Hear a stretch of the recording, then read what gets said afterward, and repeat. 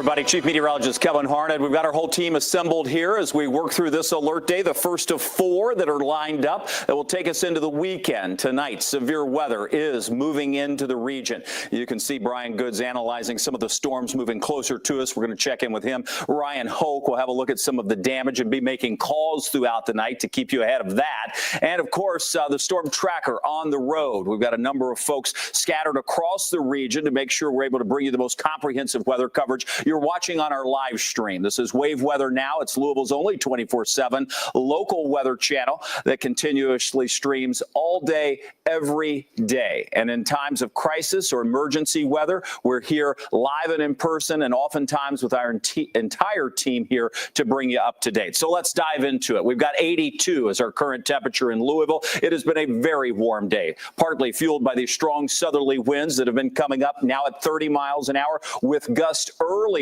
at 50 miles per hour for Louisville. That's doing two things. First of all, you notice the warmer temperature. Second of all, it's pulling a tremendous amount of moisture into the area. These dew points in the 60s certainly indicate that. Corydon at 67, Tell City at 68. This is fuel for the storms that are moving in our direction. Consequently, we have the tornado watch until 2 a.m. across a good chunk of our viewing area. The radar already showing thunderstorms. Tornado warning down near Bowling Green. These storms now lifting into the southern part of the viewing area, southern Grayson County, while we have storms lined up out to our west, all the way from northern Indiana through Illinois, Missouri, Arkansas. Look at the tornado warnings embedded within that and the severe thunderstorm warnings. Quite the show Mother Nature is putting on tonight. And it's one that none of us really wanted to be invited to, right? We have that rare high risk of severe storms. Only a couple of those typically throughout the entire year across the entire country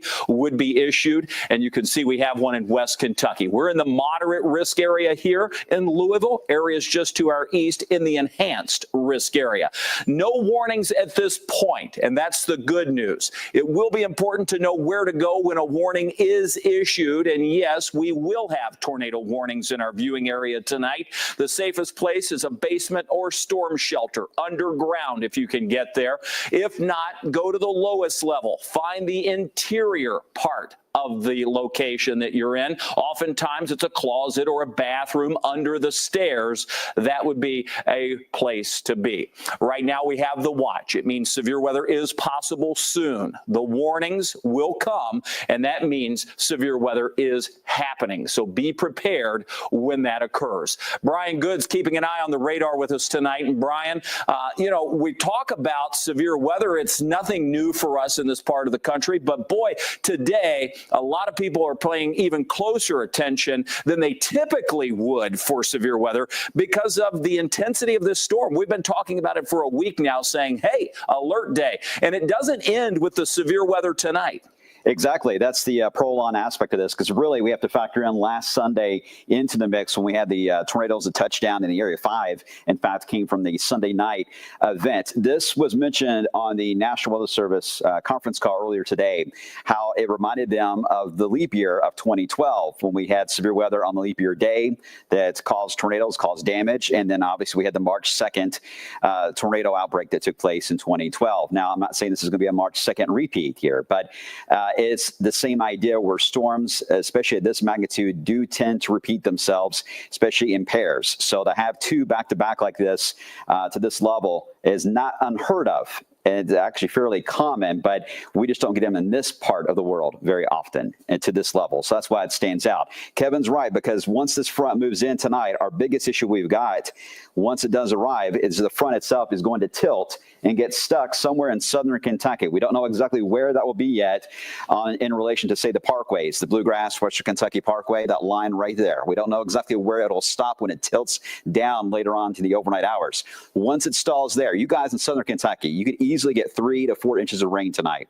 With it stalling, then it'll lift back north again and start producing heavier totals back to the north. So Louisville and Indiana may only get an inch or two on rainfall tonight. Our southern counties will likely get more because of the stalling nature, and then we'll all see this repeated back and forth, this wavering of this same thunderstorm band really over the same areas, allowing for excessive rain totals. Now, it's not going to rain all the time, but this is going to really add up to several inches of rain. We're hoping we can get some breaks mixed into this enough to cut down on some of the flash flooding, but the river flooding, unfortunately, will likely still happen no matter how that really plays out, because the water just has to flow into all the basins, and there's going to be a tremendous, in fact, a historic amount of water is likely going to be taking place out of the system into Indiana, Kentucky, and Tennessee especially. You can see all the watches and warnings again, or the warnings that are out, as Kevin was talking about. Majority of them, we don't see this very often, where majority of the warnings that are out are actually tornado warnings instead of severe thunderstorm warnings. Now, we've got a little bit of a scare that happened earlier into Tennessee, where a couple of these supercells have crossed out of Nashville and then moved right into southern Kentucky, very close to the Welcome Center in Tennessee, to the southern part of Bowling Green. Now, let me zoom in into the area, because there are several storm chasers there, and they have picked up on a wall cloud that has been very visible in the sky, especially with the cell. Look at that hook nature to it. If this were to hold together, and it likely will, its environment is still favorable for it as it lifts to the north and east. We'll see what happens when it gets into Hart County, but Greene County as well. Be aware as we track that cell. So far, it's got a good structure to it. We'll see if it can maintain that as it tracks to the north and east, but it does have a wall cloud with it, but no tornado warning any longer. There was one initially with that, but so far it looks like everything's staying off the ground, so they are watching it carefully as it tracks northeast. The other cell here across the area is not too far away, say from 68, 80, as you get toward Christian County. Also is showing signs of trying to rotate. We're going to be watching that carefully as it heads toward Grayson. So we're getting cells that are moving in from our southern counties. We need to watch carefully, and we got to watch the cells that are moving in from the west. So we're going to be a little dizzy the next few hours tracking the motion here of these kind of converging right over us. As you heard Ryan even talk about on the shows earlier, anytime these cells, supercells, do tend to collide, you get especially that very moment, the first 30 minutes of the collision, you can get rotation, and torques can certainly be produced. Ryan, what you got there? Yeah, so we've got a question on YouTube here, because of course we're streaming not just to Wave Weather now, but several of our social channels here, asking what's the deal with Jackson and Jennings counties not being under a tornado watch right now? That's a very valid question. You guys might be under one a little later this evening, as this northern part of a watch, there's really two separate watches at play here, may get extended eastbound. So it doesn't necessarily mean you're out of the woods if you're not under a watch at this time. It just means that you're a little bit farther out in time from seeing severe weather potential in your area. The watch also does not include Carroll County, and it also does not include Adair County. Again, these counties are ones that may get extended into a watch area here as we go through time. So appreciate the YouTube commenter, I should say, for that question there. A lot of folks are watching, of course, from the Louisville area, asking, hey, what about Louisville? How's it looking at this time? Of course, we are under kind of that area of concern for severe weather around here. Guys, we're going to be continuing to monitor your comments here and relay those. If you have any questions, type them into the chat, guys. Kev, we'll send it back to you. All right, Ryan, we appreciate that. We've got folks all over the area. Logan Perrone is down near the E-Town, Vine Grove area. They were down there making sure their shelter was ready. They were loading water into it the last time we saw and checked in with him during our newscast. We also have meteorologist Justin Hilliard down toward Bowling Green. They're chasing that tornado that has the lowering part of it that Brian mentioned. And then, of course, you see the storms back out to the west of us. Again, the photos that we have coming into us, we're able to share. If you share photos to us, you can do that two ways: by going to our Facebook page. You'll be able to share. We have a post pinned to the top of the page where you're able to submit your photos once we start to see the storms arrive. Or if you have the Wave Weather app, it's easy to do there. You can just scroll down and submit photos to us. Now, another thing on the Wave Weather app is that's a great tool. Some people don't think of this, but if you lose power, you can watch our coverage on your phone. You don't even have to have internet service, because if you have cell phone service, that will pick it up, right? So that's another great tool. Scroll down, watch live. We're always on our app. That's where Wave 24/7 lives. It's Wave Weather Now. All right. Hey, Kevin, I want to mention there's a really nasty supercell heading toward Evansville that they just issued that warning on it. Yeah, you can see that. So I'm just going to tilt the radar down. Yeah. It really is, Brian, and while you're here, let's just have a conversation. This is a race against time. We've got these individual supercells racing to the north, so those are going to impact central Kentucky. And then we have this line, which have the embedded storms back to the west that's moving to the east. So the collision course is going to be somewhere not far from the Louisville area, most likely. But regardless, we're going to be impacted by individual storms and then that line of storms, and where the collision happens, we could see, anytime we have collision of storms, we get a little bit of enhanced rotation. Exactly. In fact, even the one in Evansville is separated from the line. So it's Right there. just hugging it real close. So being that close to the line is really when it gets dangerous. When they get to that level of near a collision, that's when really they both try to feed and they fight over that environment. And this supercell is the lead right now. It's out in front. So it gets the whole show. And by doing that, that's when it becomes the most dangerous, because now it's in a full rotation mode. And Kevin, you're seeing certainly rotation and showing up there. Of course, we got very heavy rain. We got a lot of hail coming, I'm sure, out of this as well. It's got a decent hail core to it, but its structure, you can see the hook that is also showing up even on the rain side being detected on the radar. So we know that we definitely have got a rotating thunderstorm here. I haven't heard anything official though, as far as anything that's on the ground here. Let me double check. I don't see anything. I think everything right now is just radar indicated, but that is one of the nastier supercells heading right into Evansville. We have our sister station there, WFIE. Will be monitoring their feed as well as they got that supercell heading right to them there, Kevin. All right, we'll check in with some of those guys. I know Jeff Lyons is on the air over at WFIE.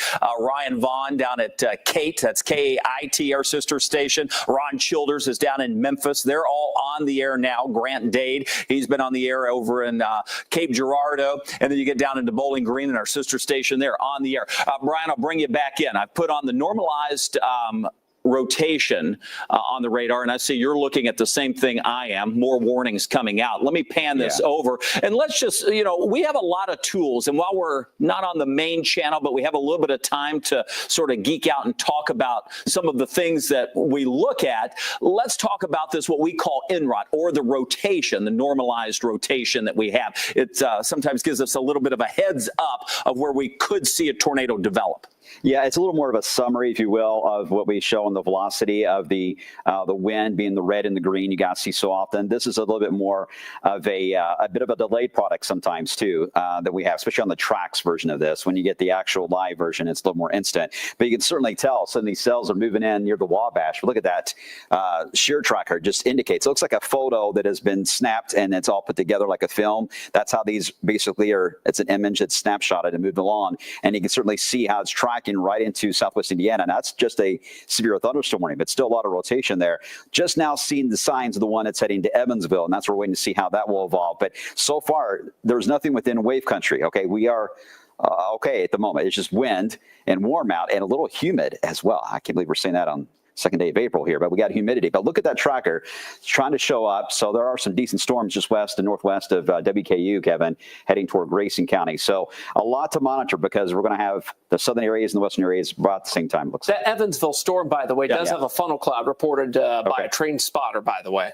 You'll notice also Bowling Green seeing that extension of the severe thunderstorm warning. I'll show you that. You'll also notice on our mapping, for instance, this severe thunderstorm warning. Notice that outline in black. That means tornado is possible. So that's a code for us to say, hey, when we see these outlined in black, and you're going to see a lot of those, but not all of them, that means there's a tornado possible tag that comes with those. You can see the latest warning coming out just off to the east of Bowling Green. That's a severe thunderstorm warning. Again, Hart County is in the first line to see that storm approach. So it's going to be a race, and that will probably be where we notice the first warnings coming out from maybe Grayson over to Hart County, lifting these storms to the north, while these storms race in from the west, pushing to the east later on this evening. So we're at 8:30. We have a long night ahead of us of tracking these storms. Some of them will be intensifying even more. Why? Because the wind field is starting to increase even more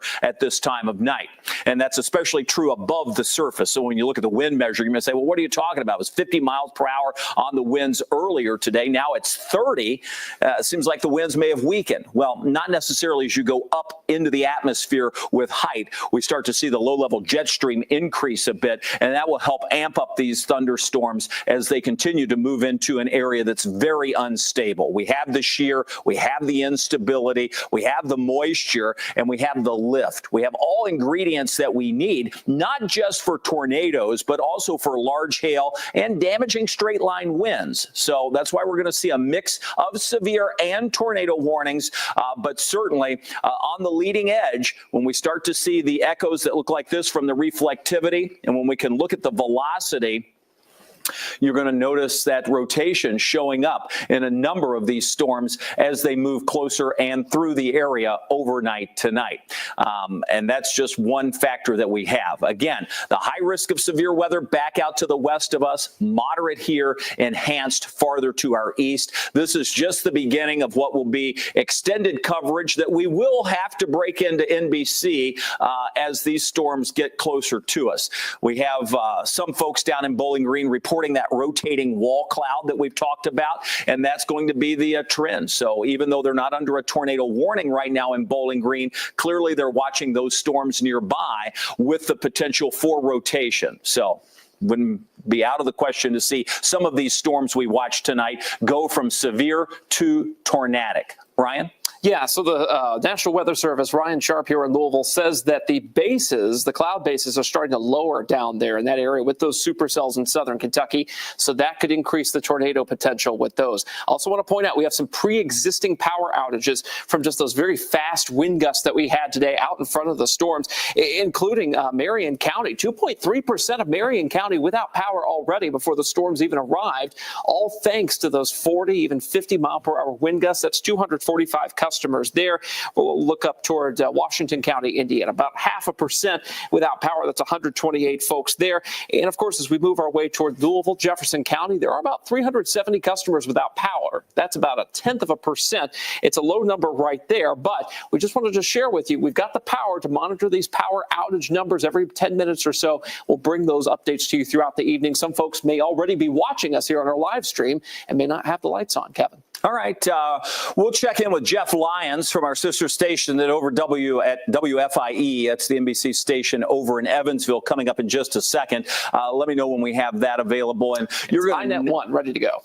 So yeah, we have it in iNet 1. So let's bring in Jeff Lyons. He won't be able to hear us, but we're just going to dip into his coverage. He's letting people know what to look for, where you can find their weather information. They simulcast on radio stations across Southwest Indiana, and of course they have their streams as well. So he's just letting people know it's getting ready to get active. You've got to know what the difference is between a tornado and a thunderstorm. You got to know the difference between a watch and a warning, and there are ways you can help out too once the storms have passed by sharing information that you may have.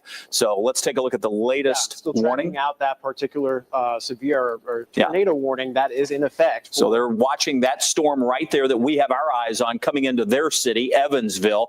We have a string of meteorologists back to the west of us that we're tapping into so we can see firsthand if there's any damage that may be moving in our direction. Right now, all is calm across our area. We don't even have a thunderstorm in the Louisville area. The closest one to us is in the southern part of our county, and that's down into parts of Adair County. Grayson County and Hart County. I was looking at some of the information coming in from the National Weather Service.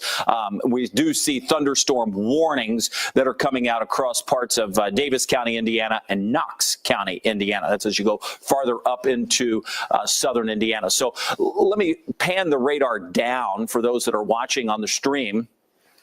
And you're going to notice if you're farther to the north, this goes all the way up into northern Indiana. Severe thunderstorm warnings crossing the state line into parts of Michigan. South Bend is in the clear.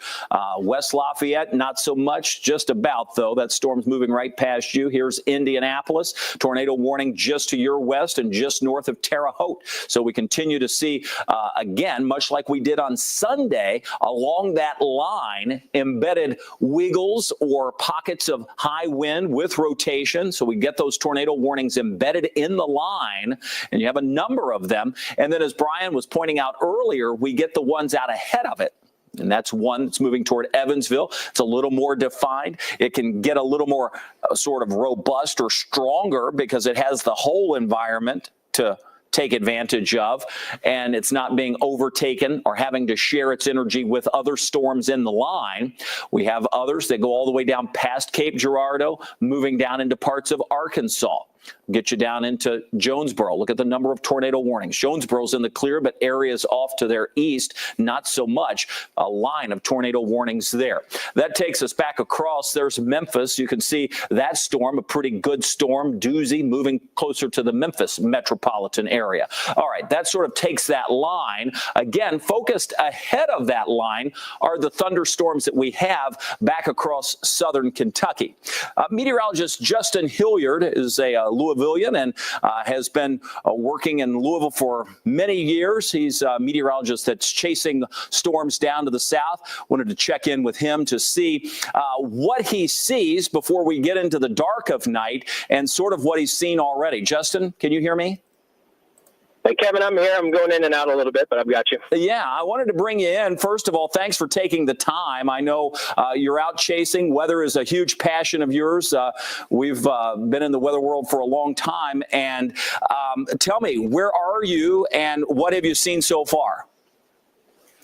Right now we're in Franklin County, which is just north of the Tennessee border, right along I-65. We're kind of in the northeast corner of that county, paralleling I-65. We've got a storm off to our right. And that's what we're chasing at this moment, but terrain is making it difficult to see currently. I can tell you what we've seen so far. Yeah, and I tell you, I've seen some of the images that you've sent to the Weather Service with that lowering of the cloud. That was certainly ominous and concerning. Have you seen any of rotation with that, or was it just sort of the appendage coming down?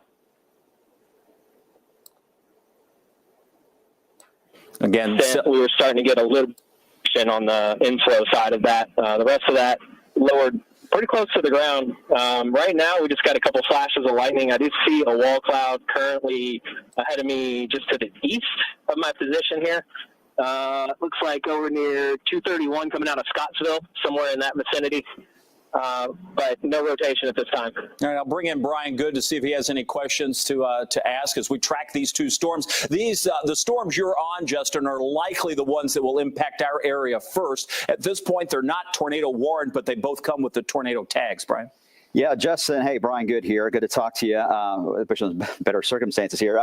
What is exactly your location that you've noticed as you've been traveling in that area between? We've been seeing the reports between the Kentucky and Tennessee welcome centers there on 65 all the way into Bowling Green. What has been the trend you've noticed on that particular cell that you've been tracking so far? It's quite a bit of a yo-yo. We're seeing up and down pretty constant. So you'll have that lowering, a little bit of rotation mixed with it, and then it starts to lift. Yeah, and I'm sure it's scary enough. We can see actually the meso on it on the back end. Okay, yeah, all right. Yeah, that's so far it's been at saving grace, keeping it up a bit on the higher end, but obviously we've got to keep an eye on that. And Justin, your photos, images, reports are a big help on that because right now we only have the limited spot there with the radar data we're getting right there in that section of southern Kentucky between Nashville and the Fort Knox radars, Kevin. And that gets worse with time because we're losing the daylight. So, yeah, that information is critical. Yeah. And, you know, no stranger to chasing storms. Justin, be careful. We may very well check back in with you as these storms get closer. I assume you're sort of taking that as a base camp along the Tennessee border, and then you'll follow those storms north as you watch those two, but in particular as the storms from the west move in. Is that accurate? That is accurate. Yeah, we're going to continue to head north, and right now we're paralleling I-65, but we're going to head for Bowling Green and try to get back into civilization here so we can get some better radar signal. Okay. We may check back in with you, Justin. Appreciate the time tonight. Thank you. That was Justin Hilliard, meteorologist from Louisville here. We've been longtime friends and appreciate him jumping in and helping out with some of the coverage. Watching to the south tonight, two storms. We'll see how they interact with the atmosphere. Will they become stronger? Odds are yes.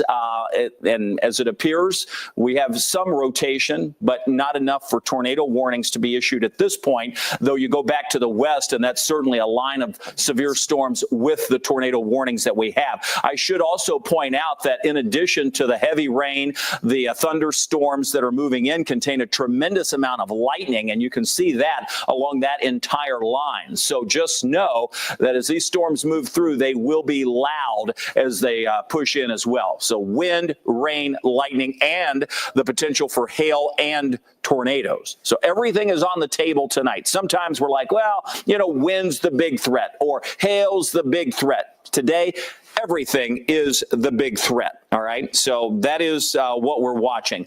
The National Weather Service chiming in on some of those storms to the south. We'll let Ryan Hoke take that information that's coming in from the National Weather Service, talking about a little more organization that appears to be happening down toward Allen County as those storms work their way a little to the north. Obviously, these are the two storms that we have our eyes on because they're going to impact us first, Ryan. Yeah. And of course, out ahead of these storms today were some of those gusty winds, Kevin. And I do want to mention that we do have a post up on the Wave Weather Facebook page right now where you can post your damage photos, any storm photos that you're able to take safely. Remember, if you're under a tornado warning at any point this evening, you need to be in your tornado safe place, not taking pictures. All right. You can take pictures once it's passed, but you can see that we've already had one tree down in New Albany. The power is out right now, thanks to Megan for sending that in. So keep in mind that the winds today kind of shook some of these tree branches loose, and then we're getting ready to have a big push of wind this evening with those storms moving in, and that may very well take a lot of folks out of power as we go throughout the evening hours, especially getting closer to that 10, 11 o'clock time frame here. We may start to see those power outage numbers start to go up as more photos like this come in, Kevin. All right, Ryan, appreciate that. We love your photos. It helps us really tell the story. We've said this for many years. We can have the most powerful radar in the world, but it's the set of eyes. It's that ground truth that helps. Tough time at night. Many reasons. One, we can't see as well. Two, people are asleep, so we have to make sure we can wake them up. So if you have friends or family that need to go to bed, just make sure you have a way that you can wake them in case these storms move in with a vengeance in their areas. Let's go over to Brian Good. A couple of things I want to mention. First off, Weather Service in Indianapolis wanted to make sure that everyone's aware they're about to issue a new tornado watch. So those Jennings and Jackson, you guys will be covered up there to where we get the whole area into a tornado watch zone. The other issue is that we're watching the cell into Evansville. We've had off and on funnel cloud reports with this, but that merger is getting quite messy because you can tell that the line is starting to lean and tilt a bit more on the northern side near the Wabash. So this cell doesn't have much time before it has a collision. So if we were to keep an eye on that and track that, it's going to be very close to Du Bois County and through, let's say, Martin County, Indiana, and perhaps Lawrence County. That zone all the way down to just east of Vanderburgh County in Evansville, that's a zone to watch to see how this all kind of merges together over the next hour. That's spot number one. Has our attention. Number two so far has been just the thunderstorm cells moving out of Tennessee, but you see how the rain develops on the northern side. That is where they're basically getting sheared off. When they first develop, they get sheared off, and then that shelf, if you will, of generally light rain overall, kind of drifting over southern Kentucky, Horse Cave, Kentucky, Mammoth Cave area into about E-Town. But this is where they have the better opportunity to get a little more rooted, and that's what we're waiting to see is what will happen as they track northeast. Will they remain a little bit more of a better structure, have a chance to lower the bases because the dew points, Kevin, are not as high. And that matters when it comes to how low these clouds hang. They're not as high as where they are right there in that portion of Kentucky. Yeah, and that is a big difference because if you can get them, to root lower, they take hold and you wind up having the more intense storms. Today, some people were like, wow, we've already had some damage. Ryan was pointing out the power outages from just the gradient wind that we had, and those were up to 50 miles per hour at times today.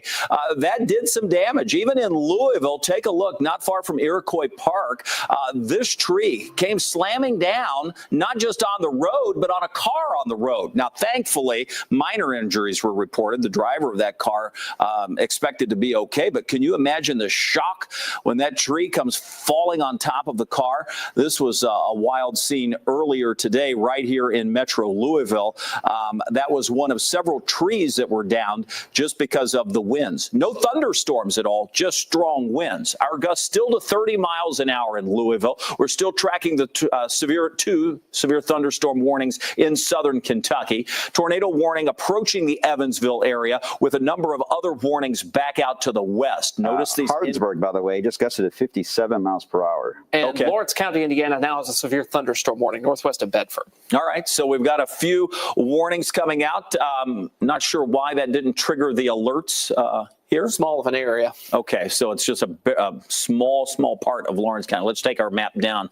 Oh, yeah, so it just covers the far northwest corner of Lawrence County for that severe thunderstorm warning. And notice how big that polygon is. I think you're going to see that with a lot of these storms this evening will be large severe thunderstorm warnings and perhaps embedded tornado warnings within the severe. It wouldn't surprise me along this line as we continue to see rotation all the way to the central part of Indiana, making its way down to the southern part of Illinois, and then stretching even farther to the south. I'm just going to put this in motion so you can see over the last few hours the movement of these storms. The ones to the south lifting up to the north, going to impact the southern part of the viewing area down toward Hart County, Grayson County. The good news is these are weakening. Notice that storm no longer even has a warning with it. This storm has lost its tornado tag. So as Brian was explaining, these storms just don't have enough of the hold on to be severe. So as those move in, much like what we've seen move through earlier today, they just sort of collapse and fade. That won't always be the case once we can bring in the storms from the west. And as those push to the east, we're going to see more and more severe weather move into the viewing area. So the question is, where will the first severe storm be in our area, whether that's severe or tornado? Odds are at this point it's going to be Jasper, Indiana. And that will be one we watch. Now, clearly, we have the one up around Lawrence County that includes a very small part of the county. But I think that we really have to watch these storms moving in to Du Bois County. And then I think they'll be first with the warnings that we have. We'll watch this one down near Bowling Green, but that one still appears to be weakening somewhat. Brian?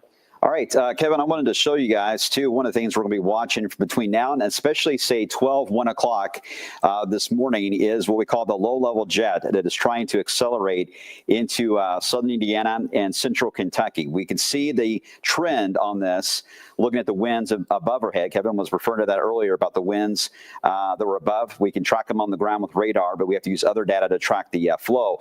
This is starting to enhance right there along I-64, very close to southwest Indiana and northern Kentucky. And where does it go from here? Well, this is the future, short-range future data that we have on this low-level jet. And you can see it really just ramps up between now and about that 1 to 2 o'clock window right across southern Indiana along the Ohio River in northern Kentucky. And this is what we are expecting, that will take some of these supercells that are merging into that line there around Evansville and create the bigger bows that we track. And I mean a bow as in a bow echo, big backwards letter C shape signature on the radar. Those are the ones that are going to produce not so much in the way of tornadoes, more so in the idea of straight line winds that could easily exceed 70 miles per hour in this case. So that's something we'll be watching. This is a new element that has not really been completely factored into what you've been seeing on the radar so far. But it's starting to evolve right now as I'm talking to you all. And as we head through the next 4 hours, it'll get more of a place at the table. And as it does, that's when we should see the storm look on the radar begin to evolve a bit more. We're going to see more of those Boeing segments move out of Indiana.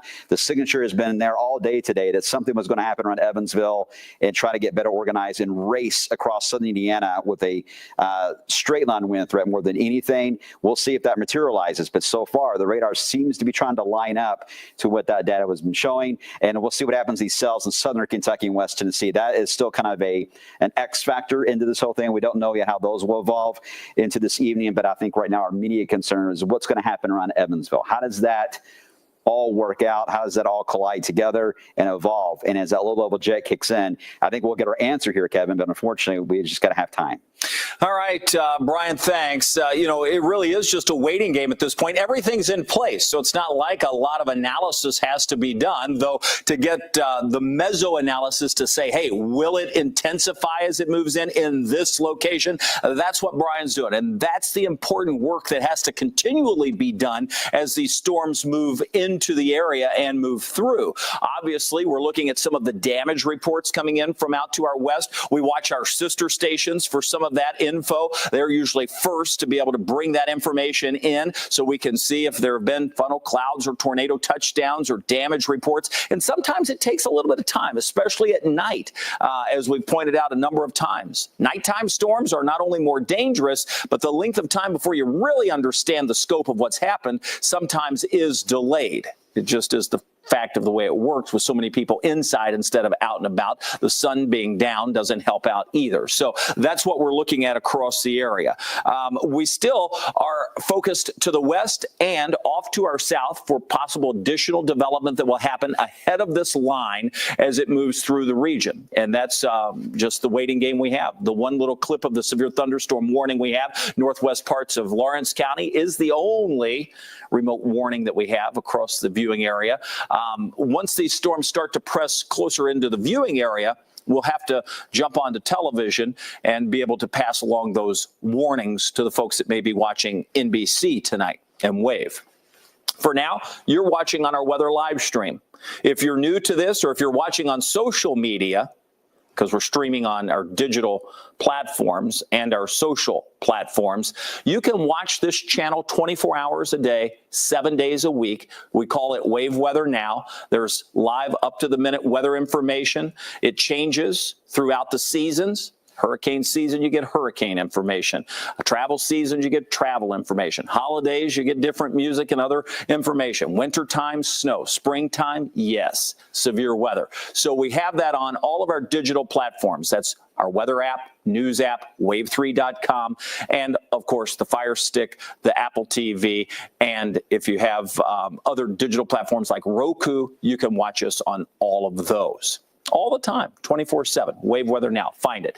We prefer that over the social streams because we can't control the social streams, meaning if it goes down, people are like, oh, what happened to your signal? Well, it's not always our fault. So that's why the apps that we have the control of to be able to go on and off of easily is where you really should be watching. So just wanted to point that out. Again, we're all eyes on the storms to our south. Weakening as they move in from the south, good news. Back to the west, this is the show for the night, most likely. And this is, I'm just going to pan this down and we'll take a closer look. Let me stop the radar. There we go. And we'll take a look all the way from the north where you get to the Michigan-Indiana line. You'll notice the severe thunderstorm warnings there. They carry all the way down. Indianapolis. I don't think there's a single real estate spot really that isn't covered by some type of warning, it seems like. Yeah, just about. I mean, small gaps here or there, but you're right, Brian. I mean, it is a line all the way down of severe or tornado warnings that we have. And one of those bumping a little closer to our viewing area. Clearly, it's this cluster here that we're watching as that moves in. And then farther to the south, you're going to notice a lot of severe thunderstorm warnings. We get over into the northern part of Arkansas.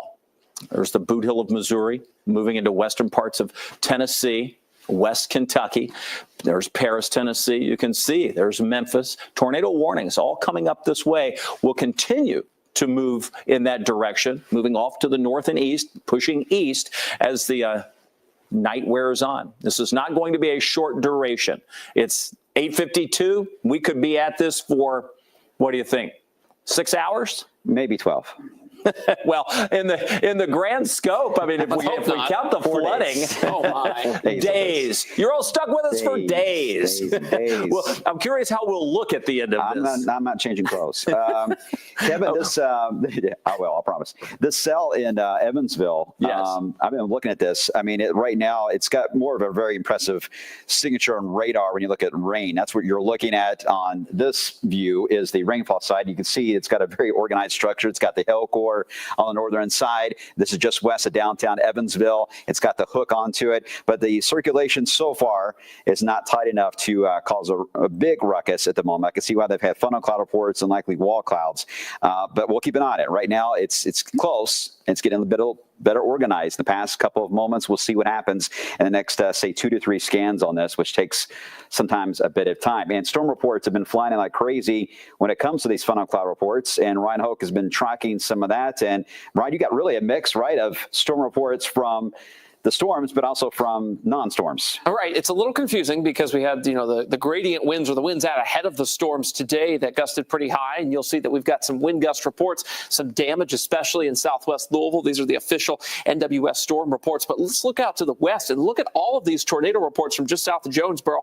all the way up now into parts of southwest Indiana. You can see these funnel cloud reports north and northwest of Evansville there. There's one southwest of Evansville, likely associated with that one supercell that we have been tracking, getting a little closer to the Evansville area.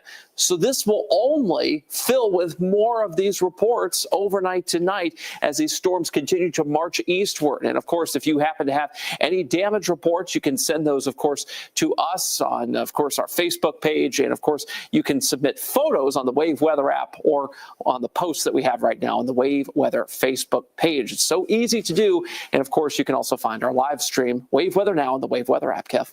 All right, we continue to just track these storms moving in. Obviously, the most ominous out of that whole line, you can see that hook showing up near the Evansville area. That's going to go just north of their area. Jeff Lyons, we've mentioned, along with his team over at WFIE, Channel 14 out of Evansville. We're owned by the same parent company. And also Ron Childers down at WMC. That's Channel 5 down in Memphis. I want to tap into both of them. So let's start with Jeff Lyons. We're going to just kind of briefly take a look at what's going on, and I'll describe to you for a second what we're looking at so we don't confuse that with what we're doing. But let's take a closer view of Jeff Lyons and his team tracking this storm as it moves right into a populated area of Evansville, Indiana. This is Ron Childers out of Memphis. So they too are seeing. By the way, again, Shelby County, our better chance for the stronger storms is going to be between about 9 and 11 tonight, okay? So something to keep in mind. So he's pointing out what's moving in from the west right near the Memphis area. The bulk of those for now will go just north of the Memphis proper. So here we go. And push into a far west portion of Kentucky the cell itself and far northwestern parts of Tennessee. And boy, that cell, it's not really, it's really behind its banner there, Kevin, but the one that's west of Evansville, that signature is very impressive as well. So Evansville could actually get a 1-2 punch, it looks like. Yeah, and let's go over to Jeff Lyons, who's also tracking the storms. Again, we're just going through some of our sister stations. He's looking at what we would call the correlation coefficient. It gives us an idea of what shouldn't be in the atmosphere, as it's been perhaps lofted by strong winds. We call that the debris tracker sometimes. Let's listen into Jeff Lyons tracking that storm moving right into the Evansville area. Well, basically anything west of, say, St. Joe Avenue would be at a hazardous risk here, not only for tornado, but we have some very large hail also showing here too. And if it's safe for you after the storm passes to get pictures of the hail, if you have it, wind damage and stuff, we need your reports here. You can submit those on the 14 First Alert app, and we can then pass that information along. Let's go back over to Michael Feckin now with a new track here on the tornado warning. So they're going to put some cities in the path of that track. I was curious to see they have a storm tracking vehicle as well. If we ever see them go out live, and I'll speak to the folks back in our control room, let us know. We'd like to see what it looks like from the field. I know it's late and we're past sunset now, so it's dark, tough to tell, but I'm sure they have folks out chasing these storms. We've got a new tornado warning that's coming out for Davis County, Green, Knox, and Sullivan in Indiana. So that will be an extension of warnings that are ongoing farther to the north. So again, embedded within this line, we've got a number of these rotating storms that are prompting the tornado warnings all along that line in an environment that's certainly conducive to seeing the rotation. I'm going to go back. Let's go to the scope. We have so many tools that we can use. Makes it nice. And I'm just going to pop on a few things. You can see that rotation right there, that latest warning that just came out. Impressive. The one to the south down near Evansville, that one too had a pretty impressive signature. Tough to tell there. We'd be looking for it right in that area there. So that's where the rotation is. That's going to go just to the north of Evansville. And then additional pockets of rotation back out across southern parts of Illinois. So and that one, I'm afraid, I got a feeling that may end up being the one that becomes the main segment that will ride along the Ohio River later. The stage is set for that anyway. And you're talking about the one near Evansville, Yeah, the one just back? just behind Evansville. It was formerly 3 different supercells, if I remember correctly, that have all combined together. Now it's organizing into much more of a Boeing segment that is pushing out. And if this continues to steal all the others around it, it can really become a dominant outflow that will just surge in that low-level jet we talked about. That wind is increasing as we're on the air here. That wind field above all these thunderstorms is ramping up. So that's the tailpipe that these thunderstorms are going to have. So once they get that tailpipe, they're able to maintain their intensity, in some cases get stronger, and they can do that for miles. They can just keep going and going and going until they don't have the tailpipe, and they end up getting choked off, and they end up falling apart on radar. But sometimes they can take, again, miles, which translates sometimes to hours before that can happen. So that's what we'll see if that evolves or not. But the stage is kind of getting set here, Kevin. It's a very messy look. You've got different storm modes, different types of storms, supercells and the line of storms. You've got it all kind of meshed together, but it looks like the storyline may be trying to unfold here. It just may take another hour or two. Yeah, and a lot of warnings overlapping. So at some point you might be under a severe thunderstorm warning, then the tornado warning gets issued. Just know that that is going to be possible for us as well tonight. And if that, whether radio goes off or if we're calling out city names or street names in particular, that's going to be an area that you need to watch. The way our plan will be as these storms move in is we'll focus on the wider view, but really start to drill down to the individual tornado warnings, and then we'll alternate between them. I'll take one, Brian will take one. So we're always looking at that next threat coming in so we don't miss anything as these storms approach, because you can see as they move in, it may not be just one tornado warning. There may be several moving across our area at the same time. So that's the way we'll handle these warnings as they start to press through the area for tonight. Again, the storms to the south are weaker. So even though they have reached the area first, they are not severe, but the ones back across southwest Indiana certainly are. And those are the ones that will impact us first in terms of the severe part of those. We have seen impressive winds today. We're back to a 40-mile-per-hour gust here in Louisville. Farther to the north, up around Crawfordsville, Indiana, they've just recorded 64 to 65-mile-per-hour wind gust with those storms passing by those folks. So some very intense winds coming through the area. We can show you what Louisville looks like. Indianapolis getting ready to get walloped by these storms. Here in Louisville, we're still a little ways away. We can show you what that view looks like from downtown over toward the airport from our storm tracker. And while we have gusty winds, which at the airport are gusting to 40 miles per hour, Logan Perrone. Oh, we've got Fernando Garcia in the storm tracker downtown. Again, notice the street lights. They're swaying a little, but there's not a lot that's happening in downtown Louisville. This picture, Brian, will be changing as we go into the evening hours. I mean, when we look at our SkyTrack cameras, for instance, and we can show you what one of those looks like, it's bouncing a bit. We've got some pretty strong winds, but you know what the saying is?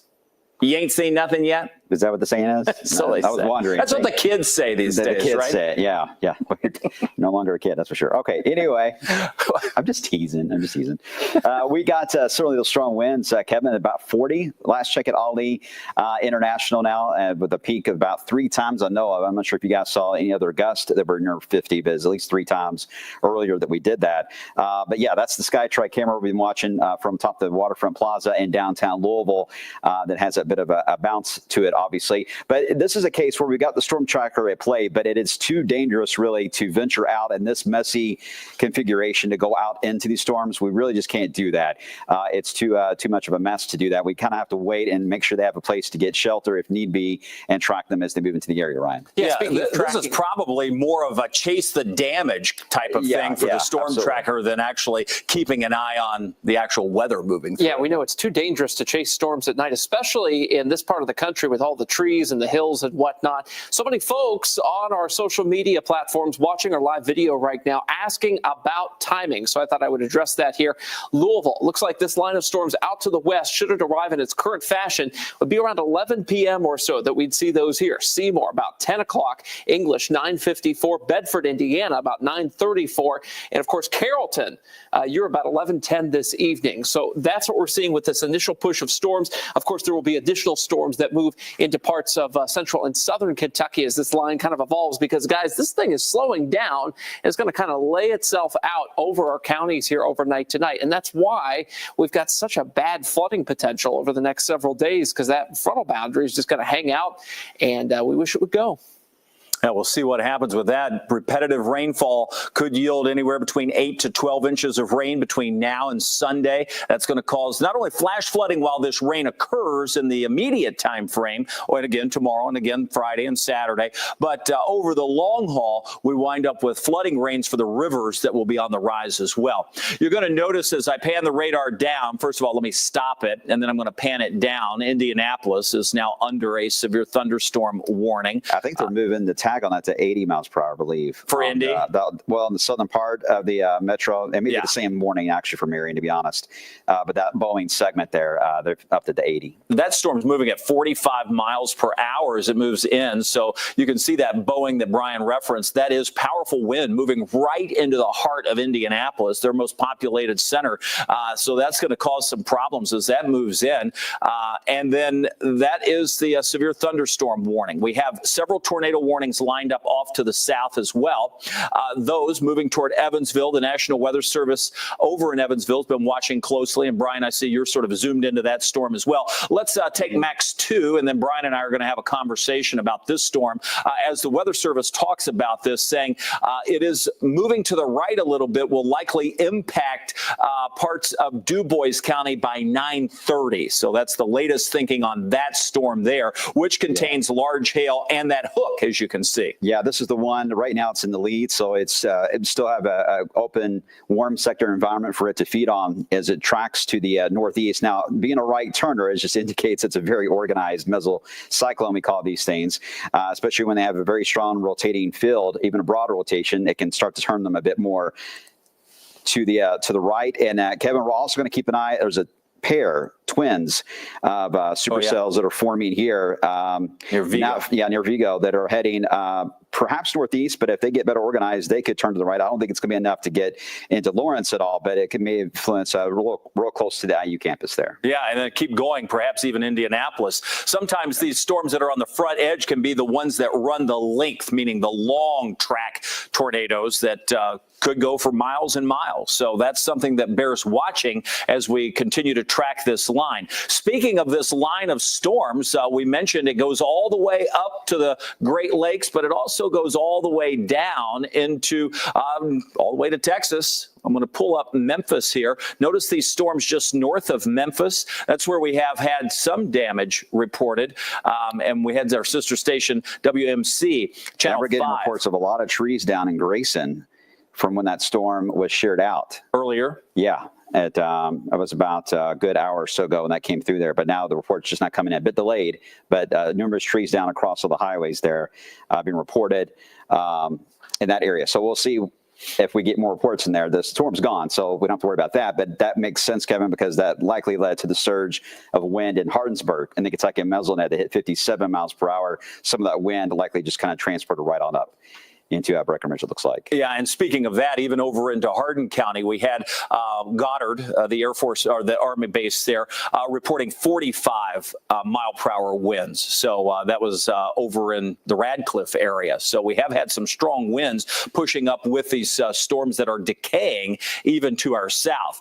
Again, no longer severe, but lifting in with still a powerful punch of wind. The severe storms we're awaiting are back out toward the Evansville area. These will likely push closer to us as we pan the radar down.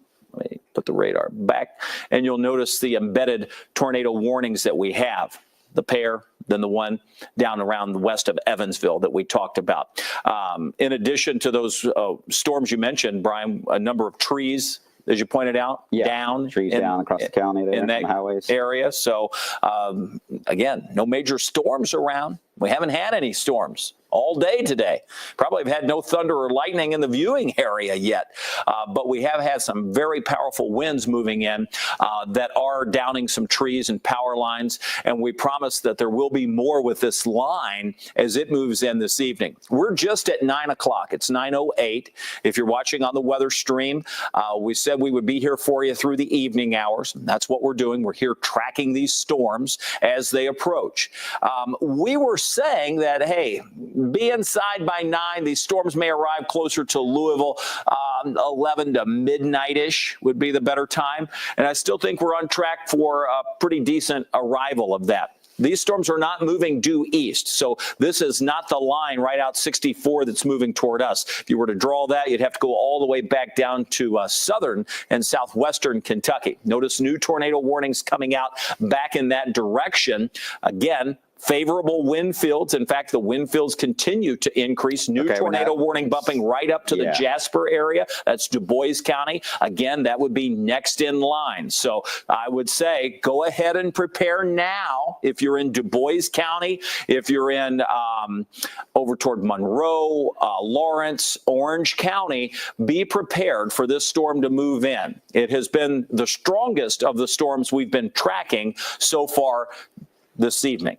And it's still showing signs that it may very well remain the strongest at this point because it's on the front edge, the leading edge, tapping into that warm, moist air that's been funneled into it on those strong southerly winds. Let me show you a couple of things about this storm. First of all, when we look at the velocities that we have the ability to show, the storm relative velocity will show that gate-to-gate wind. Again, we get greens and reds near the radar.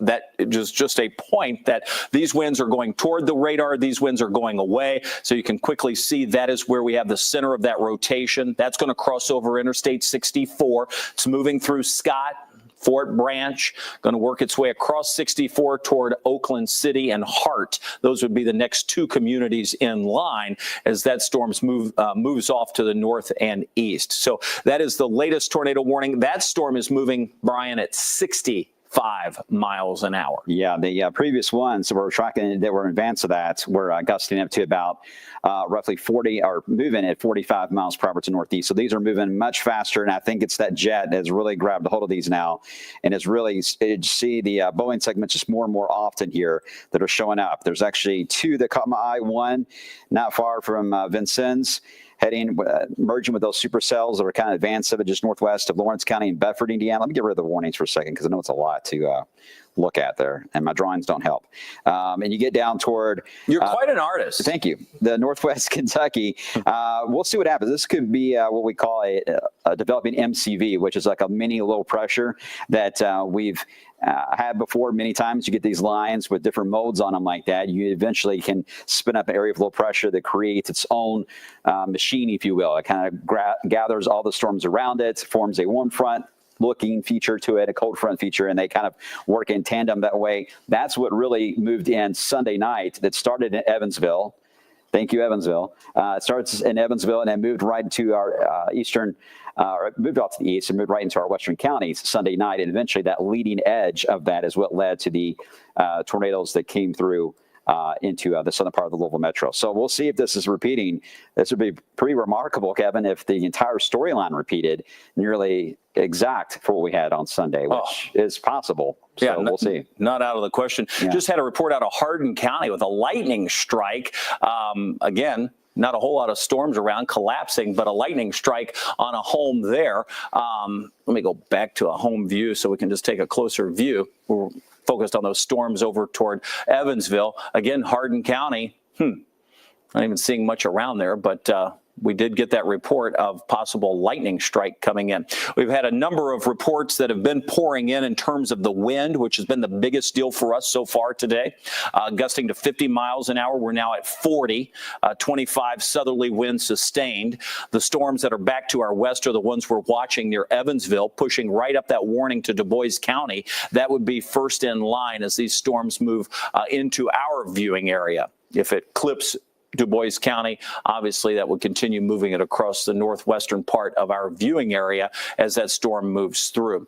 We're keeping an eye on the radar. We're keeping an eye on the data just so we can do some mesoanalysis. We're keeping an eye on damage reports that are coming in. We're maintaining that open communication with emergency managers and sheriff's departments and all the folks who work during these types of situations to keep you and your family safe. It's not just your friendly TV folks here from the Wave Storm Tracking team. There are lots of people out. Eyes on the sky is what we have to make this all work. And those folks, along with the National Weather Service, working hard to keep you up to date. Ryan, what do you have? Yeah, so the winds are gusting up to 46 miles per hour right now in Fort Knox. We've been talking about that. But something that's interesting that I've just noticed here is despite the lack of thunderstorms, which we were talking about in our area, these wind damage reports are starting to stack up just south and west of us.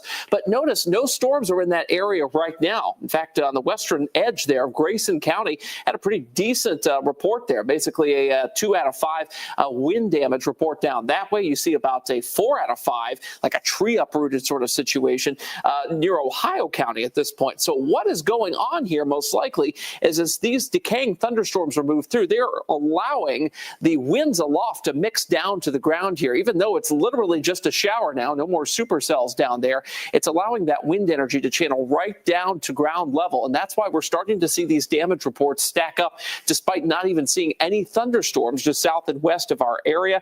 We've had a report of a power pole snapped near Fort Knox here within the last few minutes. So kind of a strange situation where the gradient winds, of course, caused a little damage today. Then we get decaying thunderstorms moving into southern Kentucky that have enough of an oomph to I wonder if it was a rapidly cooling air that took place from the storms evaporating up like that. Right, it very well could have been there. So evaporative cooling makes the air heavier, and it would crash down almost like a microburst, but in this case, not a microburst, really just kind of opening a channel, if you will, from 5,000 feet above our heads right down to ground level. So that's why we may have some of those damage reports stacking up, despite the storm still being, maybe 40 miles just to the north and west of that area. So really interesting to see that.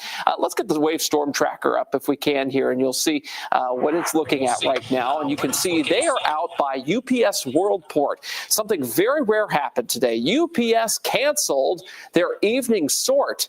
I can count on my fingers and toes how many times that's happened in 30 years here in Louisville. That is rare. They did that out of an abundance of caution for the safety of their employees this evening. So that is a live look there. Planes are on the ground, but no packages going in and out of them this evening. You can see the control tower there at SDF Louisville Muhammad Ali International Airport. Storm Tracker currently on Grade Lane.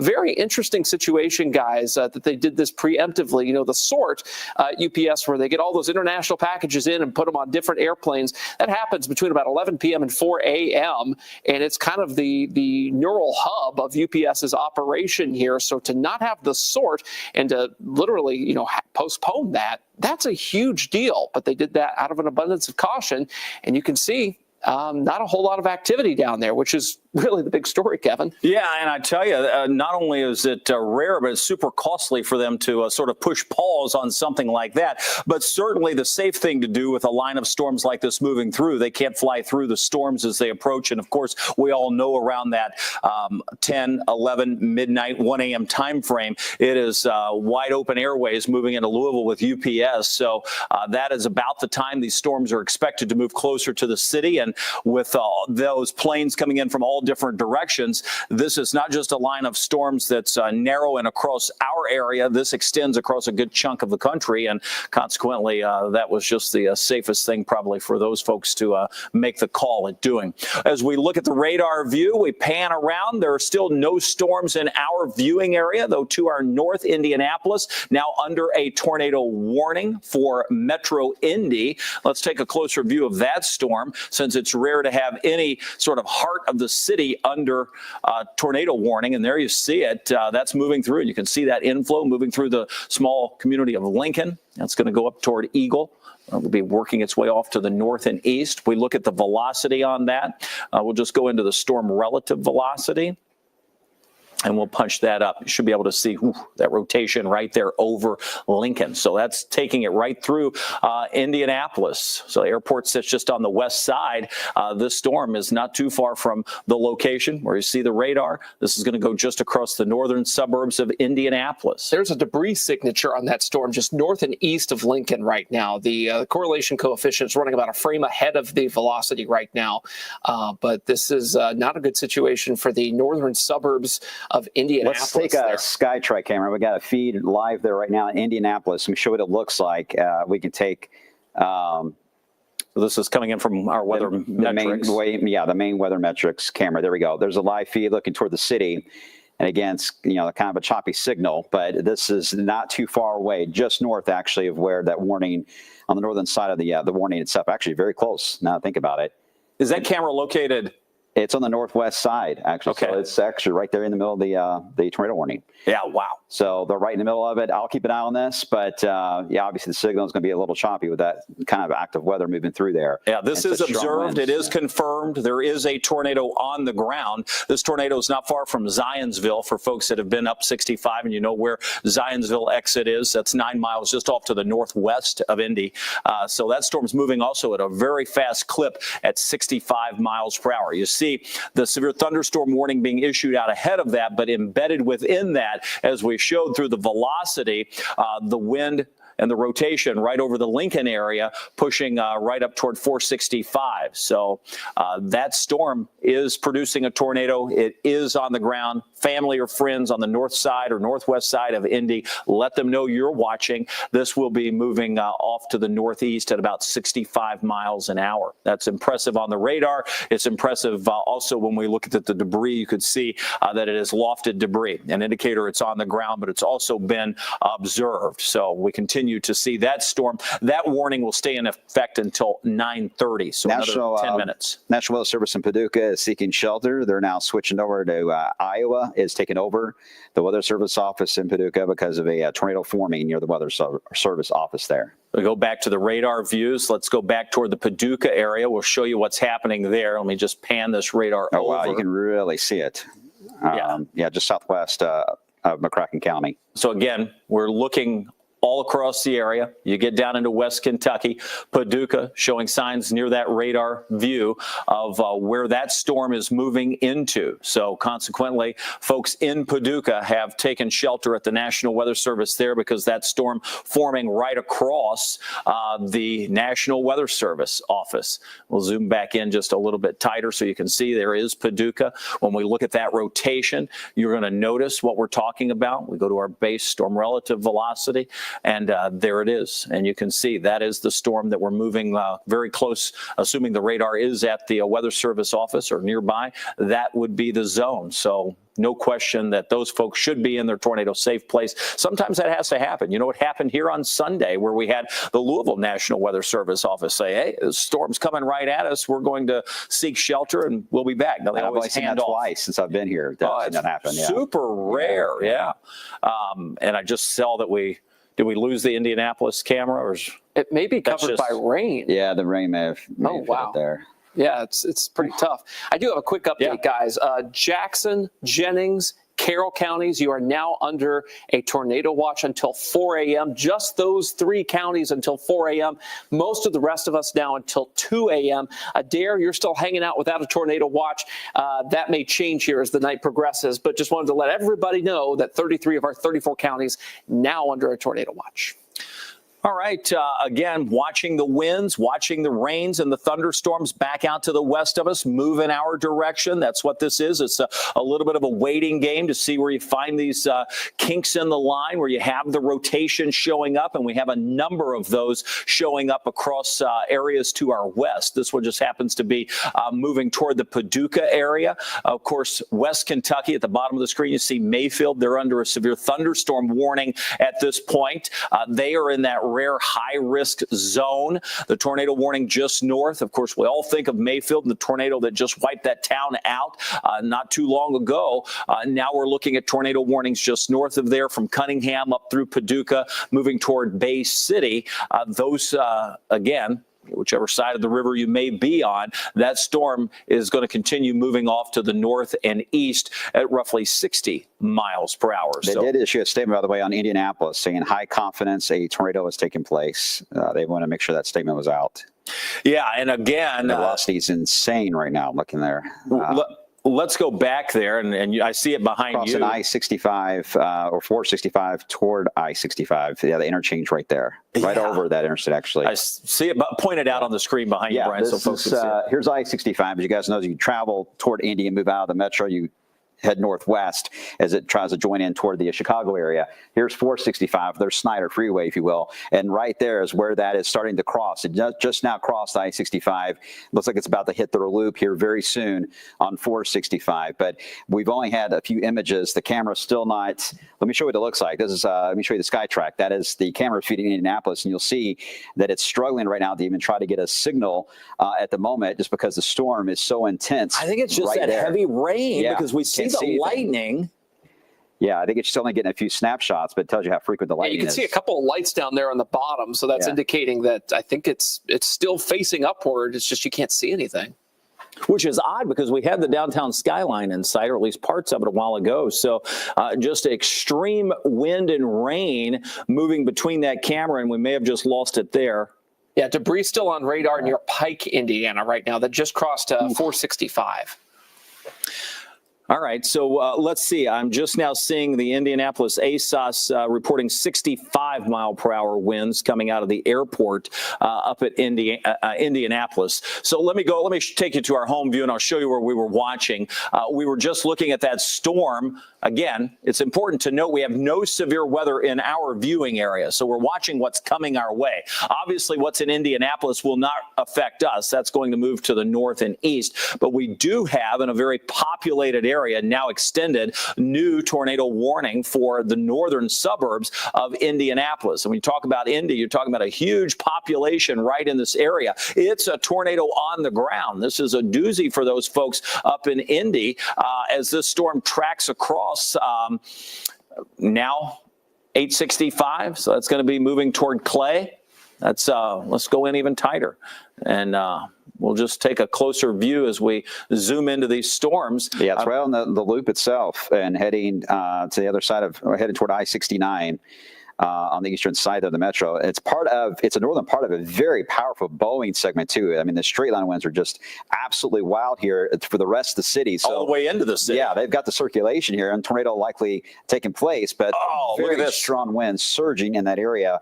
Hendricks County, 81 mile per hour wind gusts. It's crossing Michigan Street and south of 86th Street. So they are tracking it street by street right now into Indianapolis as it moves on by. Let me see what that warning is on the severe thunderstorm side. Yeah, they've got it at 80 miles per hour. So 80 mile per hour winds, hurricane force, moving across the core of Indianapolis and the northern suburbs, Kevin, especially on their loop, 465 and in that area. Measured at 81. Tornado on the potentially on the ground, looks like there. Wow, that is impressive. 80 mile per hour winds, measured 81, moving right through the heart of Indianapolis. Talk about doing some damage. That certainly will.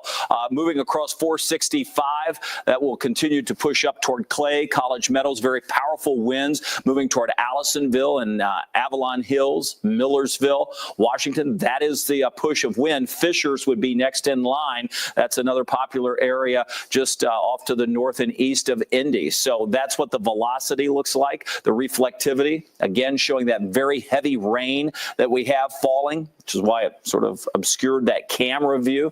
We go back to our home view. Folks watching on the stream are like, well, what's all the hubbub about when we're looking at what's happening around here? Well, there's nothing happening around here yet, but the show is just beginning out to the west of us, and that will be tracking our way. 926, we've got 40 mile per hour winds. We've had higher winds this afternoon. A number of communities have some power outages just because of those winds.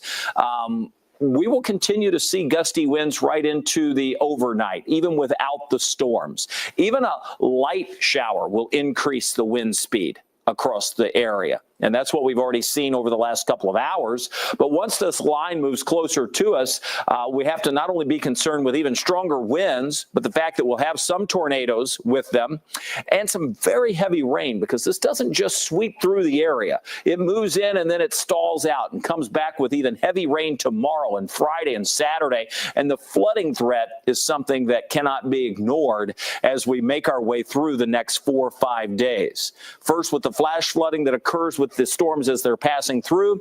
Secondly, as we look at the river levels that will all be rising over the course of the next few days.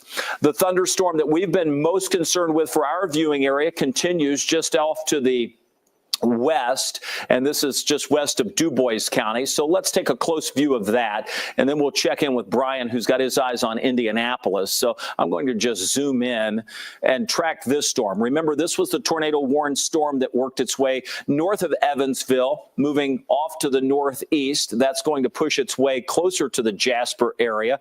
Let's look and see what the velocity looks like on this at this point. And when we take a look, you're going to see still we have the rotation showing up right over Barton. That's right over Interstate 69. This is going to move toward Oakland City, Servant, and then approach the Jasper area. So Jasper is not in the clear at this point. Certainly would think that areas north and west of Jasper could be impacted by this storm as it moves through. That storm was moving roughly at about 60 miles per hour as well. So that is the storm that we have our eyes on, because it's likely going to be the first storm to impact our viewing area. And outside of that, we've got a number of storms we've been watching up and down that line that we've pointed out.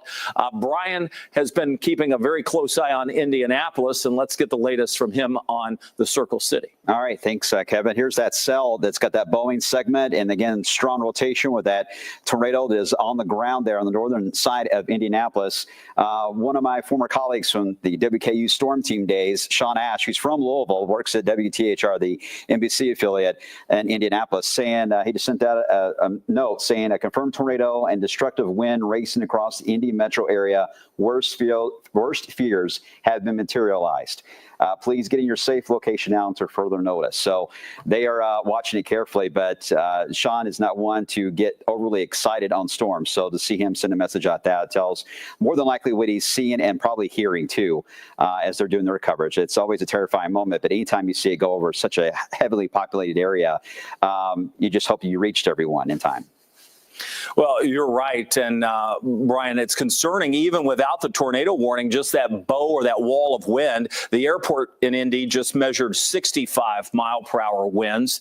And that's, again, in Indianapolis. Across our area, nothing much here. When we take a look at what's happening around the area, whether we look at our SkyTrack camera or our storm tracker, there's just not a lot going on here yet. But this is the time that we expected these storms to begin to move into our viewing area. And that's what we're seeing. So we said here in Louisville between 10 p.m. and 2 a.m. We haven't even reached that window yet. And I think 11 to midnight is going to be a pretty good time that here in Louisville we see those storms. Could be around or just after midnight for places just off to our east. And then it's going to be a long night for the folks that are well to our south. It's going to take some time for these storms to move in and push through the area. Could keep us here until 4 or 5 in the morning tracking these storms. And then we'll sort of hit the reset button. They probably won't be as strong tomorrow, but there's still a severe chance tomorrow late afternoon into the evening, and certainly some very heavy rain that we have to contend with. Take a look at the storm cell that's just east of Mayfield near Murray State right now. This one is showing a little bit of a debris signature there, but a very well-defined hook that is on it. This will be just southeast of Paducah.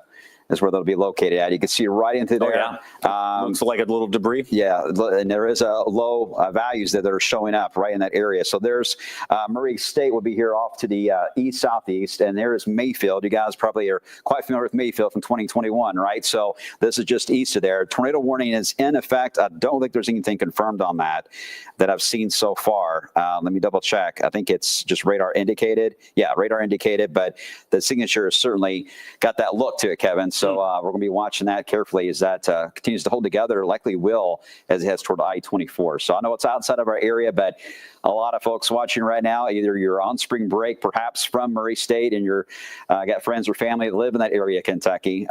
Some may be heading toward the LBL area for spring break. So very active in that area of Western Kentucky. So I know that we're all kind of stretched out right now this week with our families. So we're trying to make sure we cover even aspects just on the fringes of the viewing area, Kevin, especially spots that people do frequent on spring break. Yeah, and again, all these storms are outside of the viewing area now. Brian, I'll mention the one up in Indy. This storm is a tornado right over Carmel, Indiana. Populated area as well, again, on the north side of Indy. You can see the tornado warning that's in place, surrounded by the severe thunderstorm warning. Damaging winds certainly occurring through that entire zone, but that rotation, the actual tornado, the one that has been observed, is in Carmel, Indiana, and that is 11 miles just north of Indianapolis, moving to the northeast at 65 miles per hour. So we've got two really ominous looking storms on radar, and rightfully so, because they're likely both producing actual tornadoes. The one on the north side of Indianapolis, and then the other one is down across far west Kentucky, and that's the one that Brian was just mentioning. And you can see what that storm looks like, that little appendage that comes out of that storm. We'll zoom back into that so you can see what we're watching. New tornado warnings coming out as we move into southern Kentucky. There's the Hardin area, Fair Deerling, there's Buena Vista.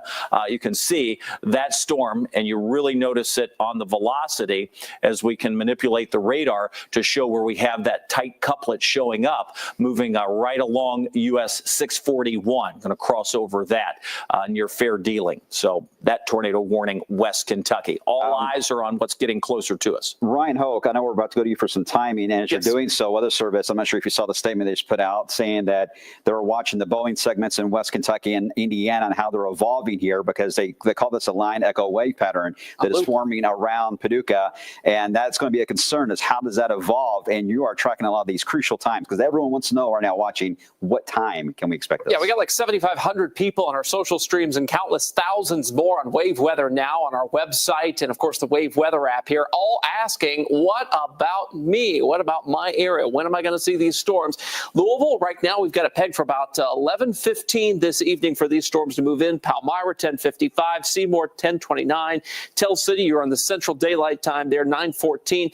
Back to Eastern Time, Patoka Lake, 9:55. Bedford, Indiana, 9:48. Madison, Indiana, by the way, 11:38. And finally, Hodgenville down in LaRue County, 11:23. So you're getting the sense here that around 11 o'clock, these are going to be pretty close to the I-65 corridor here in Louisville, and they're going to pack a punch as they move through, guys. So yeah, Brian, talking about that loop, LEWP, basically a wavy line of thunderstorms with embedded tornadoes potentially headed right here in wave country, guys. Yeah, it's sort of what we expected. In addition to that potential for the isolated supercells, we'll be tracking this as it moves through. We are going to be interrupting a commercial break on Wave, our channel, the NBC affiliate here in Louisville, so we can deliver some weather information just to let people know, hey, we're sort of getting closer to that window of opportunity to see severe weather, and we're tracking it. So I'm just going to give a few directions to our team here. When we get ready to go into that break, there will be a short little pause before we go into it. It's going to be about a 2-minute weather that we do over the air, and then we'll rotate through each of us here in the studio, and then come back and let the folks know that we're streaming, and then we will come back onto the stream and, of course, back on to the television station if a tornado warning were issued, which could be the case before we even hit that point, because we're watching this one get so close to Du Bois County. So they're going to have to pull the trigger on that pretty soon if there's going to be a warning that's extending into the northern part and the northwestern part of Du Bois County. And we'll just await that to see if the National Weather Service. The airport there, by the way, in Paducah now reporting damage. So we don't know any measurements on wind yet, but the report's just now starting to come in there in McCracken County. Okay, so ever so close. These storms are arriving closer to us, and that will be the case as the night goes on. Once they move in, there's going to be a long time before they weaken, and it will be sort of a process to day by day to get them completely out of here because of the severe nature and especially the heavy rain that these storms will be bringing across the area. So once you get day 4, day 5 of that, you're totally saturated and then flooding in many cases. Wind gusts still to 40 miles per hour here in Louisville. We have, again, up in Carmel, Indiana. That's Hamilton County, northern suburb of Indy. Hail being reported. That's mothball size hail coming in. So about half-inch hail coming in from that storm. When we look around the area, I'm just going to pan the radar back to the north just to show you those storms to the north, northern parts of Indiana. Severe weather approaching the Fort Wayne area. If I look at the velocity, we can see those couplets show up very easily. Oh, let me take that off and just pull the radar down. Go back to the pan. As we come back down, you'll notice Indy seeing those intense winds. Those are probably the most powerful winds that we've had across a wide area that move through Indy. And then we come back down, you're going to see, again, along this line, the couplet showing up there. There's one back out across southern Illinois, crossing into southwest Indiana. Those are the ones we watch for possible tornadoes, and that's why the tornado warning exists, lifting to the north. We get into West Kentucky, and the same story is going on there, where you'll notice the wind fields really starting to show up. And if we go into the base velocity of that, the storm relative, you can see what we're looking at in terms of each individual cell. And you can really see that showing up. And Brian, I know you're looking at that closely too.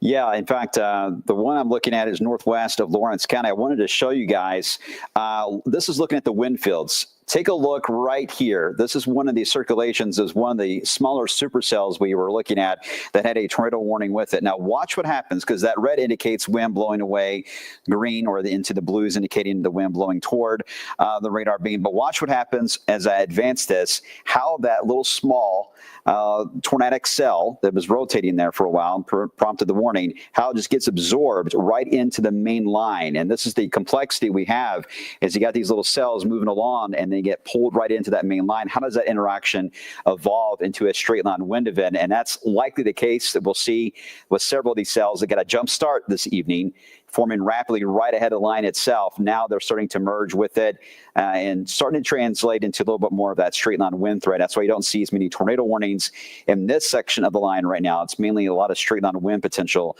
that we're going to be watching. But that's just one example I wanted to give of how these storms are evolving. This is a very messy, I feel, for the Weather Service, because we don't have any of these within our counties yet. I already feel the stress of what they are likely feeling in Paducah and in Indianapolis, because this is a very messy environment right now. It's volatile in a sense. It's a lot of wind shear. You got the fuel, you got the moisture. You just have too much noise, got too much going on in one spot. And how that all evolves is going to be a bit of a challenge here, Kevin. All right, we're 30 seconds away from our television hit. Just a quick update, letting folks know we're watching what's going on, give them the radar view. We'll mention what's happened up around Indianapolis as well. What do we have on our air? Chicago, okay. So we'll point that out as well. New warning coming out, severe thunderstorm warning just to the north. We'll pause here.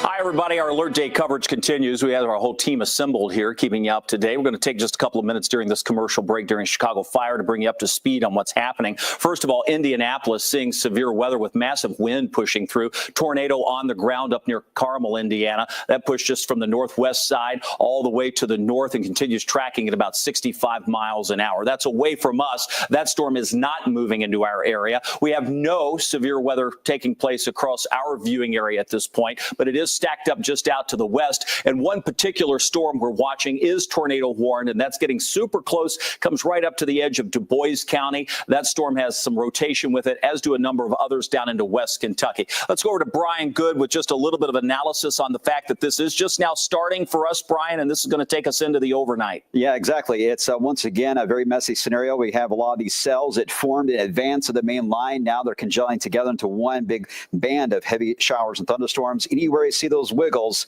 were to draw in here, that's when you need to watch for straight line winds moving in from the west. Ryan Hoke's tracking those times. Yeah, when do these storms get here? And guys, in Louisville, it looks like around 11:07 they'll be in the vicinity here. So anywhere along I-65 here, especially in southern Indiana down toward Louisville, about that 11 o'clock time frame here. Salem 10:32, Bardstown 11:30, Madison 11:14, Lebanon, Kentucky about 11:46 this evening. These are going to be loud and they're going to wake you up if you're asleep, Kevin. All right, important to know how to get the information. When a tornado warning is issued, we will break into programming. And it's tornado warning may be coming out for Du Bois. They're debating it now. Okay, so this is the storm we were watching. There very well may be the tornado warning that comes out. Again, we'll wait for the Weather Service to decide. Seems like they've scan by scan seen this storm continue to maintain its rotation. When we look at what that shows, you can see that gate-to-gate wind showing up. I'm going to hold it here just because of the fact this is going into northern Du Bois County. So we're going to hang with this just a second. Especially west of Lockhart, Kevin, near Spurgeon. Yeah, let me zoom in here. That seems to be tightening up a bit more. And we can see that rotation, yes. So there you see it, not far from the Spurgeon area. This is going to move likely into northwestern parts of Du Bois County, not far from Lockhart, Winslow, Spurgeon. That takes this storm into northern parts of Du Bois County. All right, should they issue that warning, we're going to have to jump back on. But for now, just want to let you know, we are watching the storms and we will be here. We'll get you back to Chicago Fire at least for a few minutes. All right, and you're back on the stream with us. Sorry, we were waiting the National Weather Service to see if they were going to issue that warning. We are still a little bit of time away, and I think if it clips Du Bois, it's just a very small part of it, and that's on the fringe of our viewing area anyway. For folks that are watching, they can watch the stream. I should have probably mentioned that on TV. Like it's headed toward Jasper. It's taking a bit of a right turn. Right? Yeah. It's taking a right turn. Between there and Huntingburg, right? Yeah. That zone. Okay, so if it's a right turner, that's really going to be problematic. And we can zoom back into that. That is the closest storm that we've been watching. And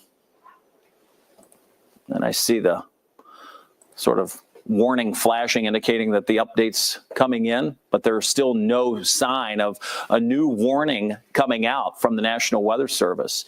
Again, looking at the velocities on this, and we have a number of different ways to look at that. But you can see the that velocity showing up just off to the north of Spurgeon. That's it's an interesting reflectivity and an interesting velocity signature. Brian, what do you have? Yeah, that's what I'm looking at now is kind of the wind field on that particular storm as well. I'm not able to get any data from it for some odd reason. So we'll be watching it. I got a feeling they're going to be doing this here soon, just based on the circulation alone, because really it looks more impressive now than what we even had to the further to the southwest. So Ryan's right. Let's kind of track this. Let me kind of loop this back a couple frames. So here we go, right over Spurgeon. Again, relatively open wave kind of look to it, a very broad circulation. And then there we go, it began to tighten up the last couple of moments. So I think they may be doing the same thing we are.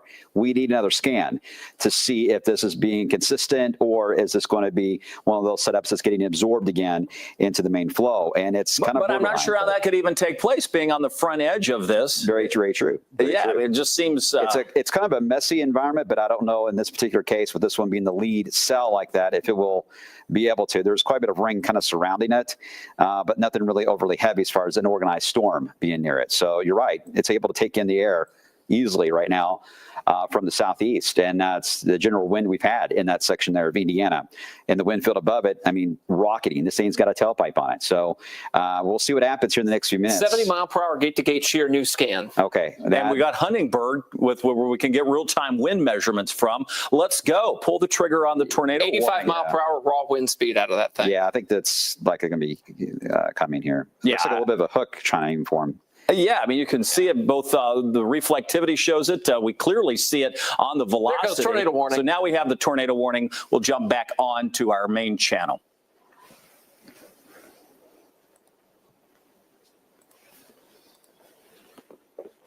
All right, we breaking back in with live coverage of the tornado warning that we were talking about, and you can see that this tornado warning is for that storm we were watching as it approaches the Jasper and Huntingburg area, starting to take a little bit of a right turn, which would take it into that populace. Let's get the details on this for folks in Du Bois County. This does affect Huntingburg. This does affect Jasper. This is about 21,000 people in the proximity of this warning across Du Bois County, and that warning will go until 10:30 tonight. We've been tracking this storm since it was all the way back in southwest Indiana, and even before that, it has maintained not only its rotation and the hook, but it has intensified over the course of the last few radar scans that we've been talking about. We can clearly see the hook on that storm not far from the Lockhart area. Let me zoom into that. We're going to get you some towns in the path of this. We're all analyzing this one storm because it is the one that we were talking about that would first affect our viewing area. This is what will be the beginning of a long night of tracking these storms across the area. This will likely not be the only tornado warning that is issued tonight. When we look at this, we can see the rotation, both from the reflectivity and the inflow into the storm, and also on that rotation where we're noting the winds toward and away from the radar. We're constantly looking to see if we have any debris being lofted into that to actually see if we have a tornado on the ground, and that has not been the case at this point. Now, I was on the phone earlier today with the emergency manager out of Du Bois County. They're ready for these. They have storm spotters. They are prepared and ready for these storms to move through. Brian, when we talk about rotation like this, the radar is a key source, but boy, we've seen already today from Indianapolis through Jonesboro back to Memphis, it's the spotters on the ground that are really helping out. Yeah, exactly. And they are trained, and that's important to know. Trained spotters, that's an important setup in this scenario to make sure that we have trained eyes on the ground, because it's really hard to really see what's going on. In many cases, you got to wait till damage comes in. But for a lot of these spotters in Indiana, lightning is really their tool they're using when the sky lights up to be able to tell what's happening, because you can't just look at a low-hanging cloud and determine that's a tornado. You got to determine if it's actually rotating. And certainly when it comes to a lowering base there, and that looks to be the case around Lockhart that's heading toward between Jasper and Huntingburg is the way we've determined this right now. It depends on if it stays at a fairly tight circulation. I will say it eased a bit here, the most recent scan, just a tad. We'll wait and see what happens with it as it heads off to the east and can tighten back up again. But we'll see how that evolves, if it can move a little more to the right. Otherwise, I think right now, if you are obviously in Du Bois County, and Jasper, between there, certainly there, and Huntingburg, get into the lowest level of your home. We've said this many times in tornado drills especially, but certainly in this case, get in the lowest level. It's priority number one. Second, get away from the windows, get away from any exterior wall. Get into a room that's in the middle of the home, doesn't have any outside walls touching the outside world. Bathrooms are always great. Your hall closet is great as well. And just get down and hang tight. You can turn up the TV really loud or take your phone with you, and you can watch us on streaming on the Wave Weather app, and we'll keep you updated as we evolve for the next few minutes. And let's hope it stays aloft, because, again, Kevin's right. No confirmation of anything that's on the ground here. These storms are moving fast. This one's moving at 45 miles an hour, but we have other storms just north of us moving closer to 70 miles per hour. When we look at this radar view, and you'll see the scope of our team, we're all here working, by the way. Brian's doing that deep analysis into some of the rotation or debris that we have. I'm kind of taking the wider view, at least until we get multiple tornado warnings. When we go to our home view, the one warning that we have isn't even into Du Bois County just yet, but it will approach, and near the Jasper area would be a good target zone. Those thunderstorms go all the way to the north, and if we pan the radar down, you're going to see severe thunderstorm and tornado warnings north of Indianapolis. Those are moving closer to 70 miles per hour. Obviously, it's this whole line that still has to move through the viewing area, including Louisville. Timing here would put it sometime just after 11 o'clock. So that's what we're waiting on. Our winds are at 40 miles an hour in Louisville, but as we zoom in to the storm that has the tornado warning, this is Du Bois County. It is our furthest west county, or furthest western county. You can see a little bit of hail possible with that storm on the northern side, and then the hook, and this is the inflow into the storm. If we were to have a tornado, this is where it would be, just north of the Lockhart area. So let's take a look at the velocity on this to see if that matches up. When we look, remember right there, and that is exactly where the radar shows. And again, it's not super tight where we have bright greens and bright reds right beside each other, but it is tight enough to notice that there is a push of wind with this. And the latest scans of this have it turning a little more right, which would take it very close to Jasper, perhaps even Huntingburg. So somewhere between, if you're in Millersville, if you're in Huntingburg, Jasper up 231, you need to be on guard for this approaching storm.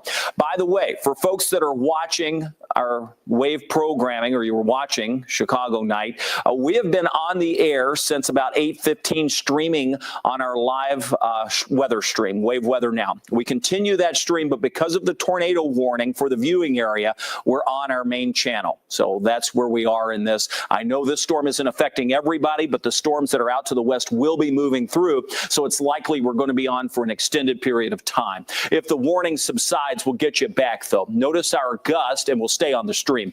Our gust at 40 miles per hour with, again, the couplet still showing north of Lockhart, tracking that storm just about to cross the county line. We've measured wind speeds in some areas already today without the thunderstorms, 40, 50 miles per hour. We have 50 mile per hour winds here in Louisville, currently at 40. Other places out near the storms have also been coming in with extreme winds, some as high as 60 to 80 mile per hour. And that's where we're going to start to see that damage take place. This is the only tornado warning and, frankly, the only severe thunderstorm that we have within our viewing area. When we look at what's going on across the 34 counties that we serve, and I'll just put the radar back on, you're going to notice that's the only warning, but the storms are moving closer. And the severe thunderstorms exist all the way down into parts of Texas, for that matter. A number of tornado warnings are embedded within that line that's moving in our direction. So that is the storm that has our attention. It's the one we were looking at during that commercial break, and we knew as it was tightening that the warning would likely be issued. So we had to jump back on, and that is what we're watching. And this storm will take some time to move through. Next in line would be Orange County, perhaps then Washington, if that holds together. We're starting to see severe thunderstorm warnings farther to the north. That's near Indianapolis coming in.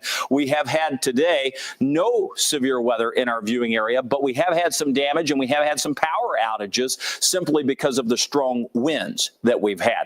Let's go over to Brian Good with now our first flash flood warning coming out back along that line. Brian. Yeah, that's back toward areas near the Wabash, just northwest of Evansville. You see it flashing right in through there as you head along the Wabash. Got reports here. This is coming from the emergency manager into western Kentucky in Ballard County. Apparently, the report there from emergency managers is the damage is catastrophic in Ballard County with several injuries and a lot of debris all over the place. So again, this is in Ballard County, West Kentucky. This is the first serious report we've seen so far out of any of these storms, I believe today, has been now out of Ballard County, Kentucky. So this is relatively new. It just happened a few moments ago as far as the report. We'll keep you updated on that for anyone who has friends or family there in West Kentucky. Kevin, one thing we'll be watching with this line, you mentioned that flash flood warning. We'll be watching that, but let me take off the warnings and kind of loop this for a second. I want you guys to see how this is evolving. You go back about an hour and watch the line works its way to the east. Can you see the areas that are starting to bow out? That's what we're watching for as you get into around Evansville and then also around Paducah. Both of these areas have had reports of damage that have taken place. This one's a little more serious on its damage history versus the one in Evansville, but both of them will likely maintain as they drift to the east and track right into our western counties here west of I-65. Will this impact us into wave country full on? Will this hit Louisville? Will this hit Bullitt County? Will this hit Bardstown? I know everyone's asking, well, what will this look like into the coming hours? That's a really good question, because we know that once it heads east and gets to the I-65 corridor, the brakes get applied. The storm line itself begins to slow down, and we're trying to figure out still how much that wind will still be around at that point. But we know that if you're west of 65, Kevin, there's no doubt you're going to have the impact of these two Boeing segments move your way. As far as what happens east, that's something we'll have to take hour by hour. You know, we're just looking at some of the winds coming out near the Anderson, Indiana area as you work your way just north of Indianapolis. 87 mile per hour winds up there in a few, at least in one location, Lapel, I believe was the name of the town. So some of these winds are incredible, and you don't have to have a tornado warning to have massive severe. And that's going to be coming in on the heels of those Boeing segments that Brian just mentioned. There's one approaching the Evansville area. Obviously, this storm has been a front runner along that line, and that's why it's able to feed off of the environment that's flowing into it. So I'm going to zoom in just a little more, and then we'll sort of analyze this tornado warning that's over the Du Bois County area. Again, still showing some hail possibly reaching the ground. That would just be crossing over into the far northwestern quadrant of Du Bois County, well north and west of Jasper, so really not a factor in the viewing area. Huntingburg to Jasper, you take 231. This would be where we have the rotation. You can see sort of the hook showing up on the reflectivity. We go to our base, and let's just look at the relative velocity. Again, we're looking for that rotation right there. It's sort of broad at this point, but it's there, and it's moving now across the county line. This is going to take it very close to Jasper. It's going to move it through northern Du Bois County, probably moving through Du Bois, and could impact parts of western Orange County if it holds together. There's really no reason to believe this may not hold together because it's been a tornado-warned storm for the past couple of hours. It's been ongoing since it was in far southwest Indiana, really southern Illinois, moving to the north and east. That storm in particular is moving at about 45 miles per hour. Ryan Hoke's going to put a track on that storm so we know some of the timing and towns in the path of that coming up here in just a second. We'll take a wider view and point out that here in Louisville, because so many folks are concerned with what's happening here, that while we have nothing taking place right now, see what's stacked up back out to the west, and in particular out toward Evansville. New tornado warnings coming out there. That will be moving in. Now, it looks like this will continue tracking in our direction and arrive here probably around or just after 11 o'clock tonight. Going to see some wind and rain on the forward side of that, and then the actual storm itself will be pushing closer in. Brian, I see you're communicating with the National Weather Service. What are they saying? Well, we're getting reports from Indiana State Police out at the Jasper Post that at least when it was in Pike County, they believe it was on the ground. They're warning everyone in Du Bois County, this is one that's on the ground. Now, we're trying to get all that confirmed because that's when the circulation was a bit tighter when it was rolling through Pike. Right at this point near Lockhart. But whether or not that's still the case, I'm unsure of, because right now the radar doesn't really look that way. But it's certainly possible because it is getting a little bit more of a messier look to it. But we're trying to get that confirmed because sometimes these circulations can form and then reform and dissipate and come back again. So that's something I take a minute by minute. As soon as we get confirmation of that, we'll pass it along. All right. Yeah, we've been tracking that. Again, tough to say whether it's on the ground or not based on radar. At this point, the debris tracker that we have doesn't show any debris being lofted at this point. Some folks wanting to know those towns, when it's going to impact you. Let's go over to Ryan Hoke. All right, Kevin. Yeah, we've got the track here on these storms. Louisville, about 11:15 or so. This has been real stable over about the past hour. Putting the timeline tracker on here. Scottsburg, about 10:49. Seymour, 10:34 this evening. Bardstown, 11:35. Shepherdsville, 11:21. Tell City, about 9:19 here. I want to point out something. It's 82 degrees right now in Louisville. This is pure untapped thunderstorm energy that we have over us now. We've already had some wind damage today. The latest wind damage report from just the winds out ahead of the storms, not even associated with that, is in St. Matthews. This happened only about 15 minutes ago. Trees down, blocking the street there. Non-thunderstorm wind damage there. That right along Shelbyville Road in St. Matthews, guys. So we're getting these damage reports even before the storms arrive. Yeah, that's wild. And we've had a number of those already today. Thank you. When we look at the radar view that we have, we are focused back to the west. The tornado warning is in Du Bois County.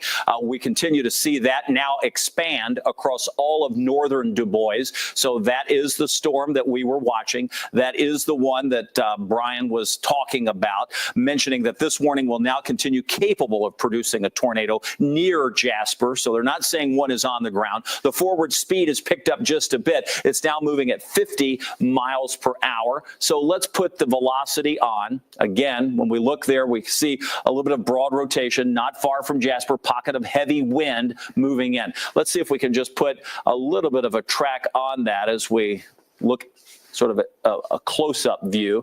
This is moving off to the north and east. Let's just track that, moving close to there. That would put it in Du Bois around 10:16, so within the next 16 minutes. Crystal at 10:21, Lost River coming in at 10:25. So those would be a few places. It's moving right over Ireland now. The good news is areas back to the west of us are watching what's happening. Plenty of fuel for these storms. The tornado watch in place until 2 a.m. for some, 4 a.m. for others to our east, but already just now moving into the western part of the viewing area. The thunderstorms with the one lone warning, that is the tornado warning, the first of what will likely be many through the rest of the overnight for us, because it's just now approaching for Du Bois County. As we look at that storm, again, it's not the only storm we have around. There are now storms up in parts of Lawrence County and Orange County, but this is the only severe storm that we have. And you can see it's losing a little bit of its characteristic on the reflectivity that we look at. But as we look at the velocity, again, we're looking to see, and it's tightening up just a bit more, and you can see they're expanding that warning just a bit, and that's the reason why. So this is that flux that Brian was mentioning, where they sort of ramp up, then they may ease back, then they ramp up again.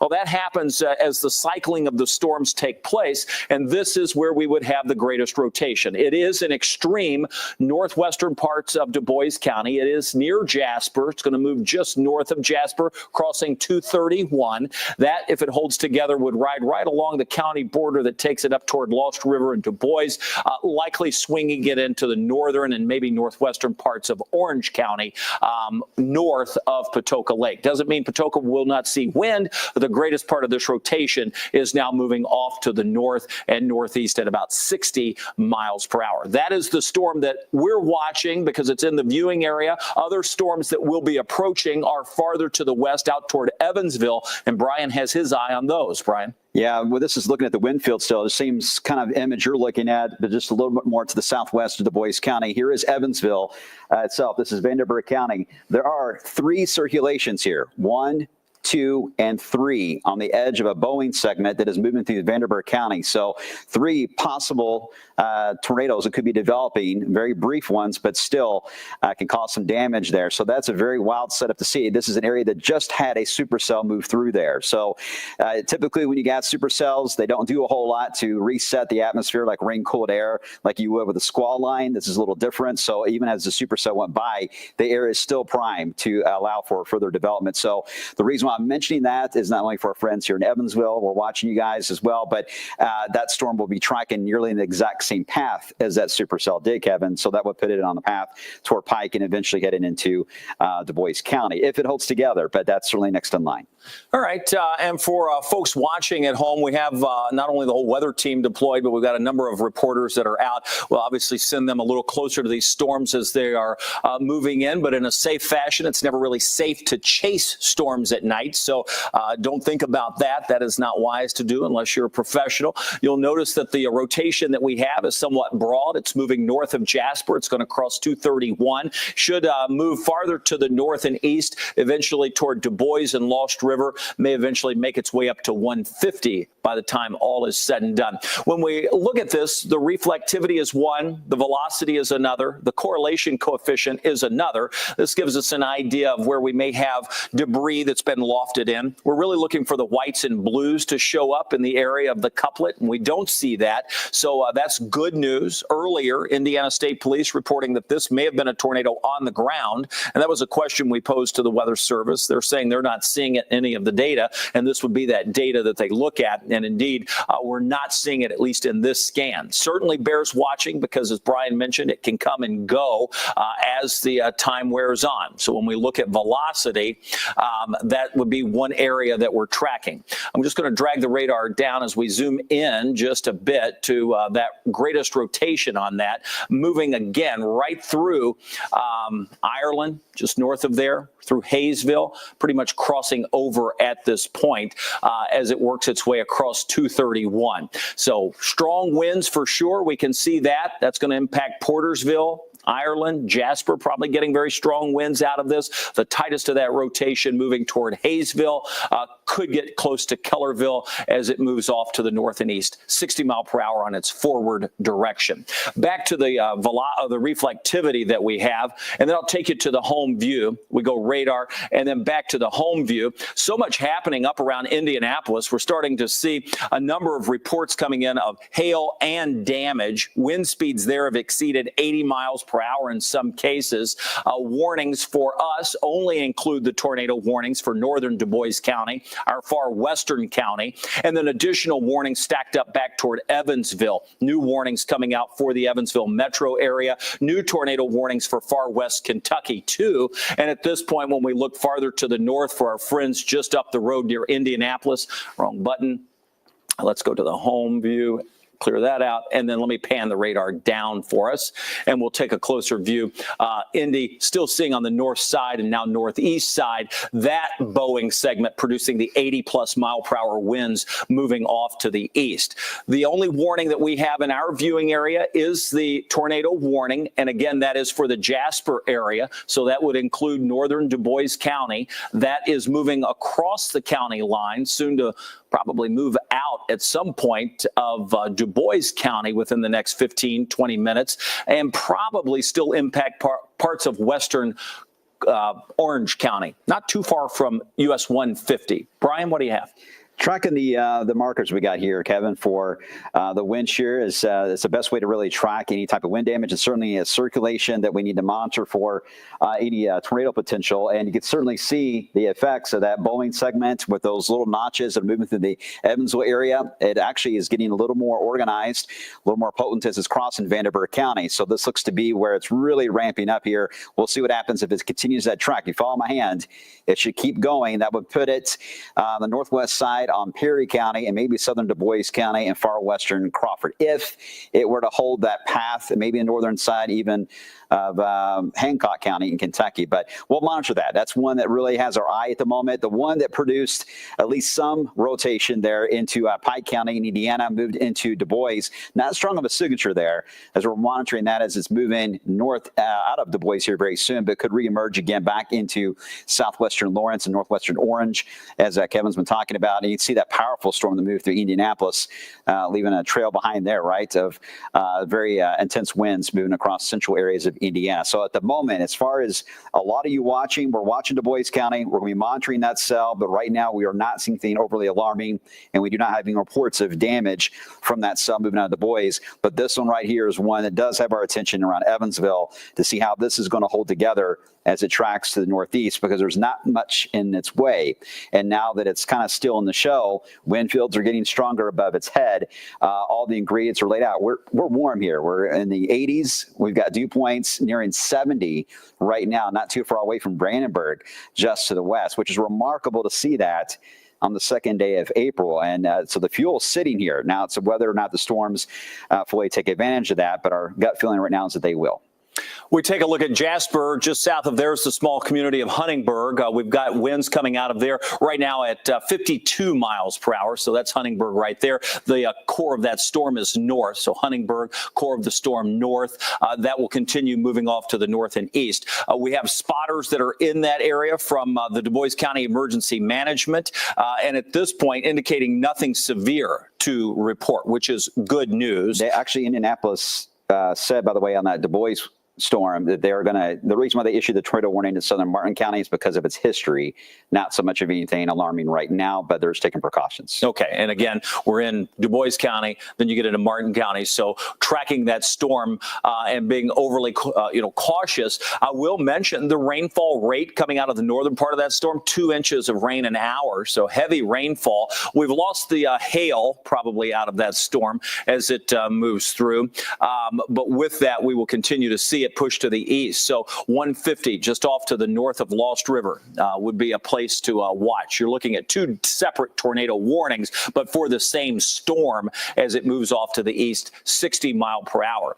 Lightning count's been up with all of these storms. So as they move in later tonight, they are going to be loud.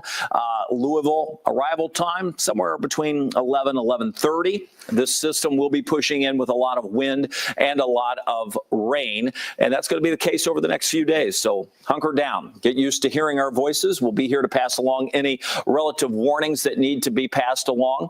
At this point, the only warning we have is the one that's across Du Bois County, but notice they're stacked up. I mean, you got 1, 2, 3, 4, 5 just in this view, not counting the 2 that we have. So that's 7 that will be pushing in our direction. A lot of heavy rain. Look at our temperature, 82. Just a precursor to say, wow, it's 10:10 in the evening. We're still at 82, not a record high today, but close. And we're still close to that, even at 10 o'clock at night. This is going to be a tremendous amount of energy that these storms have the opportunity to tap into as they move eastbound and push closer to us. When we go to our velocity, and let me put the storm relative velocity on. And let's just take a little bit of a radar tour as we zoom in. Again, noting first, you can see the rotation sharply showing up with that storm right on the county border from Martin County to Du Bois County. That's passing now the Rutherford area. So it's moving just almost out of Du Bois County. And that will only be temporary because it's going to move back into Orange County.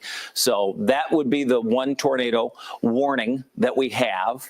That's going to track it, follow my hand through Lost River, working its way right across 150 and push it into western Orange County. So at some point, we will likely see the, if the rotation holds, a new tornado warning that would continue this storm into western Orange County. We've got a lot of folks that have been communicating with us via social media, and because we're on all of our streams, including our live stream and Louisville's only 24/7 streaming weather channel, Wave Weather Now, and all of our digital platforms. We've been taking some of your questions there. Ryan Hoke's keeping up with that. And let's get ready to chime into Ryan to see if any folks are seeing anything other than what we are communicating with the emergency managers about, where we've had no damage reports out of Du Bois County at this point. But Ryan, any new information coming in on your side of things? Yeah, we've been watching all the comments coming in. You know, we've got over 8,500 folks currently on our social streams and thousands more on Wave Weather Now, our 24/7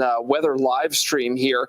And so far, folks are just concerned about the storms trying to move toward Louisville here. Haven't seen any damage reports other than the trees that have been coming down because of the gradient winds that we've had today here. A lot of folks asking about the timing. Of course, here for Louisville's, we were talking about just a little bit ago, about 11 p.m. this evening is when those storms will be moving into the Louisville area. So lots of questions about individual counties, individual locations here. So we'll continue to monitor that to see if there's any sort of developments there. Kathy says that she's seeing a little bit of lightning right now in Trimble County. If you're watching us on social media, you're seeing that at the bottom of the screen. If you're watching on Wave Weather Now or on our television side of things, we can read that to you here, Kevin. So we'll continue to monitor that. All right. We appreciate that. Everybody's reports are helpful. We always say there's nothing better than the ground truth, and that's a set of eyes where we have the weather actually happening.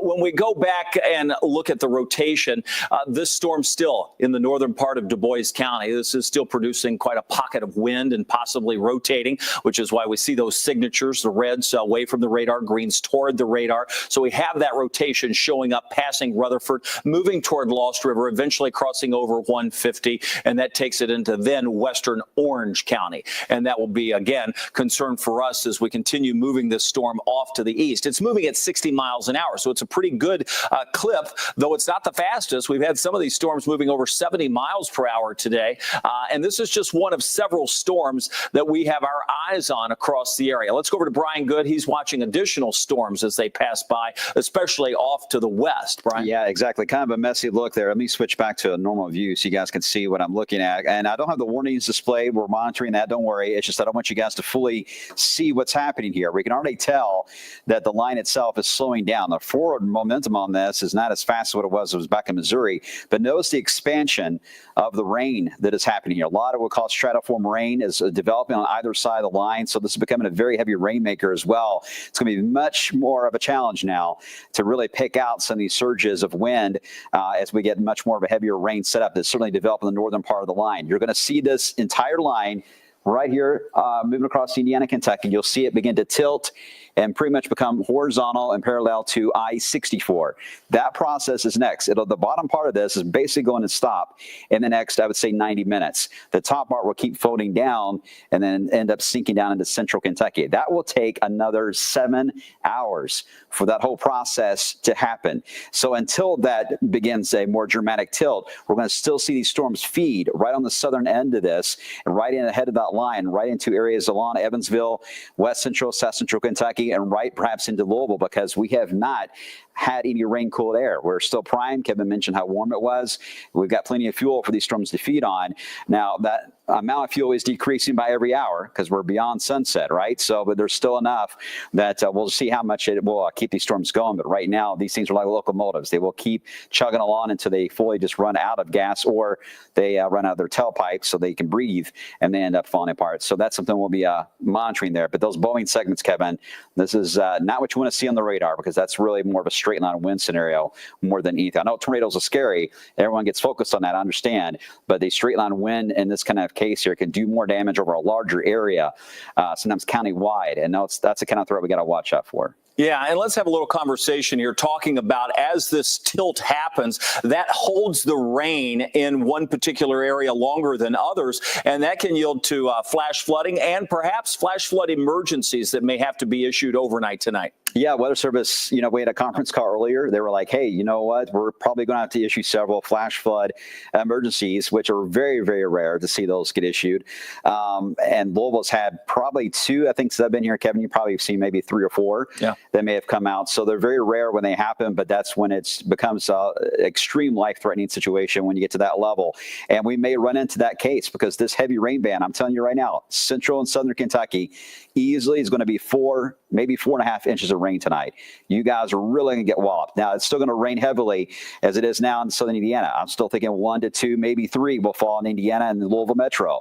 But our southern counties is where that band is going to linger the longest. And I really don't want you guys to let your guard down tonight, especially around the Green River, Rough River area, even parts of northwest of Lake Cumberland. Just be aware. If you have any friends or family that are doing any type of camping, perhaps spring break, I'm not sure what the kids do these days, but whatever they're doing there across central Kentucky, if they're out at some campground, and we had some that were Otter Creek, I believe, Kevin, from the storms on Sunday night. So just give them a call. Make sure, hopefully they're aware of what's coming our way. But this is a very dangerous setup for the overnight. Take the wind and the tornado off to the side. You're right, that flash flooding is something we have to watch carefully. Yeah, that'll be a progress that happens throughout time. So this will be probably early in the morning hours, 3-4 o'clock time frame, where we really start to see those rain totals add up. We're still watching this velocity moving across the northern parts of Du Bois County, Martin County, eventually crossing back into Orange County. It's gotten a little broader, as you can see, moving from Rutherford over to Lost River, so we don't have that one defined spot. As Brian pointed out, sometimes within these lines, we get these backward C's or the Boeing segments, and that can be a push of wind that encompasses a much larger area than just one particular point. So the damage can be even greater with straight line wind events, especially along a line like we're looking at. Keep pointing out that temperature at 82. That's pretty wild. Du Bois, again, seeing the potential for new tornadic development there. So we've got that warning that will still stay in place, I believe, for Du Bois County. And again, the reissuing for Du Bois. The Huntingburg's weather station, 52 mile per hour winds. Louisville Airport now at 51. So you'll see this number update in just a second. Just west of Gentryville, looks like, in Ferdinand, looks like that's where some issues are developing there as you get into Du Bois, into parts of Perry. Okay, so again, a new tornado warning is now out for Du Bois County. We'll take you to that. You can see what that looks like. This does include parts of Perry County. This is Ferdinand, Huntingburg. This is the storm moving in. Again, just west of Holiday World. Yes, just west of Holiday World. That will be pushing in until 10:45 on that warning for Du Bois County. When we look at the velocity on that, hopefully we can see it a little easier on what we're looking at. Back out to the west again, the couplet's probably sitting just a bit back.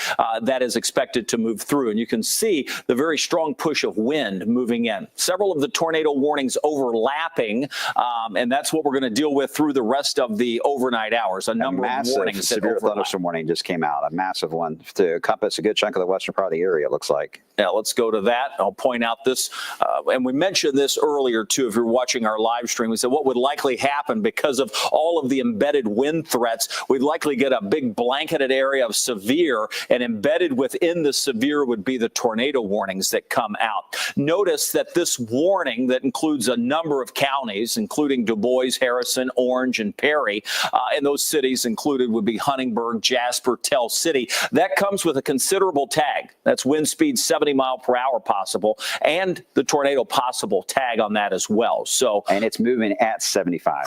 And that's just incredible. So we do have that forward speed at 75. Listen, the speed of the storm is important because the wind can't be a lot less than the speed of the storm, right? If something's moving at you at that speed, velocity tells us that, well, it's likely going to produce winds near that level. So these will produce some massive winds across this zone as we track these storms in. Notice the new tornado warning coming right up to Perry County, likely get extended. Let me just point out that as most of these are now moving to the east and northeast, Louisville is still very much in the path of seeing these storms arrive, probably within the hour, maybe just slightly past the hour. So that would be 11:20.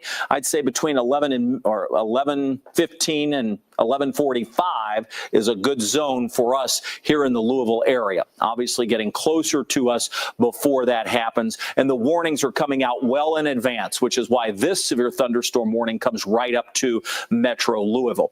This just goes to the point that we've said all week long is you have to have a plan. You have to be prepared. We're going to have severe weather, multi-days of it, but today will likely be the strongest or most robust severe threat. But even so, the flooding issues over the next few days will cause problems for some as well. So we have a number of things we're dealing with here. First, let me just go back and I'll zoom in. I'll recenter up my radar for us. We'll go to the home view just to point out where this is in relation. I'm going to put the radar back on for a second. And with that, you can see Louisville's still dry. Starting to see that rain get a little closer. All of the actions now moving into the western part. We have tornado warnings lined up all along that zone of our western counties from Lawrence to Orange, now including Du Bois, and then it's right up against Perry County. So next in line would be a number of tornado warnings through that zone. I'm going to zoom in a little closer on this. This is a wall of wind that is pushing in. And as we zoom into, I'll try to encompass all of the tornado warnings here, and including those that go all the way down past Santa Claus into Perry County.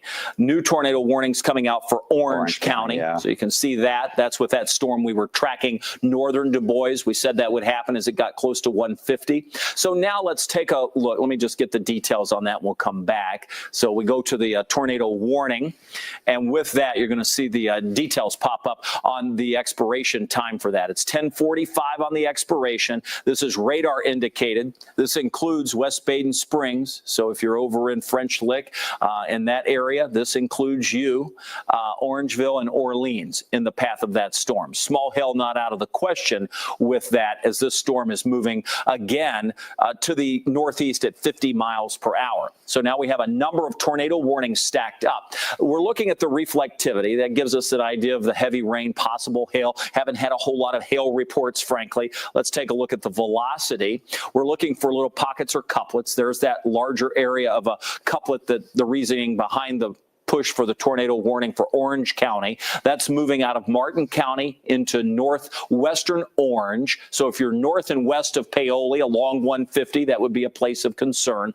And then we get to the south, we have Jasper and Du Bois, tornado warning issued there. Now you're probably thinking, well, I don't see any type of couplet there. Brian is tracking this because this is a large push of wind, most likely, that's coming through with possibly hurricane force winds, Brian. Yeah, so let's track that. So as we track the wind field, it's moved. Here's Evansville. Here's Louisville right here, Louisville Metro. We got Du Bois County. Here is Corydon, just west of Louisville. So if this line holds on its current track, heading east faster than most most of you travel on the interstates at 75 Lawrence miles per County hour. tornado warning. Okay.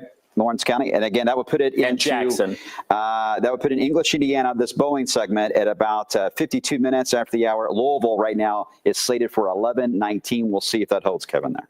All right, so much, again, unfolding quickly because of the track of these storms. The latest tornado warning coming out is for the northern part of our viewing area, and you can see that's just an extension of the warnings that pre-existed. So Jackson, Lawrence, and Martin all included in this.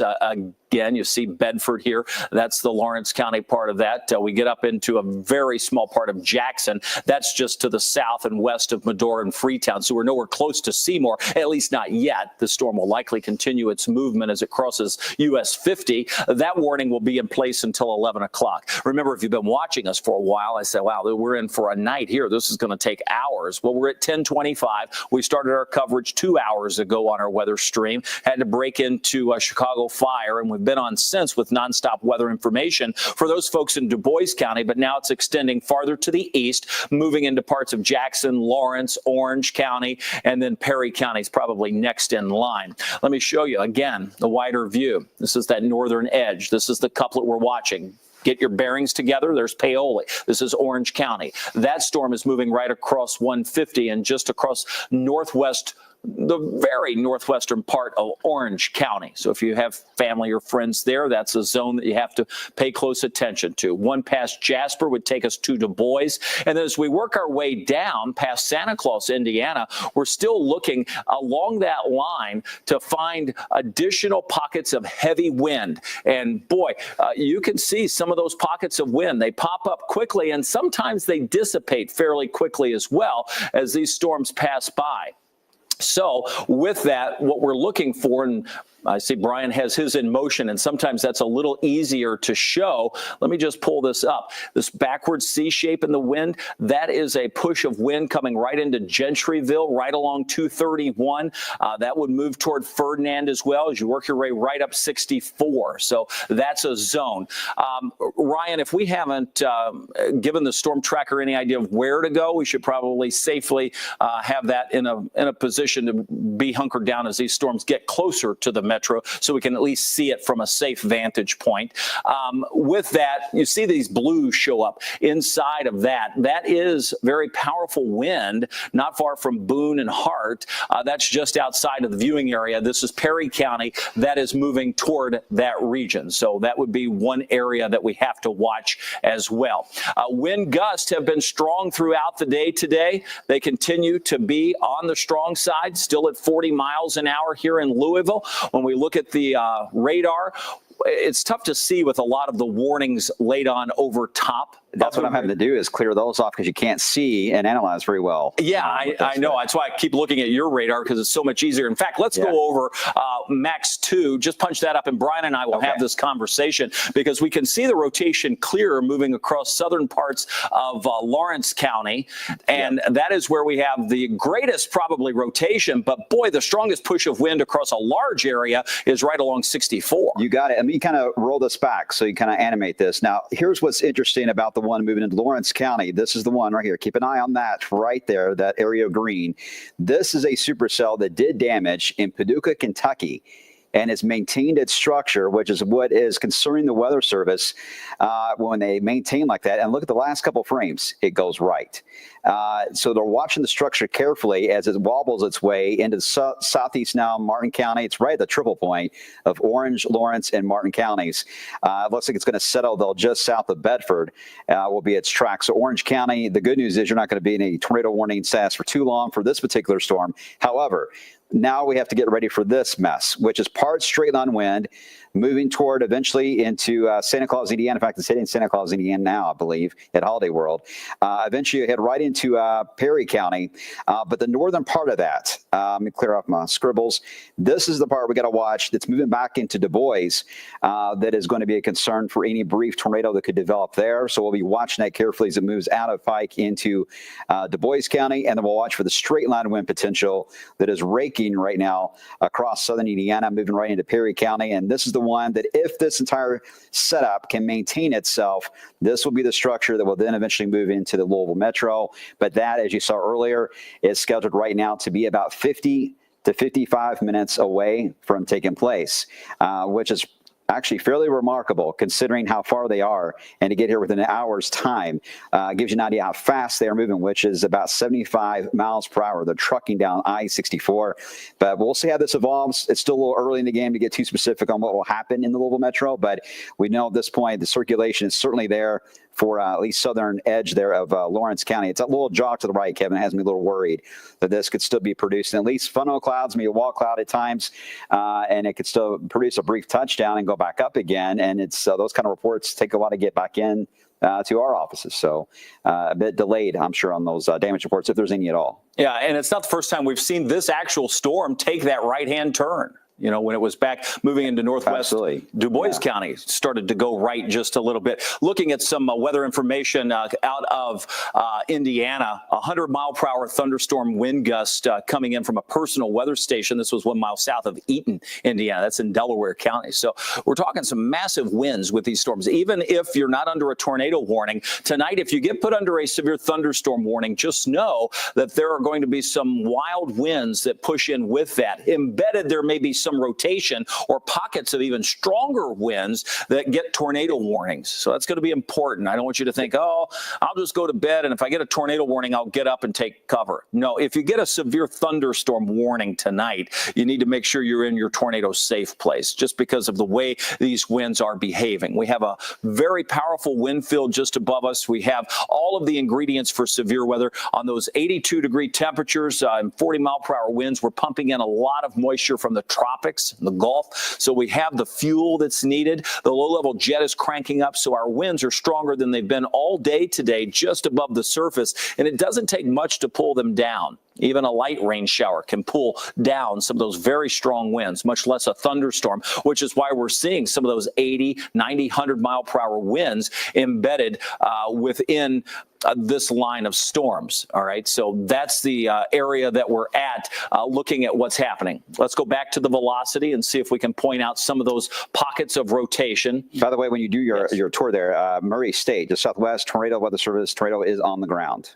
Okay. Right now. So again, and you have that pulled up. Right there in Murray, Kentucky. You can see it right on, is it the one on 641? Yeah, we're moving right along there. So it's right over Murray, in fact, at the moment. I know it's outside the area, but again, a lot of folks have friends or family or students there. So we'll watch. Look at all those spins going on there, Kevin. Oh, man. And the strongest one looks to be getting just south of Cuttawa. Yeah, exactly. And that's all these moving in. And that the one right there, you're right, is the one that stands out. But all these got to be watched. And again, you got a mix of Boeing segments. You have different things happening. I know you lose a lot of the meteorological terms here, but you got straight line winds, and you've got the potential rotation for isolated tornadoes that can be taking place too. And we only have really the radar and emergency managers, sheriff's department, deputies that are out on the roadways to report back to us anytime there's damage reports or anything spotted. And sometimes those reports are going to be delayed. So kind of bear with us on that. But right now, it just, when we talk about a tornado warning, confirmed or not, got to treat it that way, that it's something that could be on the ground, and get into your safe spot, lowest level of your home and away from the exterior wall.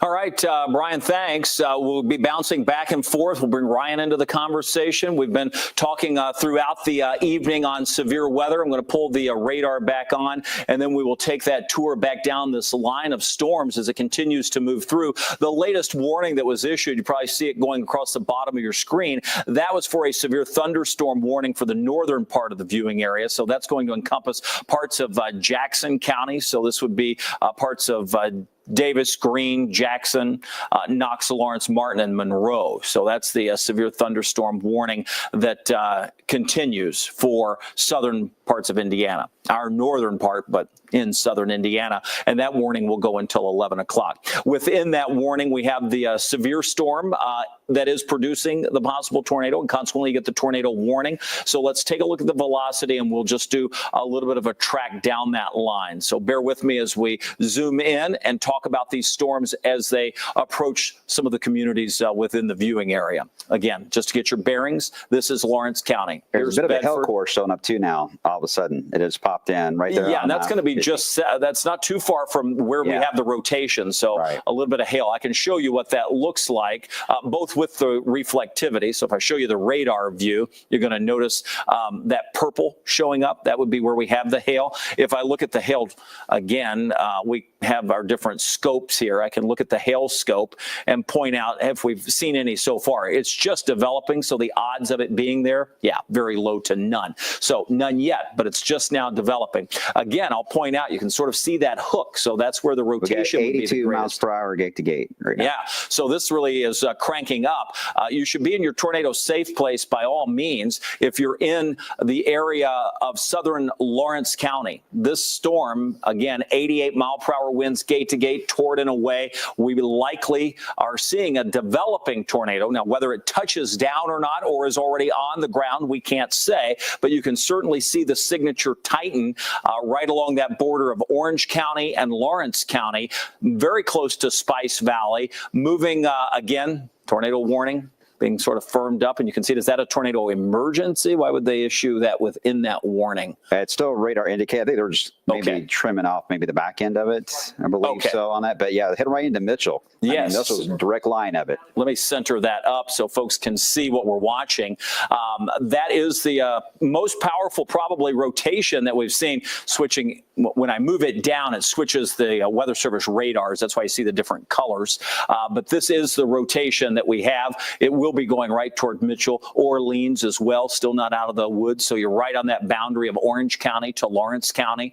We will be in touch with all of our emergency managers, all of our sheriff's departments, making sure that they have the information that they need. And also Breckenridge County, tornado warning. So now, again, moving into the western part of our viewing area, here comes Breckenridge County. You'll see that pop up. Let me just give you the details on that, and we're going to go one by one. I'll focus on Lawrence County, and Brian, if you'll take Breckenridge County. I've lost the warning. It didn't pop out. Oh, there it is. You got it. Sorry. Yeah, let me bring it back and I'll give the details until 11 o'clock. So that's for Breckenridge, Hancock, and Ohio counties. Again, you can see that storm making its eastward jog as well. That storm's moving east at 60 miles per hour. A hard hit area that was knocked on Sunday by several tornadoes nearby. 5 tornadoes confirmed from Sunday. Still more surveys to do.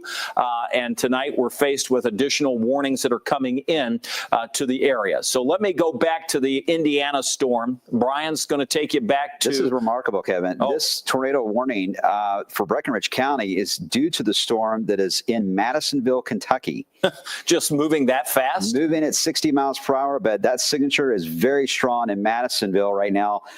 Is it on the ground? I didn't see a report yet. I'm still checking on that. Okay, yeah, I don't see it Give me a moment, but that is the one that has already got the tornado warning already out again to western Breckenridge. It's one of the longer stretches of a polygon setup I've ever seen, actually. Okay, they're issuing a new polygon for it. So let me see if they've declared this as a confirmed or not. So it looks like radar indicated, but that signature is very, very strong right now. Right over moving into a very favorable environment too. Absolutely. So it looks like this is going to maintain itself for a while. So you got a big heads up, Breckenridge County. Take advantage of that. When you get these kind of heads up, Weather Service, they're doing a great job on that. They got this expiring coming up at the top of the hour. We'll see if it gets there within 20 minutes or so. But as of right now, this is the main concern we're going to have for Breckenridge County is going to be what happens out of Madisonville. And I'll be watching that carefully, Kevin, as it rolls out of there. All right. And then there's increasing confidence with this storm as it continues to develop. We haven't lost our sights on what's going on in southern Indiana. So this storm approaching the Mitchell area, still within the bounds of the tornado warning that we have. That storm, again, you have to be in your tornado safe place if you're in southern Lawrence County. This storm is moving northeast at about 55 to 60 miles an hour. Again, confidence increasing that this is spinning up. Let's take a look at the debris just to see if we have anything lofted. We're looking in this area here. We're looking for blues and whites to show up in what would otherwise be general heavy rain. That would tell us that, yes, we see something coming back to the radar that was more dense, and that is an indicator that we could be lofting debris into the atmosphere. At this point, we're not seeing it on the latest scan. Doesn't mean that tornado is not on the ground, though. So that's we may have one developing in Huntingburg in Du Bois County. They're up to 62 miles per hour, and circulation is showing up there now. All right, let's go point that out to us, Brian, and I'll reset. It's going to be very close to St. Anthony, 231. Here's Huntingburg. Again, Du Bois County. They hit 62 miles per hour a few seconds ago. This is not east.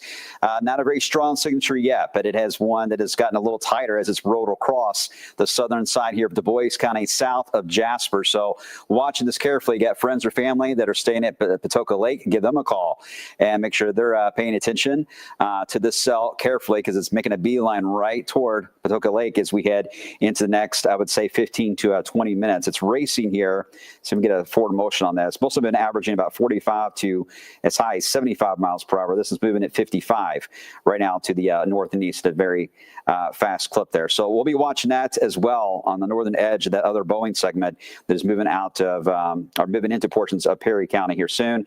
All right, another tornado warning. This is going to be an extension of that cell, Kevin, really combining the multiple spins that are happening in Du Bois County, south of Jasper, and also the Boeing segment that may still produce a quick spin up as it moves into Crawford County. So Crawford County and Orange, you need to go ahead, and Perry County, or you should already be in your safe spot. But if you haven't gotten the word yet, get in there now. Again, lowest level, get away from windows, interior room, bathroom, hall, closet, put your shoes on.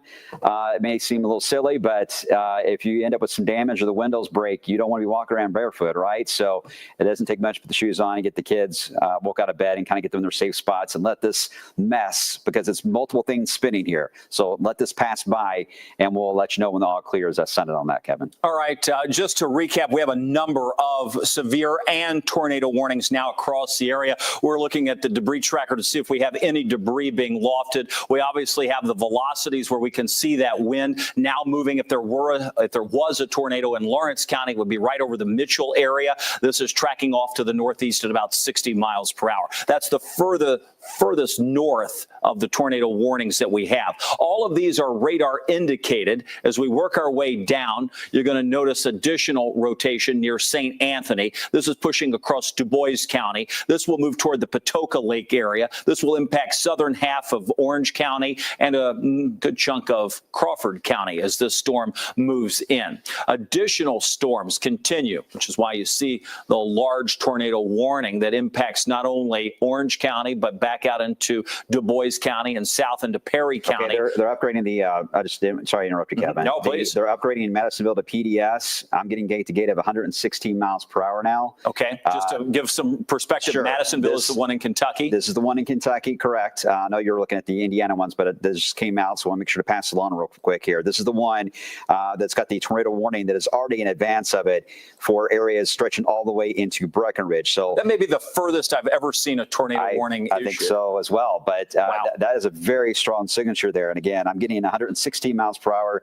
and they are upgrading to a particularly dangerous situation, which leads to a tornado emergency setup for this kind of ordeal into Madisonville. So we'll be waiting for word on that, but this is something we're watching. The power outages are going up big time in Madisonville, apparently. Yeah, incredible. Yeah. You can just see that gate-to-gate wind. That's the winds toward away from the radar in a very tight spot, likely a tornado on the ground in that location. Huntingburg, Indiana, that's in Du Bois County, now reporting wind speeds coming in from there at 62 miles per hour. So we do have winds being measured from the airport there in Huntingburg. This is that sort of backward C that we talk about. That push is moving toward Birdseye, Adeyville, moving over towards Salina and Huffman. We're going to notice that moving right along 64 as it pushes into western Crawford County. So much going on. I'll go back to our home view so you can get just the perspective of what we're tracking tonight. I'm going to put the radar back on. You'll likely still have the warnings overlaid. Rain starting to move into the Louisville area. Our winds still at 40 miles per hour.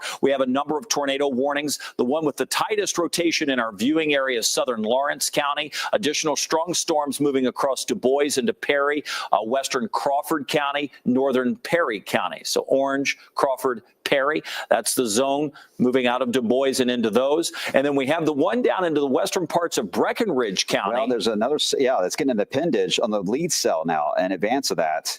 Is really taken over. So I am, that's immediately on Breckenridge now. So this is way ahead of Madisonville and east of the Masonville area. So this is the one right now that I think we need to watch. It's getting a little bit more of a better circulation organization. Put the velocity on that, Brian. Let's just take a look. So this would be over in Whitesville near Bell's Run is where we're going to be looking. Brian has it circled, and you can see some velocity starting to tighten there. Yeah, let me get a little closer into it. Not a very strong signature yet, but it's got the structure to produce a from nothing to that. Absolutely. So this wasn't there a few moments ago. This is the shower. So it may have been a situation where they were able to sniff out that this could have been one that may grow into one that may be the reason why the Breckenridge County warning may have come out. I'm not sure. But either way, it's covered. And that's the important thing. So make sure that, again, you're in your safe spot there, because while you got a big heads up on what's happening in Madisonville, we need to watch that circulation moving in on the western side of Breckenridge right now. Yeah, wild. All right, we continue back to the radar view showing those storms. Again, this is the one that will take aim to western Hardin County, and then, of course, the Madisonville storm with a number of warnings lined up ahead of that as this continues to push to the east. A lot of these storms moving fast as a car drives, 65, 70 miles per hour as they blast into the area. We're at 10:44 here in Louisville. We were looking at that target time frame between 11:15 and 11:45, so we're within a half hour to an hour of the arrival, and I think that we're going to be pretty much on track for that as the strongest of those storms approach. Regardless, we have it affecting parts of our viewing area back out to the west. We have a number of tornado warnings still coming out for central Indiana, but that's outside of our area. We've got enough to track across here, and this shows no signs of diminishing anytime too soon. Now, the National Weather Service allowing the Du Bois County tornado warning and the Perry County to expire. Let me go back in. I want to visit our friends up in Lawrence County. We zoom back in. It's easier to see the rotation when we look at the velocity. Let's take a look at that. It's not as strong as it was. It would be over the Buda area if we were to have that velocity show up. That, again, is moving off to the north and east at about 60 miles per hour. So that is the storm that we're tracking that will eventually move into the western parts of Jackson County. Now, a very small part of Jackson County is in that warning, but we'll see if that gets extended up toward the Freetown area. Let's work our way down this line where we have the tornado warnings lined up and the severe thunderstorm warnings. Notice the radar changes colors, Indianapolis radar, Louisville radar. So it just depends which radar we're looking at, because velocity measures winds toward and away from the radar we can see that based on the colors, okay? Just wanted to give you an idea of why that was changing. You'll notice, again, not far from the Buda area, north of Mitchell, that's the center of circulation on that as it lifts to the north. We have down into Du Bois County, massive wind that's been pushing through will continue to move toward Campbellsburg and Rosebud. This is western Washington County. No huge sign of rotation. And then we get down into this area where we have a number of pockets and wiggles in the stream. That's where we would have the potential for some rotation moving toward Patoka Lake, Birdseye, Siberia, that zone. This is going to take us back down. We're at 64. We're going to cross back across the Ohio River, and you're going to notice the new warning flashing that includes parts of Breckenridge County. Again, Huntingburg measuring winds. We still getting real-time information coming in from Huntingburg, 62 miles per hour, the latest wind coming in from that sensor. The storm here is moving at 70 miles an hour, the one moving into western Breckenridge County. So that's a very fast-moving storm to the northeast. The storm's capable of producing a tornado. It hasn't produced one yet, but you can see this is the storm that Brian was pointing out. Again, not as tight. We can go back to the reflectivity to see perhaps a little better structure on that. But the velocity, tough to pick out. But if there were a tornado, it would be in this general zone here near the Whitesville area. And that's going to be tracking off to the northeast fast at 70 miles an hour. So western Breck, you should be in your tornado safe place. If you have a cell phone or a mobile device and you have the Wave Weather app, scroll down, hit watch now. You can watch us from your closet or underneath of the set of stairs. If you have a basement, wherever your safe place may be, just know that device will take you to our live coverage. And as these storms pass through, starting to see a lot of lightning from Louisville as we look to the west. So these storms are approaching. It's going to get loud. 82-degree temperature still with the 40-mile-per-hour winds. Those are the top of the hour numbers that we still have. This storm continues to move through. Brian, I think we have tornado warning after tornado warning after tornado warning stacked up almost along that whole line. Yeah, exactly. Let me show you just that. Let's get rid of the radar view for a moment. Look at just the warnings and look at that. I mean, there's only one small gap south of Indianapolis where it's not covered by a tornado warning. So I know this is a bit scary to see that. We don't see this very often, this many warnings coming our way. But this really gives you an idea of the complexity that we're facing here. And that's why they're all kind of on top of each other. Some of these cover the same storm, but they're kind of warning folks that there could be multiple sections along that storm that could begin to rotate. These are relatively small circulations, other than the one in Madisonville. They've been relatively small in southern Indiana and northern Kentucky, but certainly enough that we can see damage to come out of that. Now, as far as what we're tracking in our area on the warnings, Brian, we have a great tool, the big board, to be able to track all that and the times that those warnings are going to expire. Yeah, you can see right now all the tornado warnings here in red right now. You've got Crawford, Du Bois, Orange, Perry, and just segments of these counties, not the entire counties. That one has about 27 minutes left. Breckenridge, about 12 minutes left on that one. They may get extended, though, obviously, given what's going on there. Severe thunderstorm warning for Jackson and Lawrence there, another 12 minutes there. Jackson and Lawrence also under a tornado warning for part of the county there, about 12 minutes. And then finally, a mega severe thunderstorm warning here. This is a large area one that's just west of Louisville here, goes for about another 12 minutes there. I'm just also off the phone with Orange County Dispatch. They said they've had no reports yet of damage. Can't get a hold of Lawrence County at the moment. Their phone just rings and rings, so they may be busy at the moment as that circulation continues to move through Lawrence County, Kevin. All right, Ryan, thanks. Brian, that Madisonville storm you've been watching, tornado on the ground with that storm, according to spotters. So we do have that confirmed now. We were looking at how tight that was. New tornado warning just now coming out. This one's going to include parts of Lawrence and Jackson counties. So remember, we said Freetown, not yet, but now, yes, you are. So that's that same circulation we were just watching over Buda. Let me just point out what that looks like on the velocity so you can see what that is.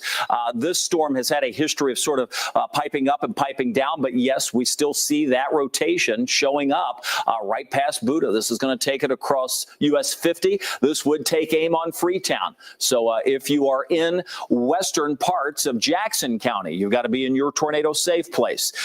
You'll notice this does not include Seymour, Brownstown, or Medora. This is for Freetown and western parts of Jackson County. I'm going to zoom in just a little tighter to that area so we can get a few towns for you, maybe even a few roads. Here's the center of circulation near Crawford. We zoom in. This would impact Clear Spring, perhaps Norman, Kurtz, and Freetown. So if you're hearing those towns and you live nearby, you should be in your tornado safe place. Heltonville, you're likewise in this warning. It's lifting off to the northeast. That one's moving at 40 miles an hour, so a little slower on the forward speed of that. When we go back to the reflectivity on this, and I zoom out to our home view, which we like to do, it's a matter of zooming out, getting a clear picture of what's coming in. A little tighter here into the border of Breckenridge. Okay, let's, Brian, I want you to take us on both of those. I saw you looking at the Madisonville storm. Okay. So let's do both the Kentucky storms, and I'll keep focused on Indiana. You got it. All right.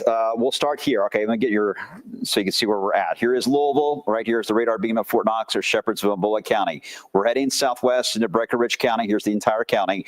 It's going to be right there on the border of western side there of Breckenridge County itself, a small little angle, if you see a little bit of an arrow notch there into Mattingly and just west of Hardinsburg. But this is where we're seeing circulation just north of what looks like to be, Haynesville and south of Patesville. That's where we're watching it. So let's kind of wind this back just for a moment and see where this is going. So we wind it back. You see it over Whitesville. Kevin was mentioning them earlier. It's still holding on, but getting a little bit tighter as it heads right into Patesville. So if it holds on that course, that is going to put it right into Tobinsport and the very northwest side here. So this would stay northwest of Hardinsburg. However, we need to watch this carefully for any type of right turn that could develop because this is a supercell. This is not part of a line of storms. So it is separate. So because of that, it could easily turn toward Hardinsburg. So just be very weather aware. Mattingly, Hardinsburg, even all the way up to Freymire.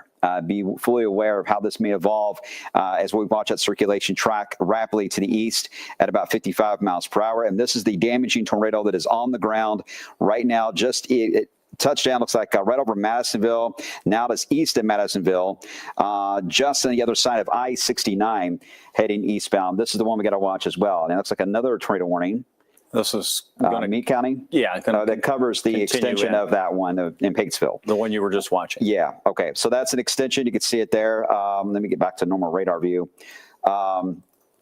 That's the new one right here that is tracking to the north and east. It is set to expire coming up at 30 minutes after the hour for you guys. And now we have a severe thunderstorm warning too for Grayson that has been added just because of what's going on back here around Madison. I think there's taking some precautions on that. But we'll keep an eye on this, Kevin, because this is one of those setups we talked about where you're going to have a tornado on the ground west heading in an area that has a possible tornado in the area on radar into Breckenridge County. So you're about to get a 1-2 punch for Breckenridge. Possibly both tornadic. So, exactly. So just stay in your basement. Yeah, for now, that's where you got to be. Lowest level away from windows, the center of that location for sure. All of this is aiming toward Louisville. So if you're watching us from Louisville, I know we're coming up on 11 o'clock.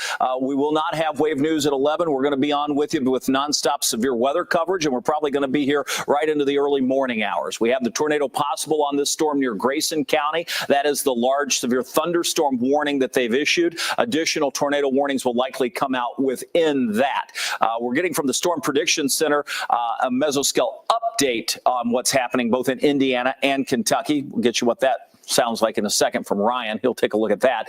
When we look at what's happening, again, we have a number of storms that we're tracking. Let me go back to the southern Indiana storm. Brian is keeping his eye on what's happening down in parts of the western parts of our viewing area in Kentucky, and that includes Meade County, Breckenridge County, and Grayson County for that matter. Lots and lots of lightning coming in. We have a 4-box that we can show you with a tower cam, radar. We'll keep that up for a little while so folks can see as these storms approach the Louisville area all of the information that, or at least some of the information that we're looking at. I want to zoom in to what's happening to our north.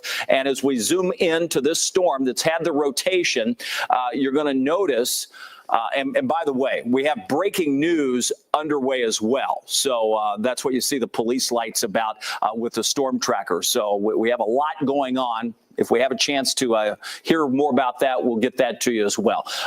You'll notice for southern Indiana, we've got Bedford, we've got Freetown. This is western parts of Jackson County. This is moving out of Lawrence County. When we look at the velocity on this, we're still looking at powerful winds moving right along 150. So that's now past Bedford, past Buda. This is going to move across US 50 and push right into the western part of Jackson County. You've got to be in your tornado safe place.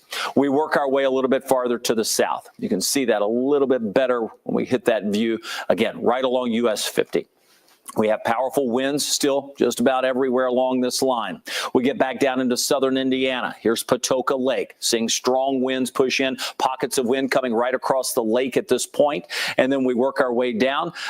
Again, we're seeing that push of very strong wind from English to Sulphur. That's the tornado warning that encompasses far western parts of Crawford County. That would include English. These storms are making a move at about 60 miles an hour as they push closer to us. And that's going to be the case as they approach. They get into Harrison County, Floyd County, Jefferson County's next. So we're watching this wall of wind and the little circulations that we have embedded within them move into our area. We'll get a check from Brian in a second. Let's go over to Ryan Hoke with an update on what the Storm Prediction Center is saying. Kevin, it's never good when the Storm Prediction Center says the word Louisville in their discussion text here, and that's indeed what's going on. This red box right here is the Storm Prediction Center saying from Louisville to Cincinnati, they are concerned about tornado and damaging wind potential through about midnight, 1 a.m., right along the Ohio River corridor here, and that would be the extension of what you're seeing going on in Breckenridge County, moving up north and east along the Ohio River here. So this is very, concerning for the Louisville metro area right now. So if you're in Louisville, stay tuned. Tornado warnings, severe thunderstorm warnings likely coming here in pretty short order, Kevin. All right, new severe thunderstorm warning coming out. You see it at the top of the screen and scrolling at the bottom of the screen. This is going to be areas to our north, parts of Brown, Jackson, Lawrence, Monroe County. Look at all the warnings. And you see a flash flood warning in there. I mean, warning after warning. Tough to keep up with. Just again, we're walking you through it. We're telling you if you need to be in your tornado safe place, and we'll tell you when the all clear has been sounded too. We're not there yet. This comes with the tornado possible tag, wind speeds of 70 miles an hour. If you're in Jackson County, this would include, again, western Jackson County, Freetown to Medora and points farther to the west, all of Lawrence County, moving through Bedford, strong, powerful winds moving in. This is going to be pushing through and approaching the Seymour area. Seymour, Crothersville, be on standby. Storms coming to your area soon. Back to the south, we get the other wall of wind that will continue to push to the east as well, moving closer to Whiskey Run, Oregon Springs, Fairdale, that's Indiana Fairdale, and Crandall, that's just north of Corydon. You should be on standby for the next warning to come out for your area. You're under a severe thunderstorm warning. Wouldn't be surprised to see the upgrade to the tornado warning. Let's see where this one is for. This one is for the tornado warning for Davis County, Hopkins, McLean, Muhlenberg. Again, Brian's been tracking this storm. This was the one down near Madisonville. And you can see that storm will continue tracking off to the north and east. There's Hardensburg. So we've got a number of storms. In fact, that's just behind us. We've got storms lined up, tracking across the same area. New severe thunderstorm warning coming out. Du Bois, Harrison, Orange, and Perry. So we were just talking about that one, Brian. That's the extension to see that wall of wind pushing in. Now, I know, I mean, this is tough to keep up with. Well, the Weather Service issued a statement saying we are analyzing what's going on as we are, and their plan is between now and 2 o'clock in the morning, rounds of thunderstorms with occasional tornadoes. Yeah.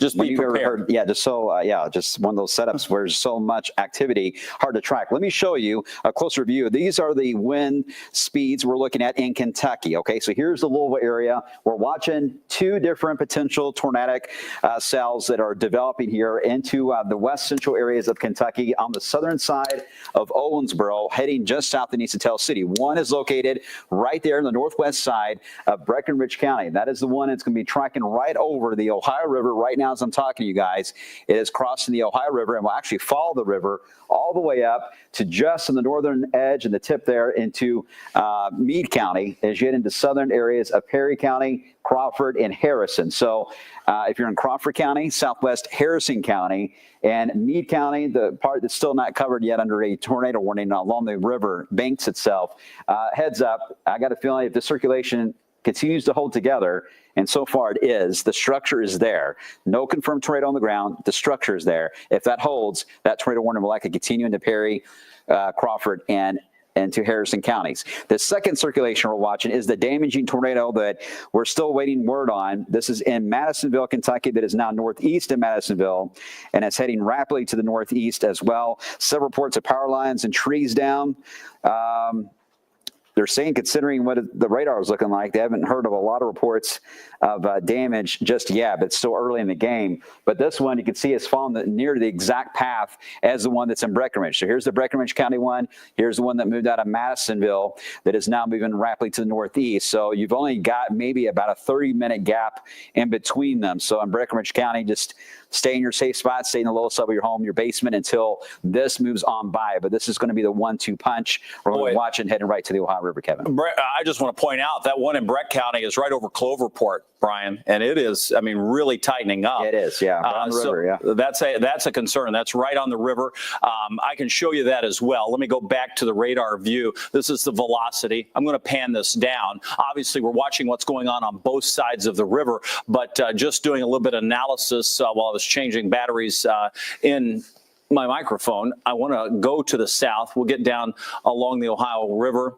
Saw Cloversport. I'm going to zoom into it. Tough to tell on this view of the velocity, but let's see if we can't get a little bit better of a view. This would be right over the Cloverport area. And this is really starting to show up more and more on some of the scans that we've seen. So if we look at I'm just going to check different velocities coming in and see if we can see any difference on that. Yeah, it shows it a little bit better there, but over Tobinsport and Cloverport, right along the bend in the river, we do have rotation showing up. So that's another storm to really keep a close eye on as we track this storm or line of storms through the area. I'll keep the rotation up. You can see there's one pocket, the other moving out of Lawrence into western Jackson. Those are the two in our viewing area. And then, of course, you get back toward Madisonville. That's another one that will be working its way through. So we've got a number of areas with folks reporting what they're seeing, which is helpful, even though it's dark and late at night, makes that tougher to do.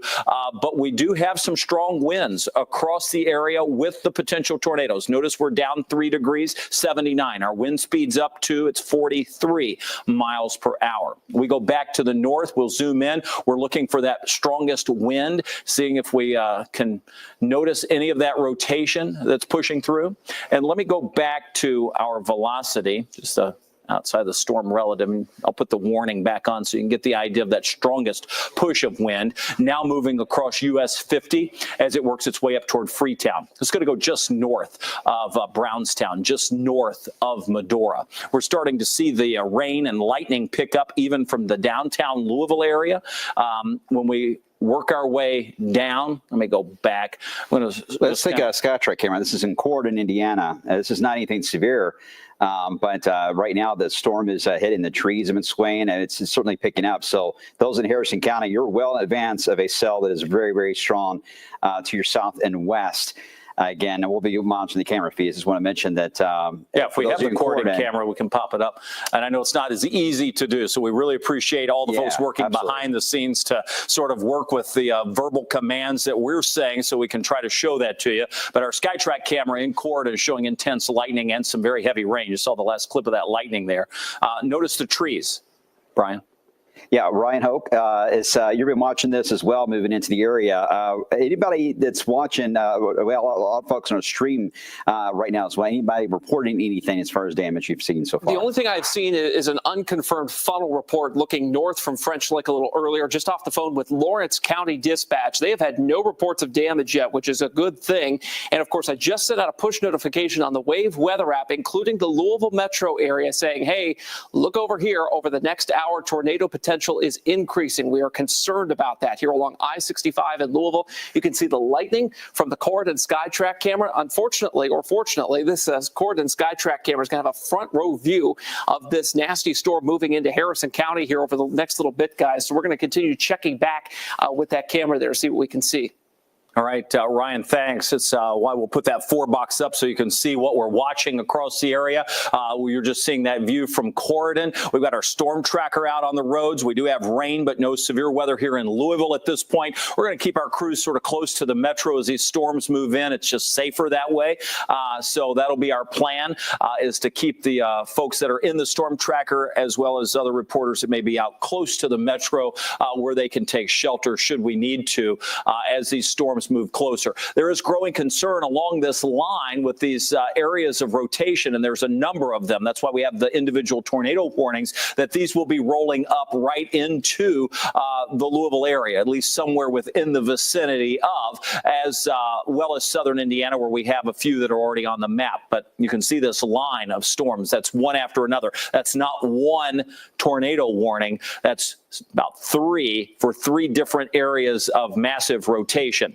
We've got a new tornado warning coming out. This is going to be for the northern part of the viewing area. This will take us into the extension of part of that one out of the Freetown area that I kept mentioning. So remember, we've been tracking this storm for some time. It now includes northern parts of Jackson, far northeast Lawrence County. That will go into place until 11:30 tonight. So that is still one storm that we're watching as that pushes through. Let me show you the rotation on that. Again, we use our velocity product right over the Yellowstone area. This would take it right through that little clip of Jackson County where it hangs over the edge, and then it's going to lift it farther up to the north as it moves up toward Becks Grove and Bethany. So that's the latest tornado warning to be issued. You can see how they're stacked up almost all across the western part of our viewing area. There's a small gap, southern Lawrence, northern Orange, where we currently do not have a tornado warning. National Weather Service still tracking the storms down toward Hardinsburg and moving into Meade County. Brian, I see you're looking at that, and the Weather Service says this storm is located about 11 miles northwest of Hardinsburg, and it's moving at 60 miles an hour. That's going to push it across that's going to push it across eventually Harrison County and either into Floyd or Jefferson. Yeah, because at the moment, let me show you what it looks like. We've been showing the wind fields on this. Let me show you, go back to the actual radar showing precipitation to it. Now, here's what's wild about this, because now we're getting close to a merger here. Here is the Boeing segment we've been tracking. It's moving out of Crawford County and Perry County. Here is the supercell that is trying to maintain that circulation into Breckenridge County that is eventually going to be crossing to Meade County. It's doing so now, and then eventually cross the Ohio River back into Indiana, heading into the southern part there of Harrison County. But it's going to be merging with that line that is right up against it near Leopold at the moment. We'll wait and see what happens if these two collide directly. Right now, they're almost working in tandem together to the north and east. But I suspect at the moment anyway, the way this is trending, we'll hold on to that circulation just a bit longer. It actually was a little more impressive if you scans back. Still there. It's not giving up, but it is right there now on the northern side of Breckenridge County, about to cross the county line into Meade County up next. And let me kind of put a track on this for you guys real quick as this moves off to the northeast. As Kevin was mentioning, about 60 miles per hour. So if it were to hold together in its exact path as of now, let's give it, say, the next 45 minutes. That would put it in Brandenburg about 29 minutes after the hour. So about 20 minutes, you'll be clipped by Brandenburg. Corydon, we've kind of outlined you all as kind of being right in the beeline of this right now. It's about 38 minutes after the hour, and maybe in toward Palmyra, Indiana, about 49 minutes if it holds together that long. But I think right now Corydon is the more likely spot as it crosses over Meade and the Ohio River and then into Harrison County. We'll see how this progresses. No confirmation of a tornado on the ground. No reports of damage yet out of the system, but the circulation is still there, and it has been for a while. And we'll keep watching it. We continue with a number of tornado warnings lined up, all radar indicated at this point. So if you're just tuning into our coverage, it's right at 11 o'clock. It's 11:09. We've been at this really for days, and that's why we flagged the day as an alert day. And we've had to add Thursday, Friday, and then Saturday and Saturday to the mix. So there's 4 of them. Each day has a small severe threat. Today would be the greatest severe threat, but we get into a flooding situation as we roll through. You're going to see that occur later tonight with even some of these storms passing by us. So as these storms continue to press through, we have severe thunderstorm warnings and tornado warnings. Let me take you in just a little closer. The National Weather Service showing those warnings being adjusted, meaning they're sort of shaving off the back edge of that. So it's trampoline destroyed in Cloverport. Okay, so trampolines don't do very well in storms. So. No, they don't. Not even with the winds earlier today. And that's not the only damage we're getting. I mean, we're seeing trees down, power lines down in places. More on the damage in a second. I want to track this sort of area of rotation and the potential for strong winds moving into northwestern parts of Jackson County, Indiana. That takes it toward the Freetown area. This tornado warning stays in place until 11:15. It is moving off to the northeast at 55. So Freetown, you'd be in the path of that within the next 10 minutes or so. So stay in your tornado safe place if you're in the Freetown area. Let's sort of take our view down. We get into Orange County, Du Bois County. Again, still seeing strong winds there. You should all be in your tornado safe place from Paoli to Valine to Patoka Lake, Birdseye, English. These storms are moving through with some very powerful winds, including those winds measured at over 60 miles per hour in Jasper and Huntingburg and Ferdinand. That is moving to the east also at 55 to 60 miles per hour. The tornado warning for Crawford, Du Bois, Orange, and Perry, the one we're looking at, is going to be allowed to expire. So that one is coming up. The ones to the south, not so much. We get back across the Ohio River.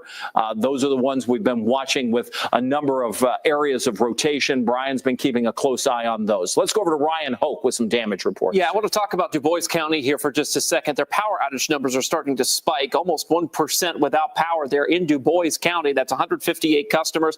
Our friend Gary Fritz over there passing along quite a few of these damage reports.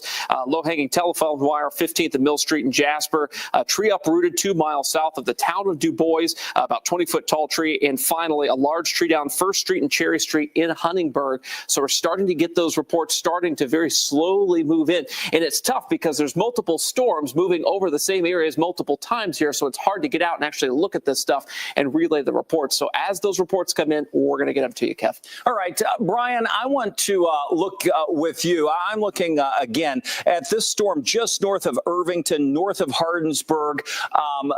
again, I think this storm is really, when you look at the CC, it's tough to see on this television system, but on the ones that we have here in the studio, I can see what may very well be. On the northwest, right on the river there. Yeah, it is right on the river. Yeah. So I think that we really have to say, if you are in that area of just north of Irvington, this would be approaching Mockport and Brandenburg and New Amsterdam. We have quite the tight gate-to-gate shear on this, and I can see it on this last scan that just came in. The correlation coefficient went down just a bit, but boy, it was there. So that would take it. I mean, when you look at where we are here, let me get our bearings together. And Brian, feel free to chime in as I alter the radar here. But this would be the area. There's the Meade County line. So we're looking really right in this zone here. Mooleyville, Derby. That would be one area that we watch, just south of Leopold, Indiana. So there's Leopold right there. So that is going to be the area. Yeah, I agree. It's holding on, and it's across the Meade County, the line itself, very, very soon. We'll watch that. And Kevin, while you've been watching that particular cell in the Breckenridge, notice circulation here on the northeast side of Owensboro. I've yet to see much out of this area yet. Hold on one second. Never mind. I'm seeing some reports of a basement wall collapse in Henderson. No injuries in that area, but this is where the storm was rolling out of. This one is really tightening up, and it's heading toward Tell City. So we'll be watching that one carefully. And then the one on the southern side here is the one that came out of Madisonville. It's still holding on, but it does not look to be anywhere where it was in Madisonville as far as a damaging tornado. And then we have the circulation that Kevin's been watching right there on the edge of Breckenridge County. Hold on, my pen kind of messed up. There we go. Right on Breckenridge, Meade County line. There it is, Rockport, heading toward Tell City in southern Indiana. And then we have the other one moving to the southwest, really, of Whitesville once again. So 1, 2, and 3. Those are the three right now that I see that we are monitoring carefully on the Kentucky side of the Ohio. I know you're monitoring Indiana as well, but right now we got our hands full on this side of the river as well. And all of those are aiming right toward Louisville, the tough part. Exactly. We don't know how that will all evolve, but you're right. They're all moving into the Harrison County, Meade County flow, and eventually right on the western side of Louisville Metro. We'll keep an eye on that. Again, a number of areas. This is the one farthest to the north on that string of 3 that Brian just pointed out. This is the one that's going to cross over into Meade County. Let's not forget our friends in southern Indiana. I'm going to go back to the home view so you can understand where we are. Keep my finger there. Here we are in Louisville. We're looking back to the west. String of tornado warnings take us all the way back south of Evansville, and then we're still tracking the one to our north. Let's go northbound. We're going to take you into the storm across southern parts of, this will be northern parts of Jackson County, barely. And most of that is scooting out of the county. So the Jackson County tornadoes warning, a part of that at least, should be able to expire fairly soon. We'll take a look at the radar view on this. Again, yes, flattening out just a bit, though we still see that push of wind passing by the Elkinsville area toward Becks Grove. Can't rule out some strong winds, and that would include the Freetown area. But the threat of rotation looks to be diminishing just a bit across parts of Jackson County. So some good news there. Winds are gusting to 40 miles per hour here in Louisville. We have a number of severe thunderstorm warnings stacked up as we work our way down. This is the northern part of our viewing area where you see Jackson County. Hello, Freetown, Brownstown. Seymour, you're not in a thunderstorm warning yet, but you soon will be. You're next in line. So is Dudleytown and Brownstown. Likely some strong wind. We can see some strong wind potential near the Weddellville area. That's going to be pushing in. That's why the severe thunderstorm warning is in place. We go farther to the south. I like to take it county by county, mentioning some of the towns along the way.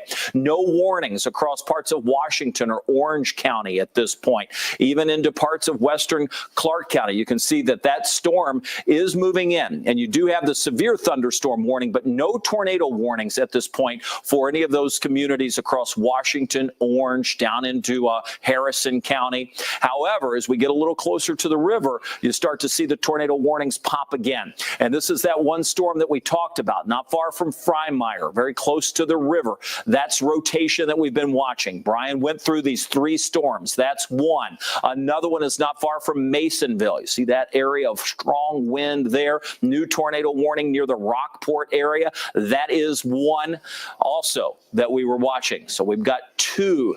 And then the third one goes back closer to the Owensboro area as we look back across West Kentucky. Brian, these are all lined up. They're all moving to the northeast at a pretty good clip, probably on the order of 50 to 60 miles per hour moving our way. Yeah, it depends on which ones are cells and which one are part of the line. They're kind of moving at different speeds there. But you're right. One other way that I'm watching these three at the moment on the Kentucky side is watching the lightning count.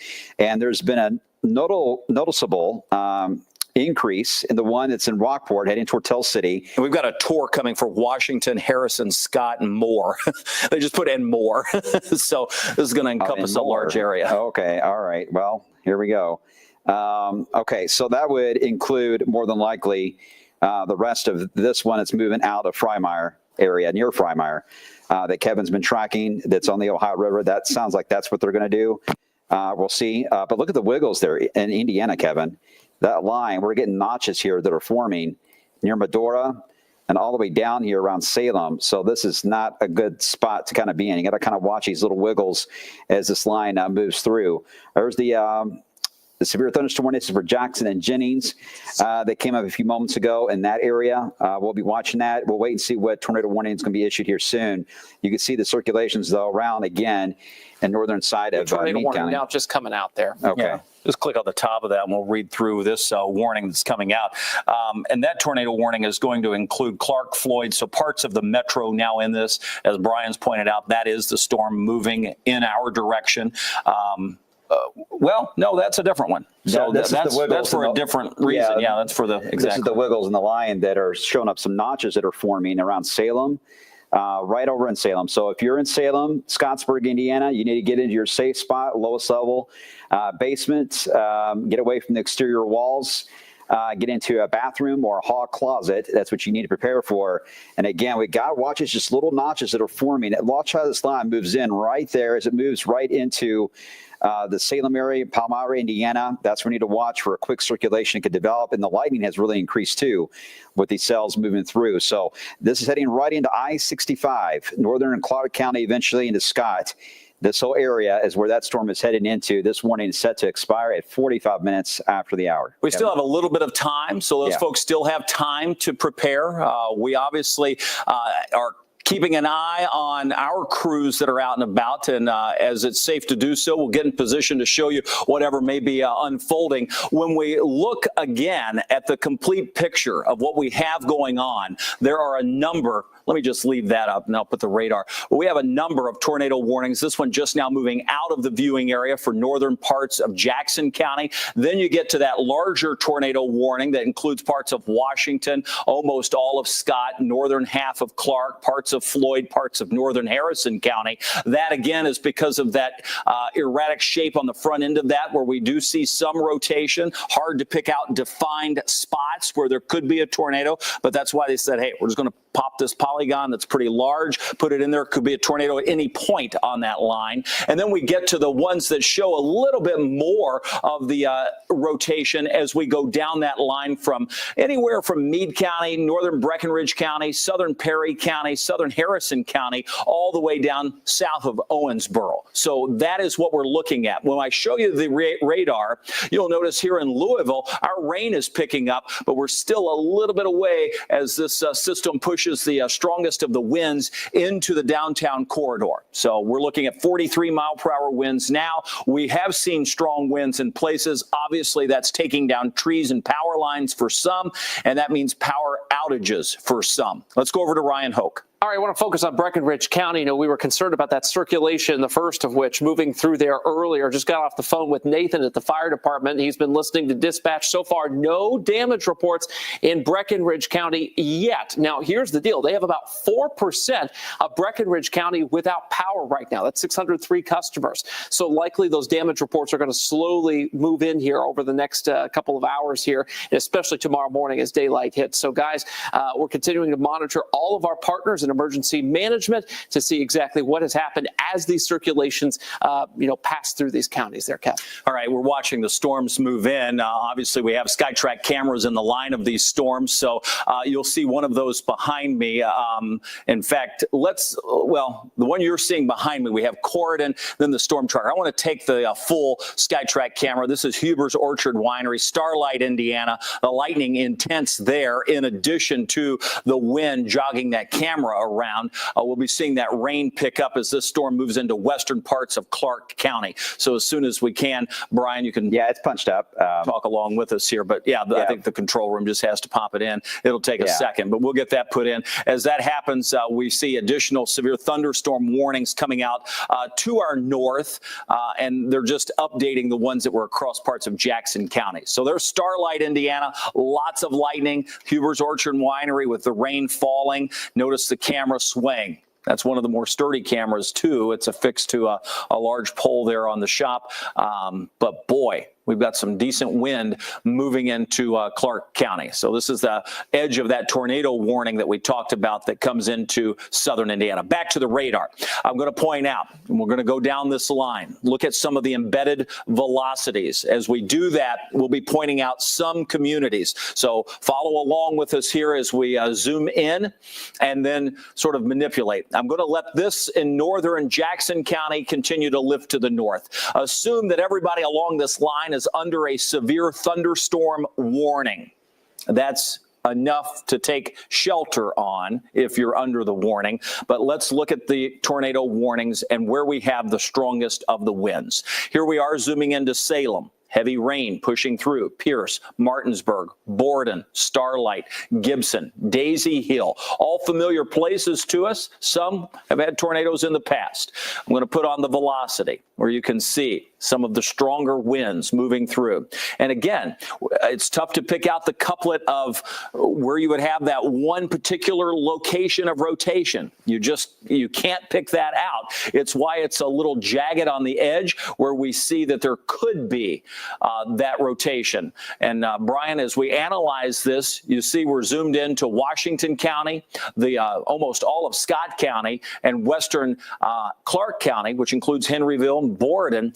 There is no real particular place, maybe near Beck's Mill where we would have a little rotation in Salem, but the winds are strong regardless. Yeah, about 70 is the estimate right now on radar. So the very, very strong winds. So you don't need a tornado to get trees knocked down, power outages. So it can still cause problems and damage. You're right. So stay in your safe spot in that area into Washington County, northern Clark, and certainly Scott County, Indiana, Scottsburg, Austin.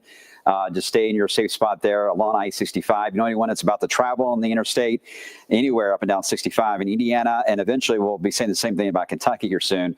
But make sure to stay off the interstate systems here and I-64 as well as these storms roll through. That circulation, by the way, in Kevin is now crossing the river into Harrison County that we've been tracking, moving across Breckenridge and Meade. It has become more absorbed into the Boeing segment that was moving out of Perry County, so it's not as well defined anymore. Still some strong winds there, but I don't see as much of a defined circulation that we had there for a while as it was moving out of Breckenridge. Yeah, and you can still see that push of wind even with with structure to it there. But certainly at the moment anyway, I think they may let that go because out of the warning just about. So we'll monitor that and see if there's any extension. All right. So if it were to be moving through New Amsterdam, Dogwood, Heth would be in that path right north into southern Harrison County of that storm as it moves through northern Meade County. At this point, we still have a number of tornado warnings that are lined up. You can see that view moving through our viewing area along with severe thunderstorm warnings.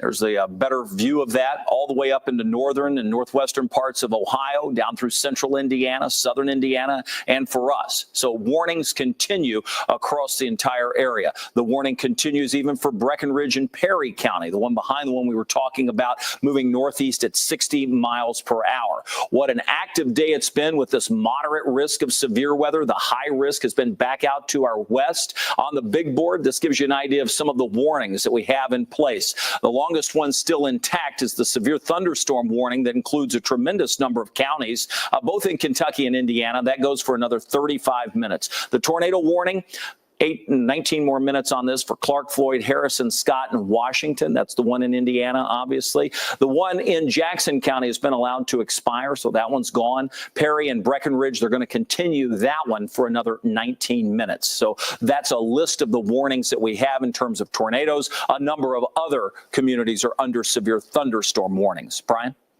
All right, you're right. So that's the coverage on the warning side. We'll watch and see how this mess here in Tell City is not becoming as defined as what it was earlier. It looks like now with that one circulation still showing up. You see the flashing polygon there. That's just outside of outside of Perry County, not too far away from Tell City. We'll be watching that, but also watch right there. See that concentration of lightning right along portions there near the Ohio River, just south of Tell City. I'm watching that carefully around Patesville. That little notch that's bowing out. Not only could it have strong straight line winds, but there could be a circulation that could develop out of this, especially with that concentration of lightning showing up as it moves right into the southern portions there of Perry County. Yeah, real quick here, Brian. The tornado sirens are going off in Clarksville, according to Rebecca there on Facebook. I just wanted to point out Clarksville is not under a tornado warning at this time. Now, part of Clark County is just to your north, just north of Charlestown.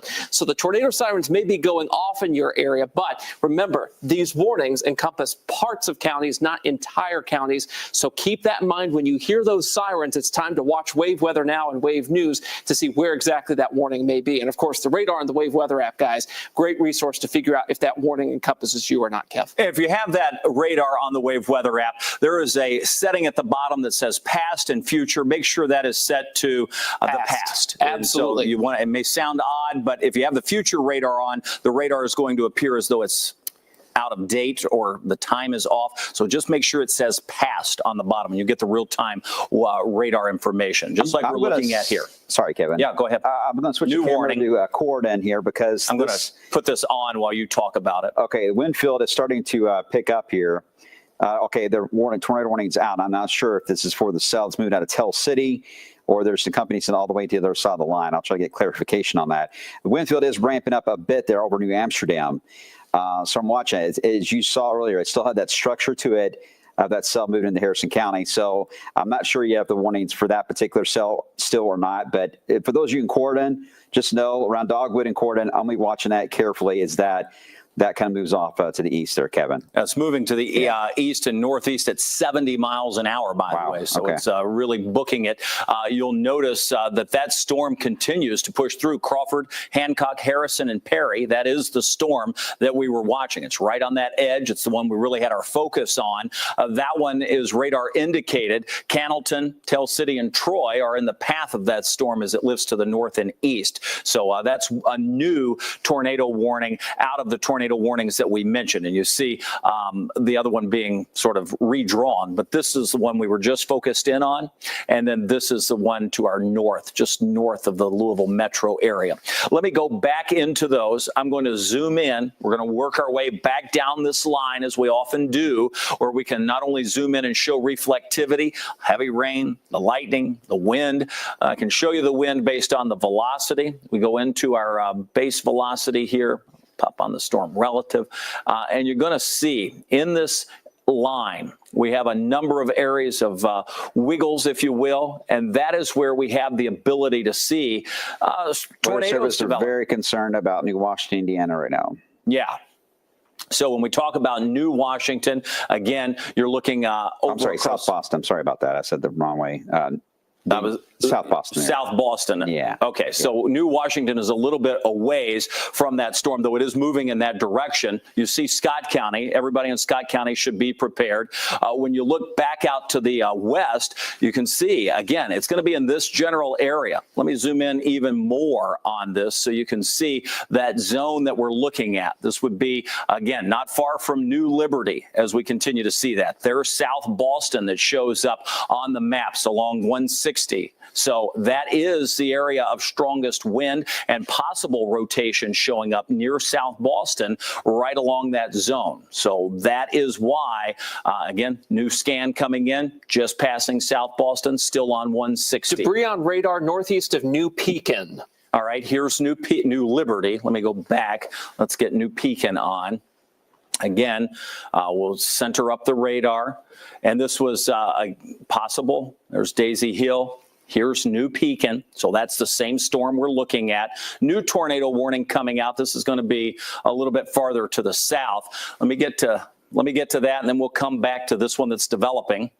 So we've got a lot And taking another one place. issue now for Clarksville area, Clarksville, Indiana. So right you're into now Floyd. in the tornado warning zone all the way to right into Floyd County, Floyd's Knobs, and into southern Harrison County. And it's for that circulation, Kevin, the same one that We've been damaged a trampoline in northern Breckenridge County and Cloverport area that now right over Corden. Let me punch up. Here's the SkyTrack camera. Let's take that. This is in Corden live right now, and we show what it looks like. And that circulation is very close to where this camera is here right now into Harrison County. Guys, just let me know when you have that.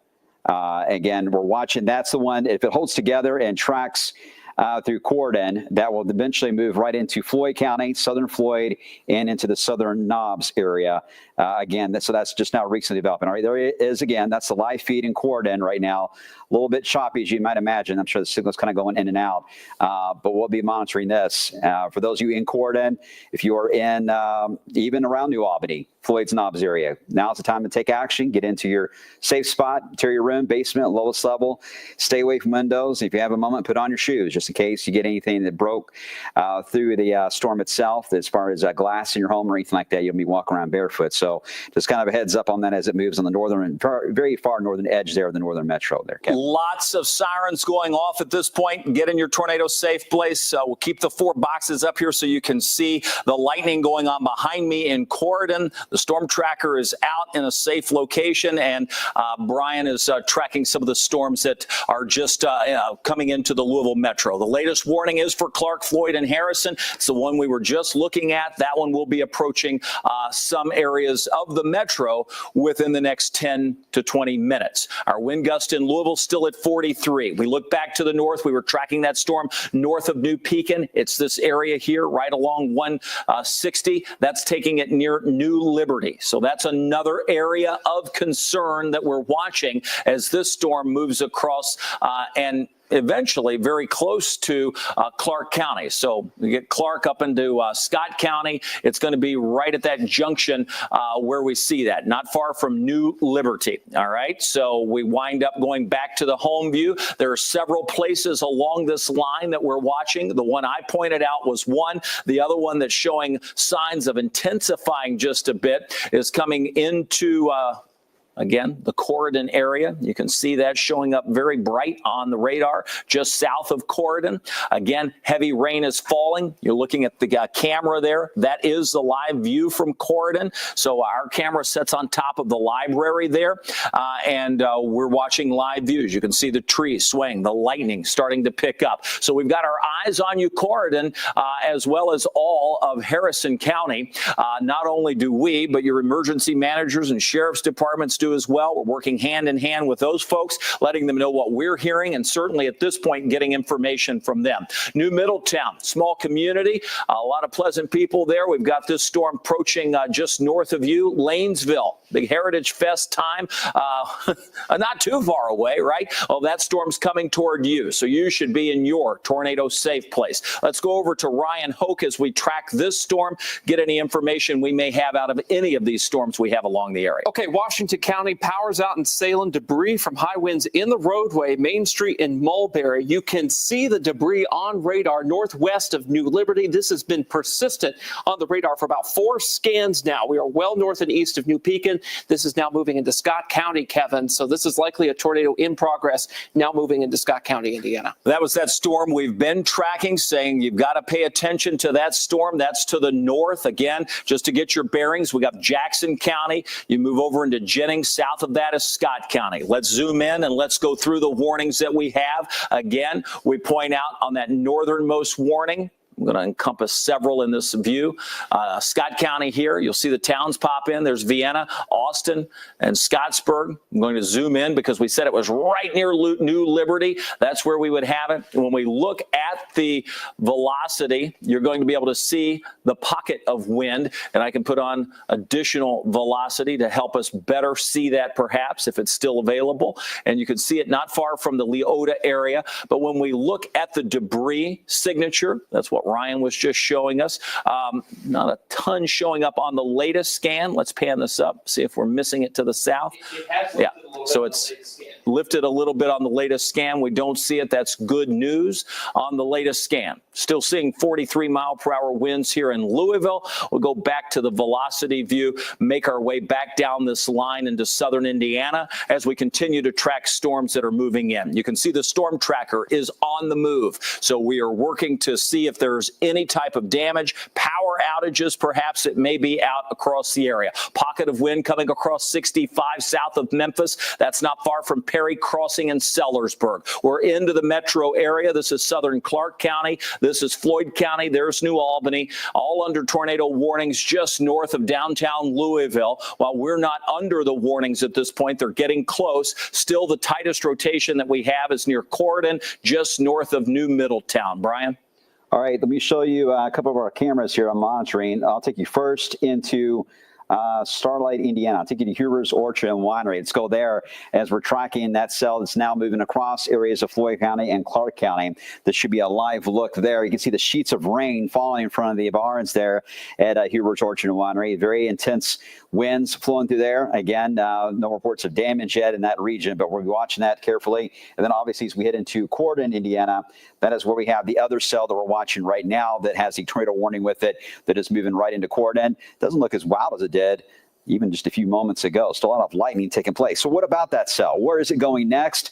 Well, here are the times on this. If it were to hold together and move in its current path, the track on the storm as it moves out of Corydon, heading to northeast. Here are the times here on the radar. We'll show you what, if this holds together over the next 20 minutes or so, you can expect it to move into, say, Georgetown at about 48 minutes after the hour, Shawnee at about 51 minutes, and it may clip into the northern side of the Louisville Metro at about 54 minutes after the hour there, Kevin. All right. Again, nice to see that from that view, things are calming down a bit. You can see that cone of probability behind Brian that shows the arrival time of those storms that he just mentioned. Our view is on the velocity here as we're tracking that just south of Corydon. That's why things have calmed. The greatest wind potential is now north of New Middletown, moving toward Lanesville. This is going to track it right across central parts of Floyd County. Could even get close to New Albany. We'll see. It's likely going to be just north of New Albany.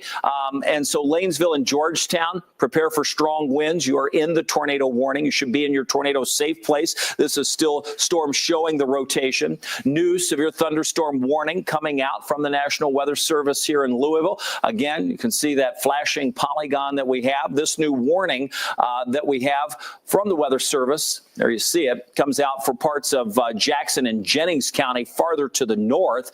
So with that, we'll wind up seeing storms continue from the northern part of the viewing area all the way down to the south. Whether you're under severe thunderstorm or tornado warnings all along that line, we have warnings built in for just about every community, it seems. At this point, we have had damage coming in just a handful of places. The latest warning, again, for parts of Clark County, Harrison, Jefferson, and Scott, that's in Indiana. In Louisville, it also includes Jefferson, Oldham, and Trimble counties. So that's a severe thunderstorm warning that has been issued for Metro Louisville and areas just to our north. And we have a tornado reported on the ground. This is at State Road 160 in Garrison Hollow South. That's South Boston. Let's go there. As we zoom in, we're going to take you into that Scott County storm. It's going to be not far from here. We mentioned that debris is showing up just west of Vienna now, crossing I-65. All right, so this was the storm we've been tracking through the evening. Again, Vienna, New Liberty, just north of Henryville. When we look at the velocity on this, you're going to be able to see some of that rotation, not too far from that core. Again, just to get your bearings, there's Scottsburg, Underwood, Henryville, New Liberty. Again, this area has seen a number of rounds of severe weather. When we look at that debris potential, let me zoom back again. Keep getting the button there that take our draw off. Let's go back up as we pan down and pan around this radar view. We're focused in not far from New Philadelphia. There's Austin, Scottsburg. Farther to the south, you get Daisy Hill.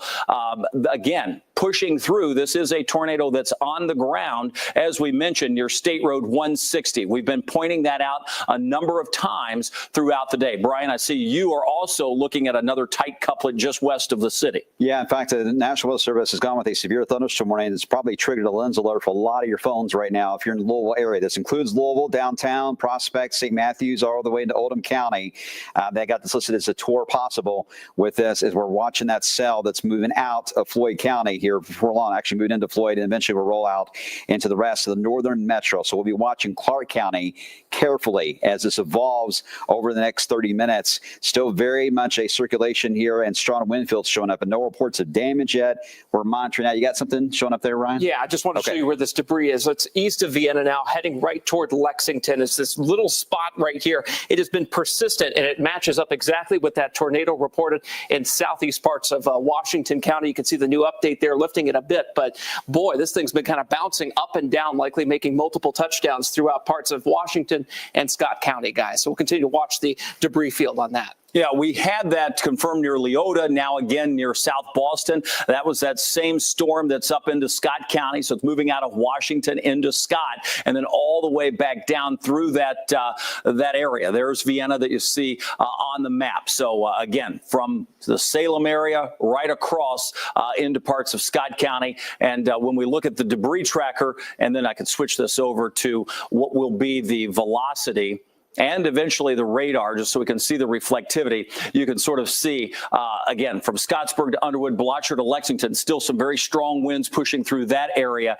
as well. When we go back to the south and look around, you're going to notice on the velocities that we've been showing that we still are tracking what could be multiple tornadoes on the ground. It's tough to know based on the radar view. So that's why the South Boston power lines are down in Farabee Road. That's not far from the Pekin area. So if you're familiar with that general area that we've been talking about, there's Vienna, there's Leota. That's the system that we're watching move right along 356, Indiana 356 up towards Scottsburg. That would be the general zone as we track that off to the east toward Lexington, as Ryan pointed out. And then additional strong winds with possible tornadoes are, not out of the question with any of these farther to the south in northern parts of Harrison County and western Floyd County. And Brian's keeping a close eye on that, not far from Lanesville. Yeah, right over Lanesville. In fact, that's where they were watching the strong wind fields right now that are tracking into the southern part of Floyd County. We're watching the camera carefully. This is what it looks like in New Albany. You can't see, there you go. You can see right below me. This flag's there. We'll be watching that camera view carefully as it gets closer. I'm also watching into Breckenridge County, where we also have a very strong Boeing segment that is developing around Hardinsburg. I've been watching the wind speeds. I have not seen anything skyrocket yet on the Kentucky Mesonet, but I am watching that carefully for those into Breckenridge County. But that's a very strong push of wind moving into an area that is relatively rural, so it will take some time likely to get any damage reports if anything's happening. But a heads up, Brandenburg. This is heading right into Meade County. You have a tornado warning out already covering the storm, but it's heading your way. And if it keeps going, it eventually will move into northern Hardin County, western Bullitt, and southwest parts of the Louisville Metro. They're almost parallel to each other, Kevin, of a 1-2 punch as far as along the river there. Well, we continue to track these storms. The tornado warnings that have been out continue, and that just simply means that the National Weather Service says that tornado warning for Clark, Floyd, and Harrison over in Indiana that we've been watching is still in place. So that's going to include the Jeffersonville area. Brian mentioned earlier a number of sirens likely going off. That's certainly true, especially across parts of the metro where the tornado warnings have been issued. Other warnings will likely come in, as Brian mentioned, as we go to our home view. Those storms that sit back out to the west of us still are moving in our direction. So while all of Jefferson County may have not been impacted yet, seeing that Boeing segment across Breckenridge County. Tracking that to the northeast would bring that into Jefferson County within the next half hour or so. You see flashing the tornado warning just to our north. That is still in place. This tornado was 7 miles northwest of St. Denis, moving northeast at 60 miles per hour. So again, let me zoom into this. This is the current tornado warning that we have, not far from the Lanesville area. Okay, Brian I don't like the look of this at all, Kevin, into Lanesville here. This is getting better organized. Yeah, and I was just getting ready to adjust the radar. Lots of lightning. You can see that core of that lightning increasing too in that area that you're watching. Yeah, exactly. It's actually getting a much more of a structure to it. Supporting some very strong winds here and starting to blend right into the Louisville Metro, the northwest side here of downtown. So I'm monitoring our camera. Let me get that adjusted for you guys. This would affect places like Parkland and Portland in Exactly. particular. Yeah, exactly. Right there. We're just west of I-65 in downtown Louisville. I'll punch up. This is going to be the SkyTrack into top of the Waterfront Plaza. This is going to be looking toward that area that we're looking at here, crossing into Floyd County, heading right very close to New Albany. So I'll be watching the New Albany camera and the one in downtown. This is what it looks like from Louisville right now. Again, top of the Waterfront Plaza. We go back to New Albany. This is what it looks like there on their camera. And to New Albany at the moment, you can see it fairly quiet on the wind at the moment. A lot of lightning, getting a lot of attention, I'm sure. We'll watch it carefully, Kevin, as it gets very close to the camera here in the next, I would say, 10 minutes. I've zoomed in. I want to point out just some of the roads that we're watching, just in case this were to make a touchdown. I'm going to zoom back out and just bear with me as we roll through some of these roads. We're right along 64. We're not far from Lanesville. We're watching places like Lazy Creek Road, moving up toward Georgetown County Line Road, moving over toward Waltz, Brookstone, pushing back. We've got Legacy Springs Boulevard, Corridon Ridge Road, Forged Way, Innovation Parkway. That takes us toward Duncan and Edwardsville, all part of this general area, including West Ridge Forest Court. So those are just a few places. We're zoomed in very tight across parts of central Floyd County. I'm going to zoom back out and then we'll go back in just a little bit tighter. Let's get our bearings once again to point out that a number of tornado warnings are in place. New severe thunderstorm warnings being sort of firmed up to indicate what we're watching, meaning that Boeing segment, tornado warnings spreading right toward the metro. So be prepared. This is your standby. You know, alert days come out way in advance to say you're going to have to pay attention. Well, consider this an alert for what's likely to come, and that's a tornado warning for the city of Louisville with some very strong winds possibly moving in. It's looking more and more likely as we're tracking this Boeing segment and the potential for the rotation to move closer to Jefferson County. It would happen within the next 15 to 30 minutes. Those are the warnings that we currently have sitting on the map now. We continue the tornado warning that you see flashing. That's for parts of Harrison County, Breckenridge, and Meade in Kentucky. That warning in place until midnight. So we've got another 10 minutes left on that warning. This is not too far, about 10 miles southwest of Brandenburg. It's moving at 75 miles an hour. So you don't have a lot of time, but these storms, again, moving in. New tornado warnings coming out farther to the south and west of the viewing area. Let's go in a little tighter so you can see those storms. We've mentioned a number of locations, and we're going to keep doing that as these storms move into the metro. We'll start with that pocket of wind just off to the north of Louisville. Here we are in downtown. Lots of thunder, heavy rain falling here in the city. We work our way just across the river. You'll notice this pocket of wind pushing across central parts of Floyd County. That's right along Interstate 64. It's not too far from the New Albany area. It's past Lanesville, moving through Georgetown, New Albany next in line. This storm also has the potential for some massive wind as it moves in. Our gust in Louisville still at 43. I'm going to go down that line just a bit more as we pan down. You'll notice again, from the radar view, we have a lot of heavy rain falling. At some point, would not be surprised to see some flash flood warnings issued for parts of the area. At this point, it's all about the severe, the potential for those very strong winds moving through. Let's take our radar and move it down. We'll get back again. We're not, again, ignoring what's happening in Floyd County. That's tight rotation that we see with possible severe weather obviously could be happening. Strong winds, pockets of strong winds not far from Andyville. Let's go over to Ryan Hoke. Okay, real quick. Wave Storm Tracker is positioned right now off Veteran Parkway in Clarksville. The Storm Tracker is going to have a front row seat to the circulation as it passes just north of there. We've kept the Storm Tracker just south of that for safety, but we've currently got that video source up, and we'll be able to monitor and see if there's anything that the lightning flashes can illuminate there in the sky. And of course, it's raining heavily down there in Clarksville right now, Kev. Yeah, you notice a lot of the truckers probably getting off the road, also going to let these storms pass with these very strong winds and that potential, a wise thing to do. We're going to go back to our home view, tracking, again, multiple tornado warnings that are stacked up that will be moving closer to us here in Louisville. There's one back across southern Indiana and another one back across extreme northern Kentucky. Both of those are pushing closer to us.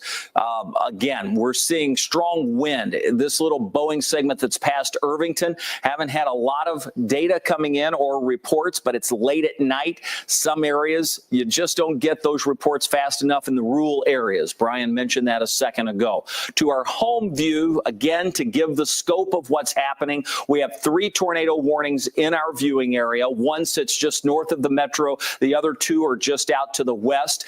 The 2 out to the west will pose an issue or a problem as these storms race to the northeast at 75 miles an hour, potentially bringing damaging winds or the threat of a tornado to the Louisville area. Brian, what are you watching?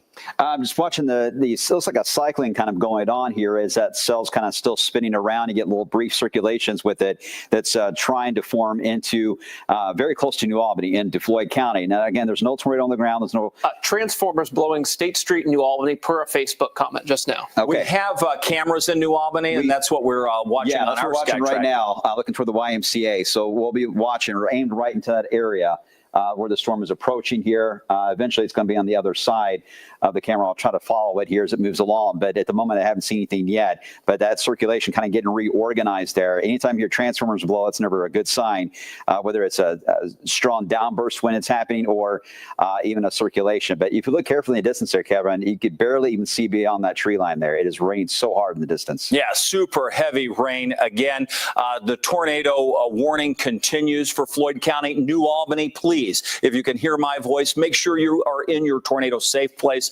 This tornado warning is for New Albany, so it's not just for the outlying areas. This includes downtown New Albany. Let me zoom in, and we'll just take a real close-up view. I think we lost the camera, by the way. Oh, did we lose it? Yeah. All right, so we've lost power at the camera site, so we'll see if that comes back on, but most likely power is now going out in New Albany. It looks like it may have come back. Okay. So I see it there. You see, you're watching New Albany. This is our New Albany SkyTrack camera. You're looking at that dome that you're seeing is the YMCA. And again, in and out of power outages, we rely on internet service for those as well. So it's going to be a hit and miss. Back to the radar we go with this tight rotation showing up. Let's go to SkyTrack camera. Let's go back to that feed real quick. I'm going to take a look here in downtown. I'll need your all's help. I'm looking at this here. This is looking from top of the Waterfront Plaza, looking toward New Albany right now. I could definitely see a shelf cloud, looks like in the distance there, but at the same time, there is what we call the rain-free base zone that is showing up. So just kind of, we'll kind of monitor that feed there. That is looking toward the direction there of New Albany. Yeah, tough to tell. That's why nighttime storms are just tough because you rely on the lightning to illuminate some of those features. All right, to the radar we go. We have, again, the rotation showing up just north of New Albany. Let's dive in and give some specific areas of concern that you may need to know. I'm really going to zoom in tight for us here as we look at New Albany. Again, this warning continues if you are downtown New Albany, Grant Line Road, moving toward Charlestown Road, Blackenston Mill.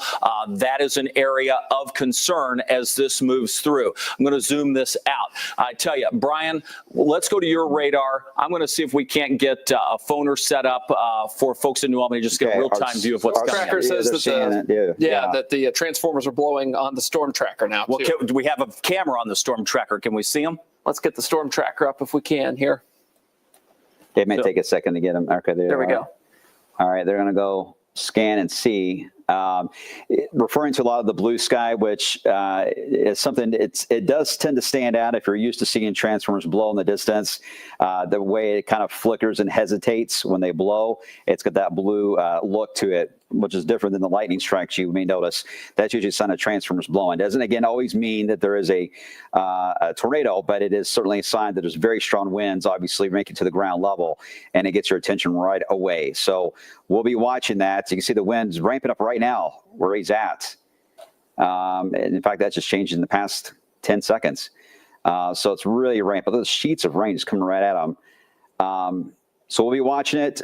Storm Tracker, we're going to be watching you as well. So please be careful if you see anything too alarming there. Make sure you're in a spot where you can get to safety there. We'll be watching that because that is absolutely pouring. That rain is it wasn't even doing that 10 seconds ago. The strongest rotation, Blackenston Mill to New Albany over toward Clarksville. We can really see that. Let me center up my radar view because the worst has gone past this area. It is moving fast, so it's tough to keep up with as we track this past the area. But again, these pockets of wind, River Falls Mall area coming up on 65.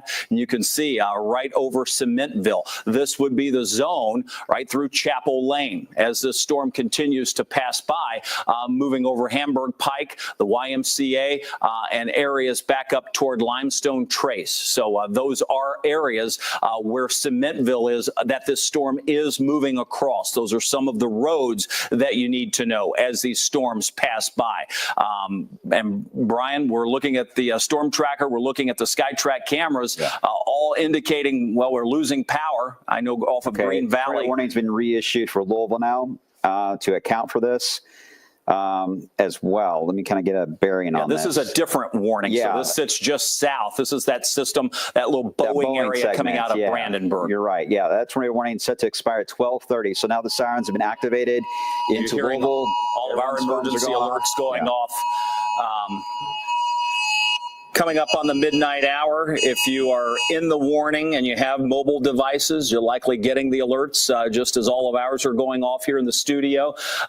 If you're watching us, parts of Bullitt, Harrison, Jefferson, and Meade counties. This includes all of the city of Louisville. We have a band of wind moving in that has potential rotation. So that is the reason for the tornado warning. This will include almost all of Jefferson County, northern Bullitt County. Muldrow is in that. Shepherdsville is in that. Valley Station, Fairdale, Okolona, moving over toward PRP, downtown Louisville, the Highlands, and approaching J-Town, though J-Town not technically in that warning. That is another warning that we've been watching. The other one has strong winds moving across southern Indiana, passing through Cementville, where we know we have power outages and power flashes going on. Green Valley Road, for instance, I know without power. Brian, are you seeing any other damage reports coming in, power outages? Yes, and Brian, it may have a better handle on some social. I haven't a chance to look yet. I'll give him a moment because I know he's juggling a lot over there. But we're watching that cell, and obviously we'll see how this Boeing segment, because this has been a relatively quiet zone here, Kevin, as we knew it would be. That's approaching Louisville. That's where the danger comes in for the way Louisville's positioned, is we're kind of a spot we don't get reports till the very last moment when these cells move through. So we don't have a lot to go with here other than the radar indicating that there easily could be very strong winds and a circulation that can develop. So that's the reason why the alarms are going off. I just got 20 comments here about tornado sirens now going off. So all firing, all pistons here for this Louisville tornado. So I'm sure a lot of you right now are watching, very worried. And anytime you hear that sound, I know it's scary.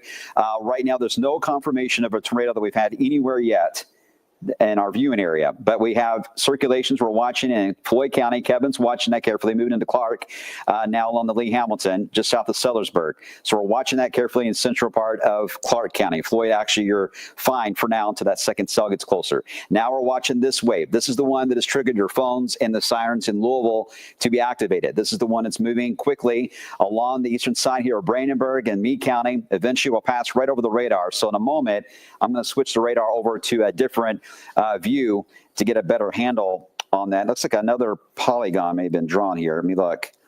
New tornado warning coming out. Yeah, they pushed it a little bit into Prospect, so it now includes the northern part of Jefferson County to account for the circulation that Kevin's been tracking in Clark County. That tornado warning gets you all the way basically parallel and north of I-71 as you travel into Oldham County, Henry County, Clark, and then even parts of even Trumbull, including this also until 12:30, Kevin. It really is that train track of storms we've been tracking all evening that were set back along the Ohio River, and they've been one by one coming up. This is the northernmost and the forwardmost storm right over Prather, moving north of the Lee Hamilton.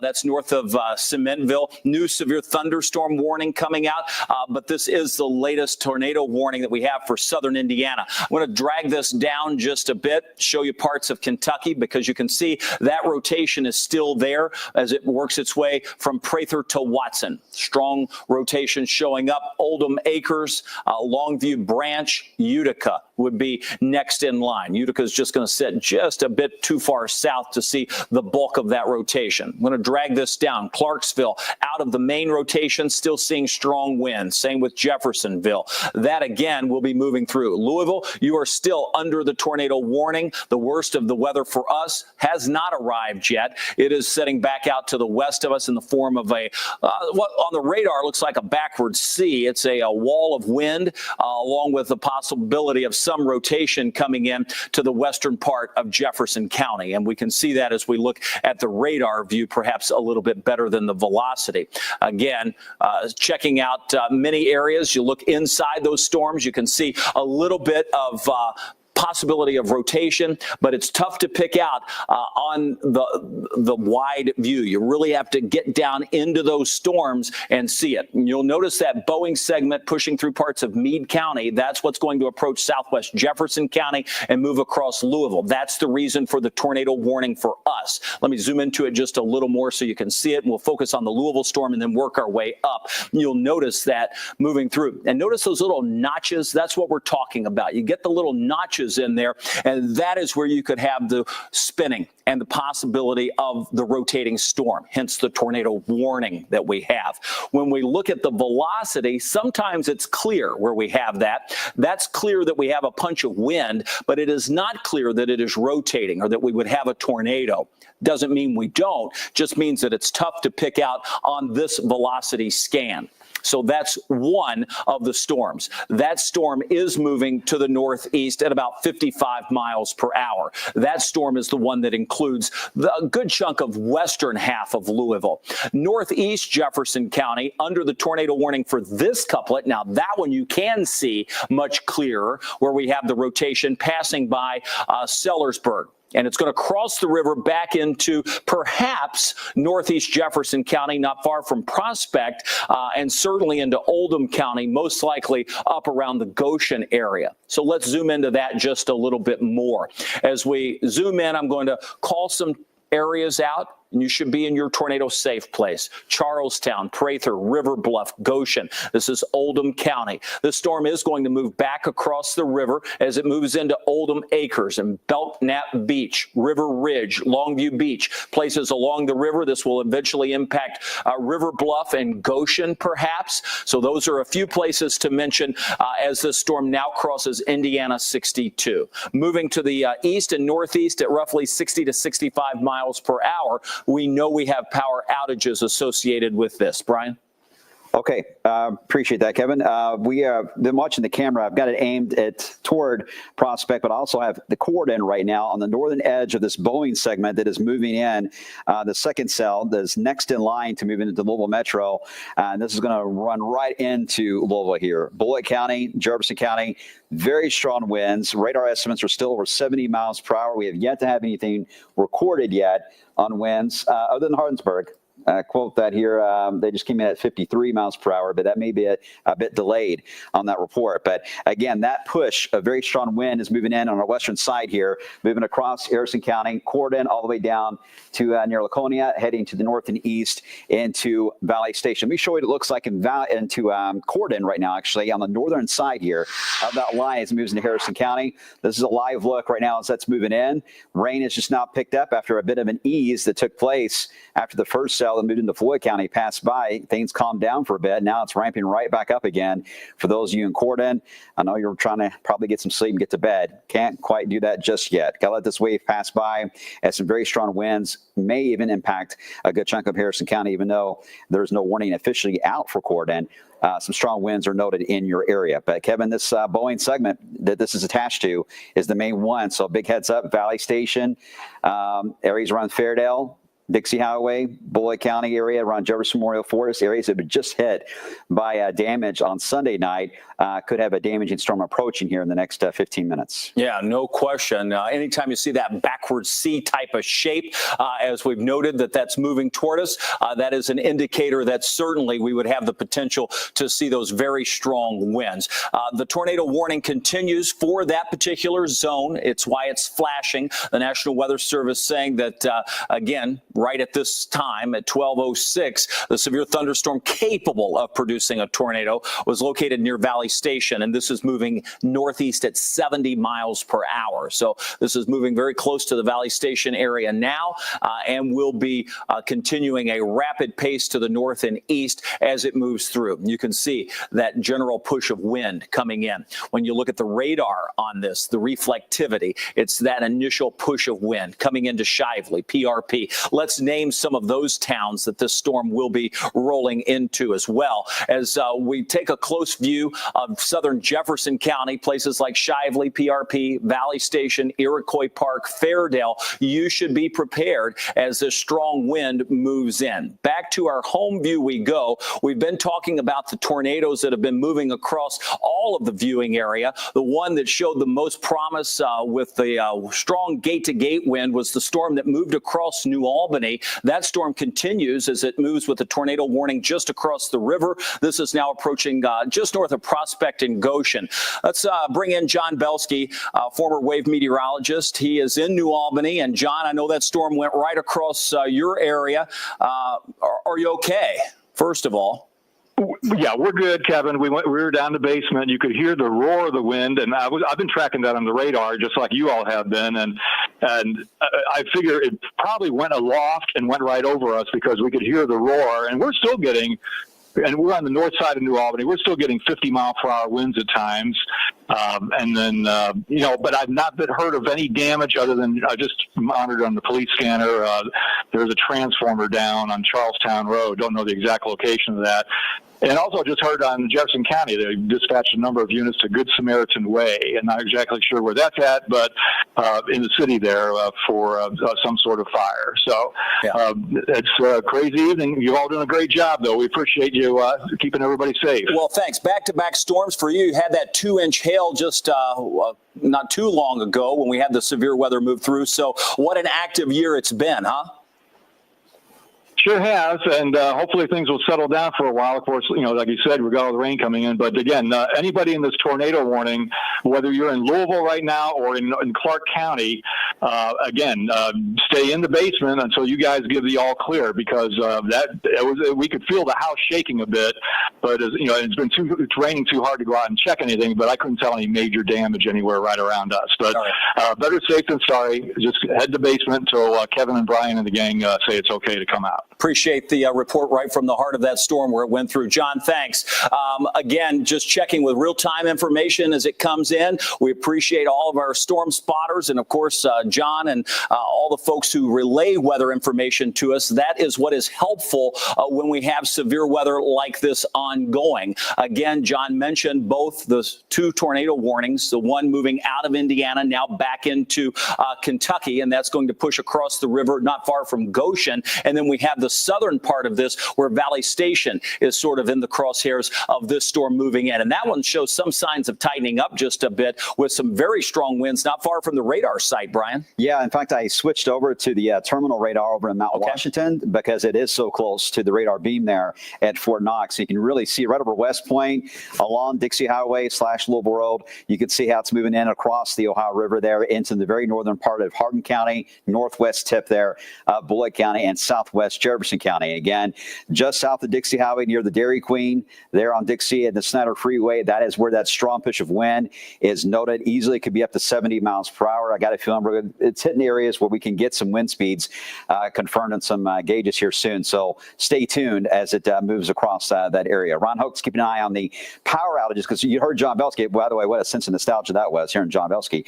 But he's mentioned the transformers that were blowing. You've been tracking a lot of the power outages, and we've been having a lot of viewer reports about these transformers. Yeah, right? everybody talking about like, hey, you got these blue flashes in the sky here. And we've also got some video from the Wave Storm Tracker earlier here that we'll be able to run here for you from our control room of the power flash, the transformer explosion here. If we can get that, it is rolling right now. We don't quite see it in the view here just yet. Not quite sure when this is going to hit here. There it is. There it is. Boom, right there. That's what we're talking about. That's why we've been seeing these power outage numbers go up. They've been spiking across Washington, Orange, and Lawrence counties, and we'll likely see them spike in Floyd County just because of the plethora of reports that we've gotten on social media and from our own Wave Storm Tracker, Kevin. All right, we get back to the radar view. Velocities, what we have up. We are tracking this storm moving across far eastern parts of Clark County. Goshen is in the path of this storm. We're going to break these up. I'll take the northern part. Brian's going to take the southern part. So we'll track these storms into and out of Jefferson County. Let me zoom in as we take a closer view of the storm that's moving across eastern parts of Clark County. We still see that rotation not far from Runyon Town over toward Hibernia, Sunset Village. This is going to move toward Greenhaven and Oldham. This is not too far from the Goshen area. When we lift the radar up, you're going to see what we're talking about as this moves across the river. There's Goshen, River Bluff. That's in the path of some of that strongest wind. That would take it over toward Greenhaven, Dimpleytown, Oldham. Those areas in Oldham County or New Washington, Hibernia, if you're in southern parts of and eastern parts of Clark County, should be in your tornado safe place. Eventually, this pushes up into Trimble County of Kentucky. You too will need to be in your tornado safe place. This is the storm that has caused power outages, caused those transformers to blow, shook some houses that you heard about. So again, the rotation is there. The powerful winds are there. That is the northern tornado warning along the Ohio River. We have one moving into southwest Jefferson County, and Brian is keeping an eye on that one. All right, thanks, Kevin. Yes, this is moving right over the West Point area, now crossing Dixie Highway and the Gene Snyder Freeway. Now,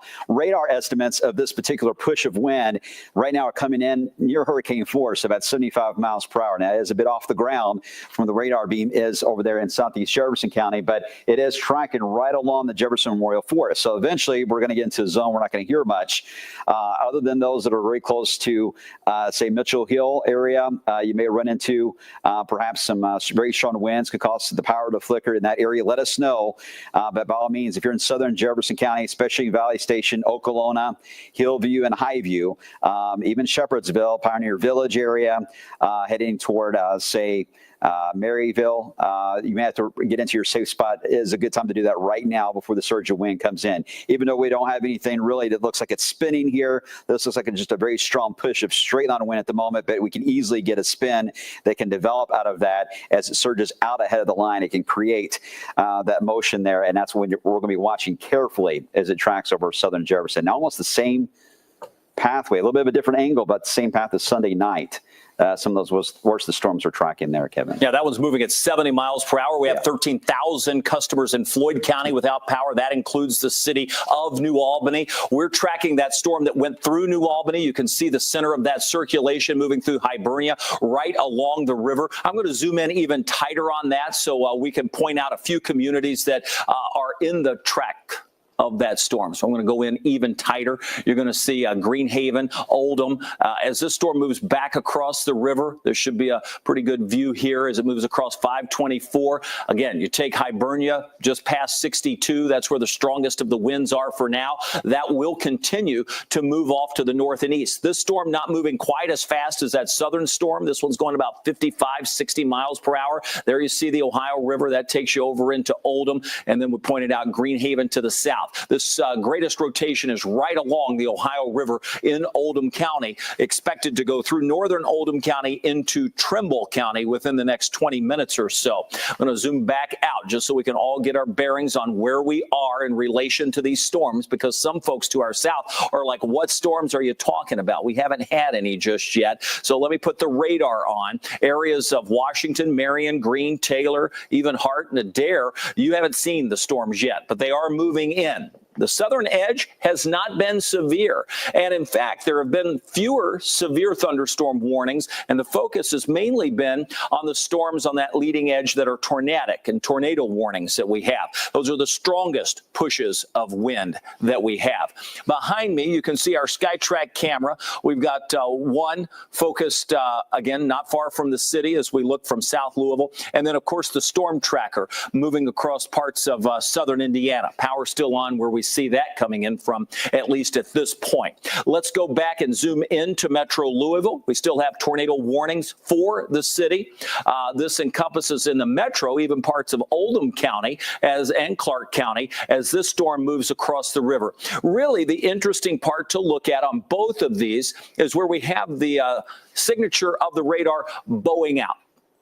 And you can see it there. I'm drawing on it. That is one little bow, that notch. That is the potential for rotation as that lifts right along the river into northern Oldham County, eventually expected to cross 42, taking you over toward Trimble County. The other one is moving into western Jefferson County, and that bowing segment's going to reach the airport. We'll get some real-time wind information. Right now, 35 mile per hour is the gust. We had gusts higher than that earlier today.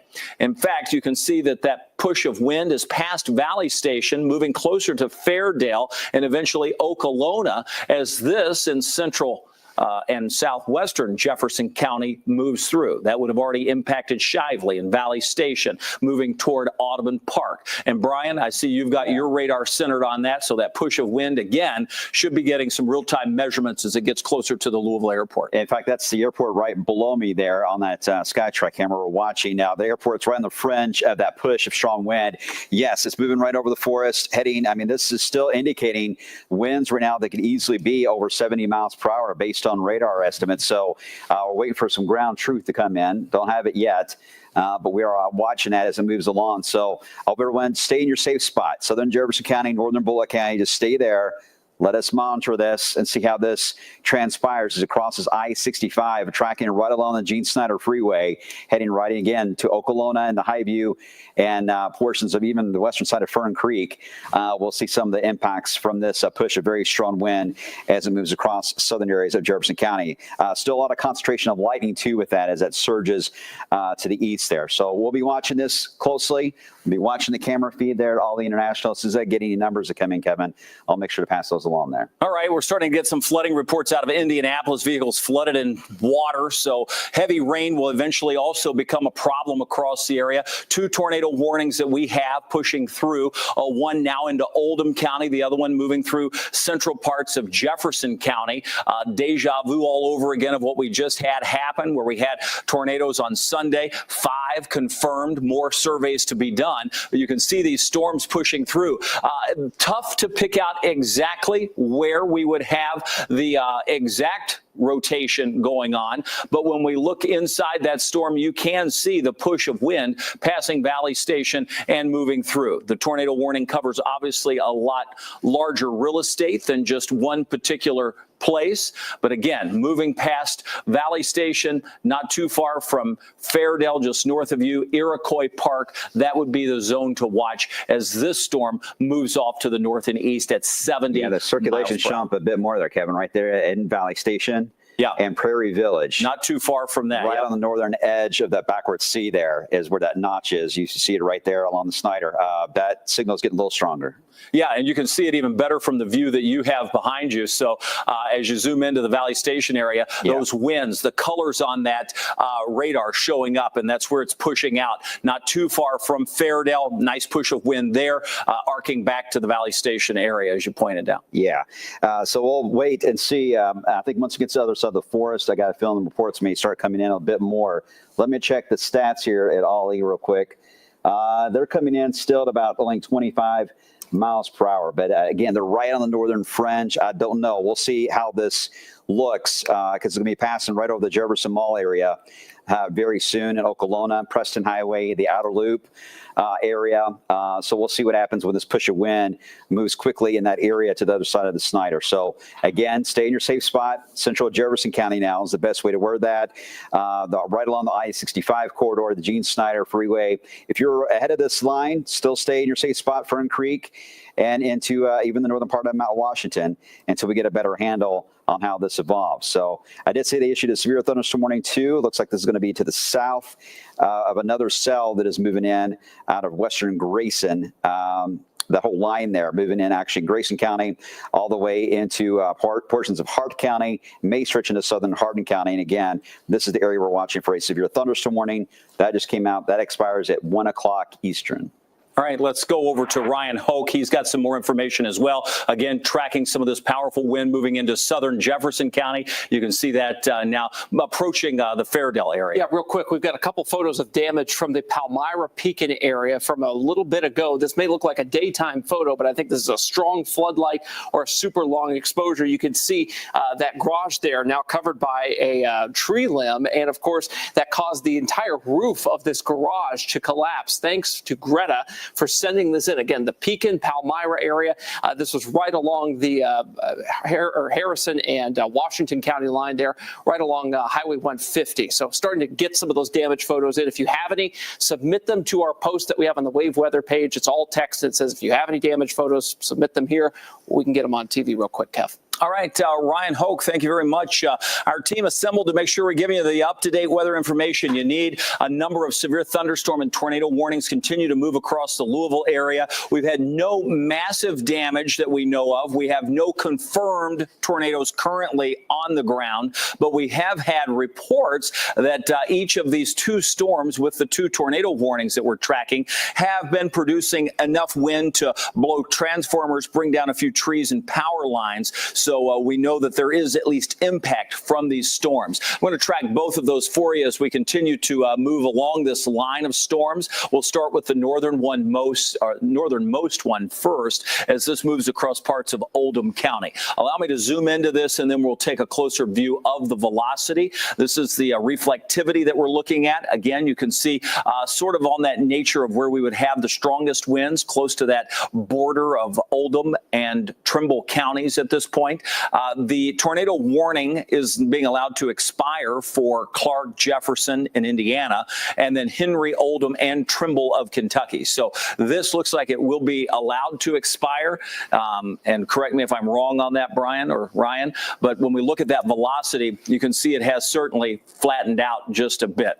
I want to point out that while we're watching the radar, we're also watching all the live feeds coming in, and you are too. The storm tracker has pulled over with heavy rain pushing through. You can see some of the Trimark cameras also showing that very heavy rain moving through downtown Louisville. So again, we are watching what's happening here in Louisville and surrounding us. This warning allowed to expire. And let's go to the one to the south. It remains in place. So we do have the tornado warning that continues to move through southern and central parts of Jefferson County and northern parts of Bullitt County. And you'll notice that push of wind working its way through there. So we're getting reports coming out of Clark County with trees down, power lines down. That's been the theme so far, Brian, and I suspect we'll see some of that moving across southern Jefferson County too. You're probably eyeing your street to see what you're getting. Yeah, my cameras are going crazy at home, getting triggered because everything's flying by. So at least I know I have power. It's good. But yeah, these the strongest of the winds right there. Let me get a little closer to this. And I still have a measurement on it because, again, it's just barely missing the airport. So it's going to be really tough to get much data on it immediately until it gets to the Weather Service office, which is located roughly about right here is where the Weather Service is located. So it's hitting them here in the next few moments. But it's right there along. Here is the outer loop area in Okolona. Here's the Gene Snyder Freeway. And then as you travel down, this is Preston Highway here. So, again, it's right at that point where everything kind of converges together, right over the Jefferson Mall, heading toward Cooper Chapel and Mount Washington Road, heading toward the northern part of Heritage Creek and McNeely Lake zone as well. It Sounds familiar?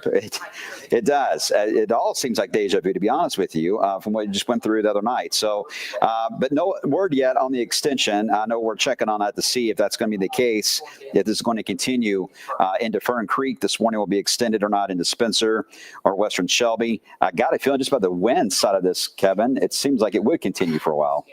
I wouldn't be surprised. I mean, that signature right there is a strong push of wind right along the Gene Snyder, and that's going to take it right toward the Fern Creek area, very populated area. It's all in Jefferson County, so we have a tremendous, probably least populated is when you get far eastern Jefferson County to south and east, but certainly a large population as we move this right across the Snyder into Fern Creek. Let me just zoom into that a little bit more, and we'll name out some of the towns in the path of sort of that apex. Now, you'll notice the warning goes all the way up to the Highlands. Sure, you're going to see some wind, but the highest of the wind is from Okolona to Hillview down to Shepherdsville at this point. So places like Moore High School, Glen Mary, Fern Creek, right along Bardstown Road or Louisville Road, whichever you want to call it, that 150 should be a zone of approach within the next probably 5 minutes. So if you are in that zone, please make sure you are in your tornado safe place. We go into Bullitt County, and I'll zoom down. Hebron Estates down toward Hillview. Eventually, this will go toward Mount Washington, and that takes us all the way down 61 into Shepherdsville. This is pretty powerful wind. You start to see those oranges show up. That's really where you have some real powerful winds coming in. Again, the only issues that we have had out of all of this has been down trees and power lines causing some issues, some transformers that have been blown. Wouldn't be surprised to see some fires started by the lightning that's been in place. The warnings that we have, a cluster of severe thunderstorm warnings around Covington in northern Kentucky, and then again the tornado warning coming across Bullitt and Jefferson. The other tornado warning allowed to expire already, and we'll just zoom in again and track what we have been for a while now, and that is these pockets of wind that have the potential to rotate. These aren't the clearest signatures for tornadoes, but you can see that pocket of wind coming across southern Jefferson and a good chunk of Bullitt through at least central Bullitt County. The extension will not be They put it as a tornado considerable severe thunderstorm warning, a tag on it for 70 miles per hour. So they did change the wording on that to adjust, but with a tour possible. So that's how that looks like we're going to treat it as it moves into eastern Jefferson and Fern Creek. Yeah, so this is the warning. Again, quite a large population within that polygon, about 267,000 people being impacted by this one storm alone as it moves across parts of Bullitt, Jefferson, Oldham, and Shelby, parts of each of those counties. That would include J-Town, Newburgh, St. Matthews. Again, as Brian mentioned, coming with considerable on the threat because of those very strong winds. Keep in mind, the storm is moving at about 70 to 75 miles an hour, so the wind potential is there, and the tornado possibility is there as well. So that is the extension of the tornado warning that we had. Once this passes by, the tornado we warnings, got another tornado warning coming out. No, it almost came out of my mouth. Once that expired, we'd be finished with the current ones. Yeah, but, this is going to be the northern part of Jefferson County. It's really that core. We've been watching that strong pitch of wind near the airport that is moving over J-Town. So they're going to warn on this for a possible tornado heading toward Middletown, St. Matthews, J-Town, all the way into northern Shelby County. Again, this is the zone we're looking at. A tornado warning now out for roughly right around, I would say, Breckenridge Lane area and the Waterston Expressway. That's where we're seeing the potential circulation there. It's going to be right over Middletown and head into the southern part of Oldham and Henry County and western Shelby, Kevin. So that warning set to expire at 1 o'clock in the morning. Yeah, and you can see that on the radar. Again, moving right across the heart of Louisville. We have two storms that we're tracking. Both of those have the potential for very strong winds and obviously some rotation. If we look at that radar view and I show you the velocity on that, you can see the warning as there's one stacked up and then one back to the south. Let's look at the velocity on that, and you'll notice, again, the push on the northern edge, and then, of course, what we've been watching move through near the J-Town area is where it would approach, and then back into Bullitt County. So that is an area of concern. We've been talking about that one for some time. You can see that warning flashing, an indicator that it has just been issued or redrawn. So we know that that one has just been issued, and it's because of that pocket of wind there. Moving to J-Town, Middletown, Crestwood, you're going to be in the path of that storm as it crosses over northeast Jefferson County and over into the Raymond area. And that would be in far western parts. It's just north of the Simpsonville area. And you can see some of those very strong winds showing up on the radar view. So this is a pocket of wind that could produce 70 to 80 mile per hour winds, Brian. Okay, looks like I didn't see the strong wind gusts there at Ollie. I'm going to check Bowman here in a second, although it's 54 is the latest. Did it? gust Okay, I just saw an update. Yeah. Okay, so that was on the French too. Right. So it likely was probably over 60 miles per hour there into Okolona, and then tracking right along the Waterson, Newburgh Road, Hurstbourne Parkway. That seems to be right in the zone right there, where you can find that all the way through Breckenridge Lane. All right. Again, we're tracking this pocket of heavy wind. Moved just south. There's the airport. This moved just south. We recorded 54 mile per hour winds at the airport. This is moving, and I'm going to zoom in real tight. Going to give you some communities to keep an eye on. We said Fern Creek about 5 minutes ago. Boom, it's on top of you. Jeffersontown coming toward you. Be prepared for that. We can give you Hopewell, Fisherville, Seatonville. This is going through the Glen Mary area. This is going to take it across the Gene Snyder as you work your way up towards 64. If this keeps its same movement, Eastwood as well as Lake Forest would be in the track of that storm. Middletown could get to you, could stay just to your south, but you're in the tornado warning. You too should be in your tornado safe place. Hurstbourne Acres, again, Brian mentioning Hurstbourne Lane and a number of the other areas out to the eastern side of Jefferson County with this wind approaching. Ryan, what do you have? I want to address a few damage reports and some power outages. The emergency manager in Floyd County says 22,000 are without power, so that would almost double the number you see here on the screen. That data will update shortly. Quickly, Washington County, they've got a house with a roof off and a turkey barn severely damaged. Crews are en route to that location now, and also Campbellsburg, there is some damage up that way. So now this is starting to trickle in, and we've got scattered lines down and trees down all across Clark County as well, Kevin. And you point out that Washington County and the South Boston damage sort of blip we saw on the radar, the debris signal. Back again here in Louisville, I think we might be taking some power hits here. But when we are watching these storms move across eastern Jefferson County, you can see through J-Town, Fern Creek, these will be approaching Hopewell and Fisherville, moving up toward Eastwood. Again, at that junction of Shelbyville Road, as you push up along the Gene Snyder through Middletown, and you go out toward Eastwood. Again, Lake Forest would be a place of concern for some very strong winds moving in. So very populated area of Jefferson County as well as those pass by. Let me zoom out on the radar so we can show you that is the pocket of wind we're watching. That is the only tornado warning that we currently have in place. Additional severe thunderstorm warnings continue to the south. Brian? You're getting a new battery, so we're like the Energizer bunnies. No, we're not. We have to get new batteries every so often, too. 54 mile per hour gust has been reported at the airport, but again, it was stronger south of the airport. And I don't want to ignore northeast Bullitt County because you too are seeing pockets of heavy wind that are severe in nature through Mount Washington.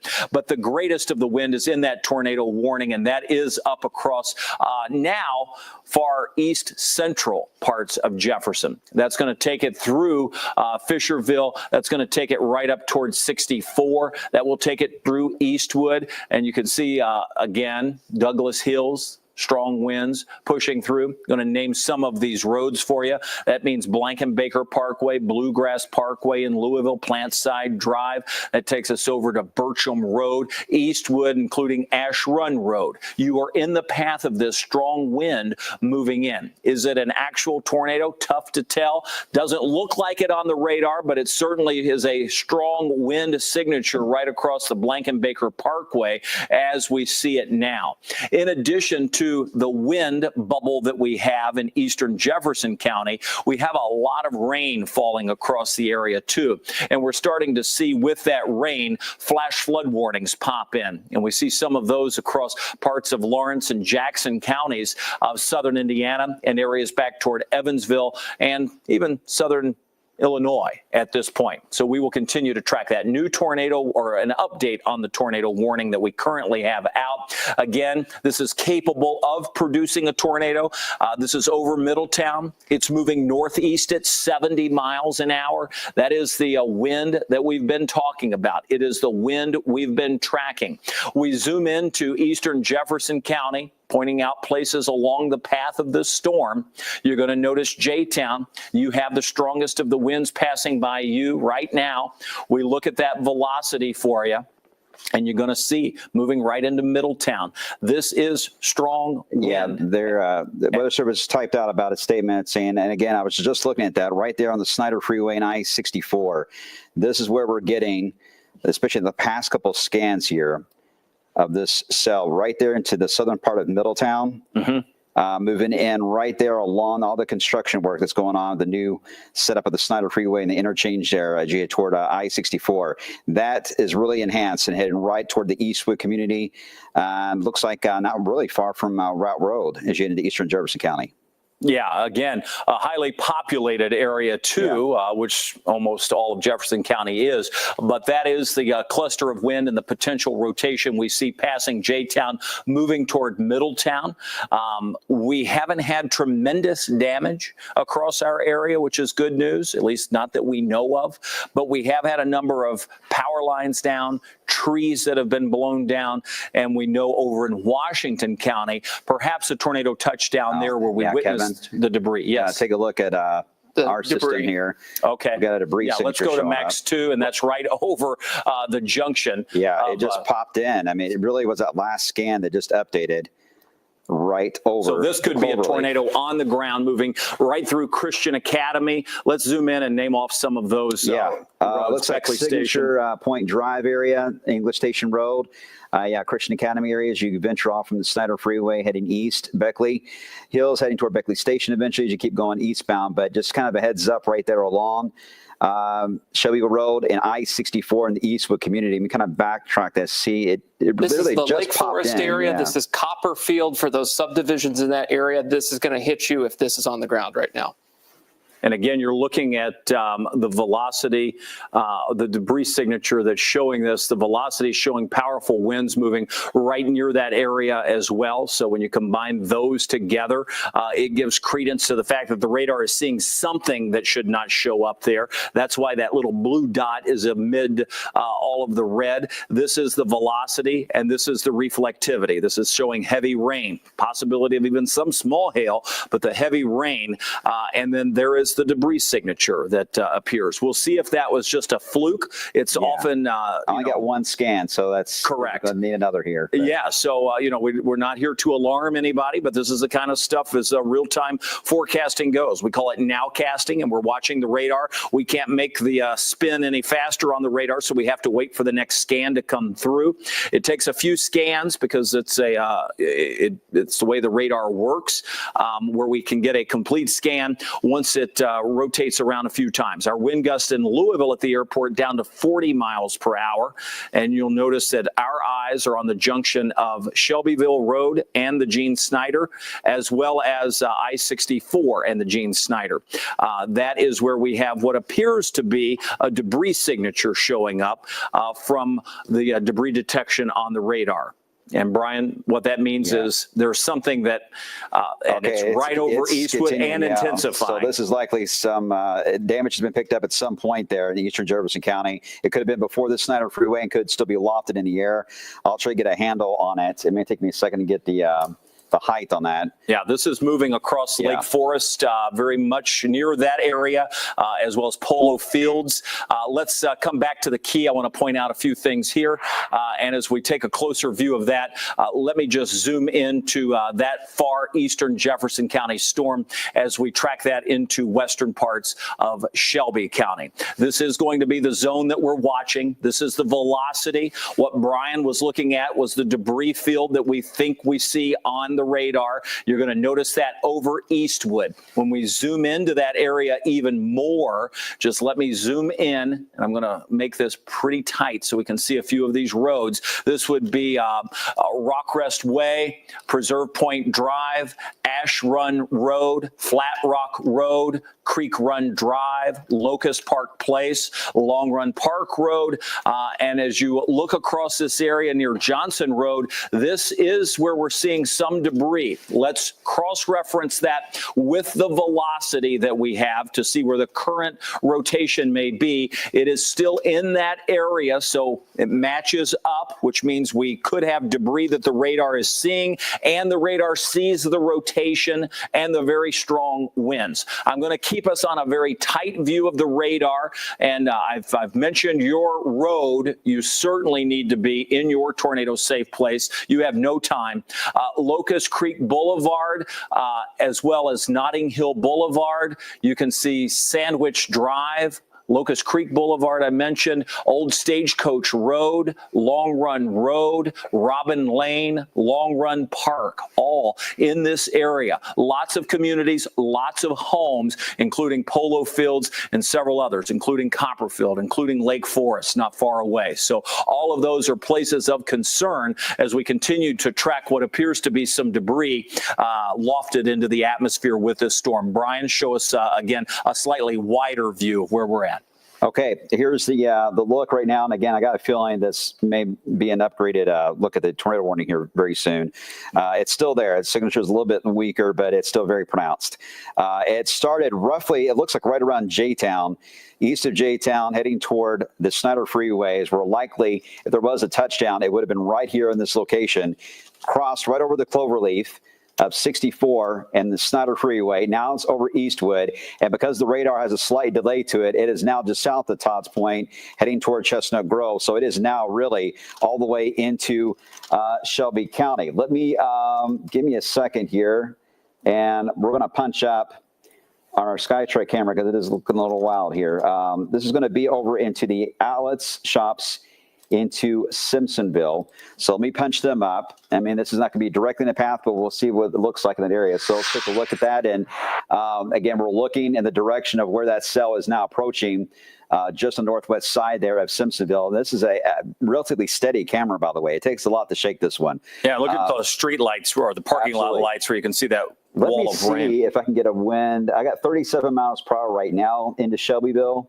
But we may get a number here on Simpsonville shortly. I'll keep an eye on that. But that signature is still holding, and it's going to be passing very close there. But it's nearly entirely now into Shelby County because of the delay on radar. All right, new severe thunderstorm warning is coming out, and let me just address that quickly, and then we'll get back to the tornado warning. This is for Bullitt, Jefferson, Oldham, and Shelby. This it just continues the bottom part of that Boeing segment. Still tornado possible, still comes with a considerable tag because of the 70-mile-per-hour winds. We are tracking that as it moves closer to Taylorsville, Bardstown. You're going to be on the fringe of that, certainly northern parts of Nelson County. On the velocity, and what has our greatest attention happens to be debris that we've picked up on the radar. That's moving across eastern Jefferson County into far western parts of Shelby County. This is the velocity on that, and you can see the couplet near Eastwood now approaching the county line. When we look at the debris signature that we've picked up on this, you'll notice that it has weakened in the last scan, so there's not as much blue, but it's certainly still present and there right across the county border. So that's one area certainly of concern as we look at the radar views. We have a number of areas that we can look when we look at the relative velocity and the storm relative velocity, that pocket of strong wind passing into western parts of Shelby County, Simpsonville, and that's the camera you see behind me. So we've got Simpsonville here. The storm tracker is here in what appears to be a very unlit area where maybe power is out.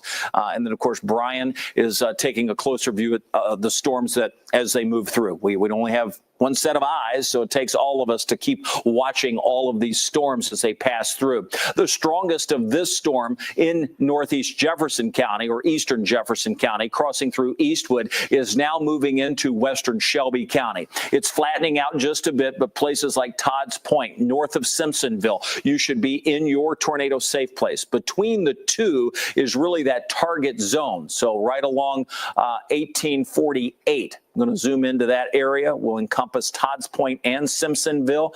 That is the zone 1848 that we're going to see some of those powerful winds move through. Not too far from the Todds Point area as this lifts off to the north and east. Fairly rural area, we might add, but when we look at that debris, lines up right accordingly with that. And you can see it weakening just a bit there, but we very well may have had a tornado touchdown in eastern Jefferson County, probably just south of 64 and then lifting across 64 as it moved closer to what would be just east of, say, Lake Forest. Okay, so that would be the zone. Still showing some signs, though, that we may have something lofted into the atmosphere here. Can't tell for certain if it's on the ground, but Brian, I think we certainly had something there. Yeah, and I'm watching the traffic cameras. Can't tell a whole lot yet in that area that interchanges 64 and the Snyder. There's some slow traffic there, but I think it's for a lot of people just because of how heavy the rain was. They pull it off to the side, but I'll monitor that.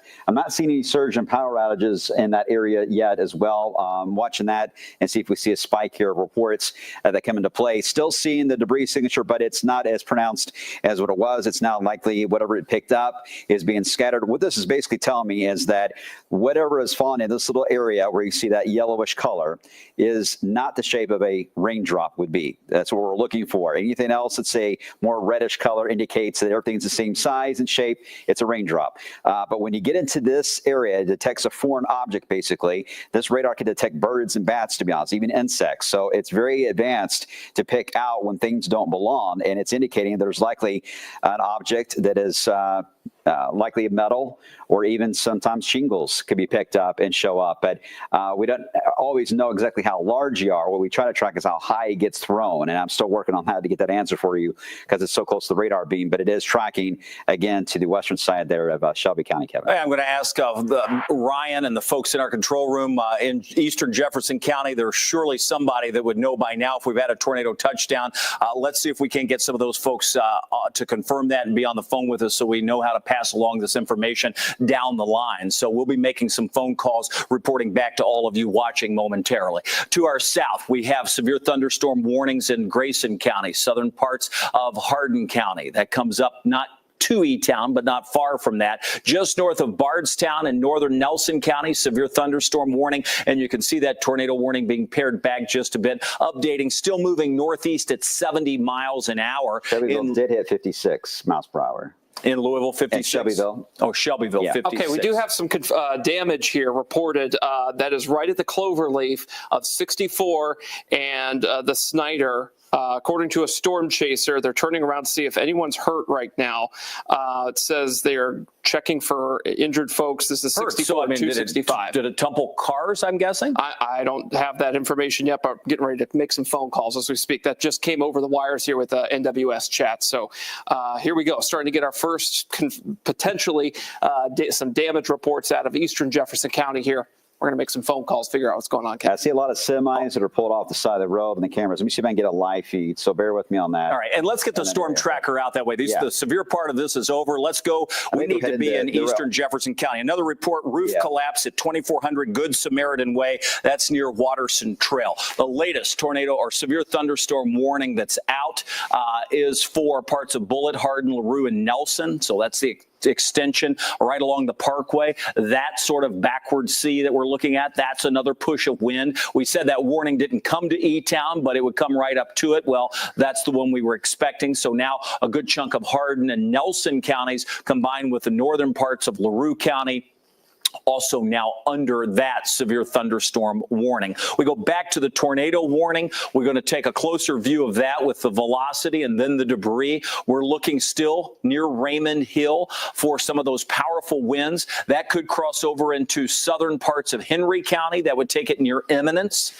Again, when we look at this in terms of debris over the Cloverleaf that we saw, that's right here, so in Middletown, that is an area that we saw that is still pushing through. We have lost the debris signature on at least the latest run of the debris signature, or the correlation coefficient, as we would call it. So that is some good news, showing some signs of that weakening as it moves into southern parts of Henry County. That would include Smithfield and Eminence, technically still under the warning. All right, who is in the storm tracker, and can they talk to us? They're on their way to Middletown. They're almost there. Okay, I haven't heard from them. We directed them over in that area.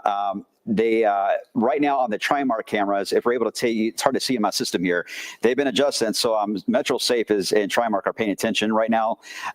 So they are adjusting the camera, so you can see them working on it right now. So I got a feeling they're looking to see the reaction of what we're reporting of anything that's happened. So we'll see what they do. I don't have control of this camera; they do. So let's give them a second and see if they are going to aim toward an area that they are suspecting that could be a problem area there, right at the interchange again of I-64 and the Snyder Freeway. It looks awfully dark there. It seems like we have more street lights in that particular spot, but maybe I'm wrong with all the construction that's been going on. Yeah, and zero traffic. Yeah, very quiet. So I'm not sure if any area is blocked or anything. I'll watch this for a moment. Looks like someone may be coming now, but I'll monitor that. But again, I got a feeling that especially with slow traffic in that area, there may be something that's happened. It looks like it could be, if there's anywhere, I would say the ramp going from 64 West to the Snyder North, eastbound both, in that spot. We've not seen a single car come by, which is interesting, right? Yeah, absolutely. I'm not sure which direction we're looking at on this one particular angle, but I'll monitor that. But there is definitely slow traffic that is forming on the sensors in that area from 64 West to the Snyder North there. Right, there goes one tractor trailer through. Be interesting to see. Again, if you are watching our coverage, we have all eyes on the storms moving through. The one lone tornado warning that we still have moving out of eastern Jefferson County, where there was likely a tornado touchdown, where we at least saw some type of debris show up on the radar. Still working to confirm any problems that may be out there.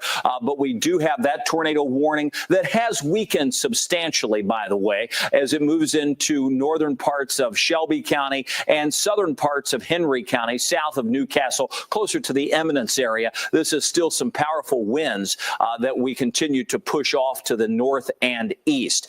When we look at the picture as a whole, that is the only tornado warning that we have, and that is still in place until 1 a.m. So we have another 9 minutes in place for that tornado warning. Other warnings are severe thunderstorm warnings that we have. Show you those on our home view, and those stretch from the northern part of the viewing area all the way down to the south. Embedded in those severe thunderstorm warnings, we will still have the opportunity to see strong winds, especially where you see these bowing segments take out. So insulation debris on 64 at 265. So you saw that, Brian? I'm not seeing that particular description across multiple lanes. Yeah, so give me a moment and let me see if I can get, it may not be within a camera view, which I suspect is probably okay. I just got off the phone with Metro Safe. They didn't want to talk to me because they've got too many things going on, apparently. And Quentin in our newsroom just did the same thing. They're really busy right now, so there's likely something going on, but they won't tell us what's going on at the moment. Well, that's great, and I appreciate their busyness. But the fact is, we understand something's going on. We're trying to get that information out too. We certainly don't want to be a hindrance to what they're doing in terms of getting emergency crews out there. So we'll wait our turn to see what's happened. But here in Louisville, outside of calling into Metro Safe, we can get the PIO on the phone. We can get a number of other folks to confirm what has happened in Jefferson County. And we will soon know, because Fernando Garcia Franceschini is in the storm tracker. We're going to check in with him. We're going to get a bird's eye view of exactly what it looks like from him in the front seat of the storm tracker coming up. So again, you're looking at what was the view from the storm tracker as we work our way out across eastern Jefferson County, taking a little bit of a hit in the lag time with our signal. That makes it tough. Fernando, where are you? Hey, Kevin, right now we are in southern Indiana, heading towards J-Town. where, like you mentioned, we have started hearing some reports about potential damage in Campus Place. The address is 1920 Campus Place, so we're headed in that direction. We've been driving around New Albany, and we've noticed a lot of places where there are definitely power outages, places without electricity. But aside from that and some falling branches, we haven't seen a lot of damage. So that's why we're headed now towards the metro area, towards J-Town, to see what is going on over on that side of the river. Okay, appreciate that. We'll check back in. We have other crews spread across Jefferson County, so we'll eventually get you to eastern Jefferson County here. Let's go over to Brian Good. All right, thanks, Kevin. We're keeping an eye on that. Still, that debris signature that was pronounced earlier, that is really lifted now. So I think this morning will be allowed to expire as it moves into the southern part there of Henry County and the far northern part of Shelby County. So we're almost at the very end of this, as that signature is not as pronounced as we had earlier. So I'm glad to be able to report that, because it was obviously a scary moment there for a while. Still some very strong winds. I mean, straight line winds, you bet. We actually have the ability to measure the wind. Let's see if I can get that. This would be in toward, I got Shelbyville listed here. I think I got one in Eminence. Let me check here if I remember right. Northern Shelby County, 38 miles per hour has been the guess I've been able to find there. So we'll be watching that and see how this works. All right, they're going to keep this going. So they're going to hold on to that signature for a bit longer. Again, it's going to be right there into Henry County. Bethlehem is now included in that. North Pleasureville into Cropper. Northern side of Shelby there for Cropper. And then as you move out of Christiansburg, that's where that circulation's still trying to hold on. We're not getting a debris signature, so I doubt right now that there is anything that's causing damage, but you got to always treat it that way. Get in your safe spot just in case this were to drop back down again, which it's possible, because we don't really think, based on the radar trends, it was on the ground very long. If it was into eastern Jefferson County, it may want back up again and could be trying to drop at any point. So got to get in your safe spot just in case. We'll watch it. But again, Henry County, southern Henry County, especially southeast, Newcastle, Eminence, Kentucky, that's a spot we're watching for right now, the rotation. That tornado warning goes all the way out to 1:30 in the morning. So this will be the last, likely, in our viewing area with this particular cell before it moves out of Henry County. But we'll keep an eye on it as it moves on the southern side of Newcastle and across Eminence. At the moment, still some strong winds too. Got that severe thunderstorm warning right over Taylorsville Lake. That strong wind continues to push rapidly to the east and southeast. We'll be watching that as it moves into Anderson County. You guys will be up next. Jefferson County and Louisville.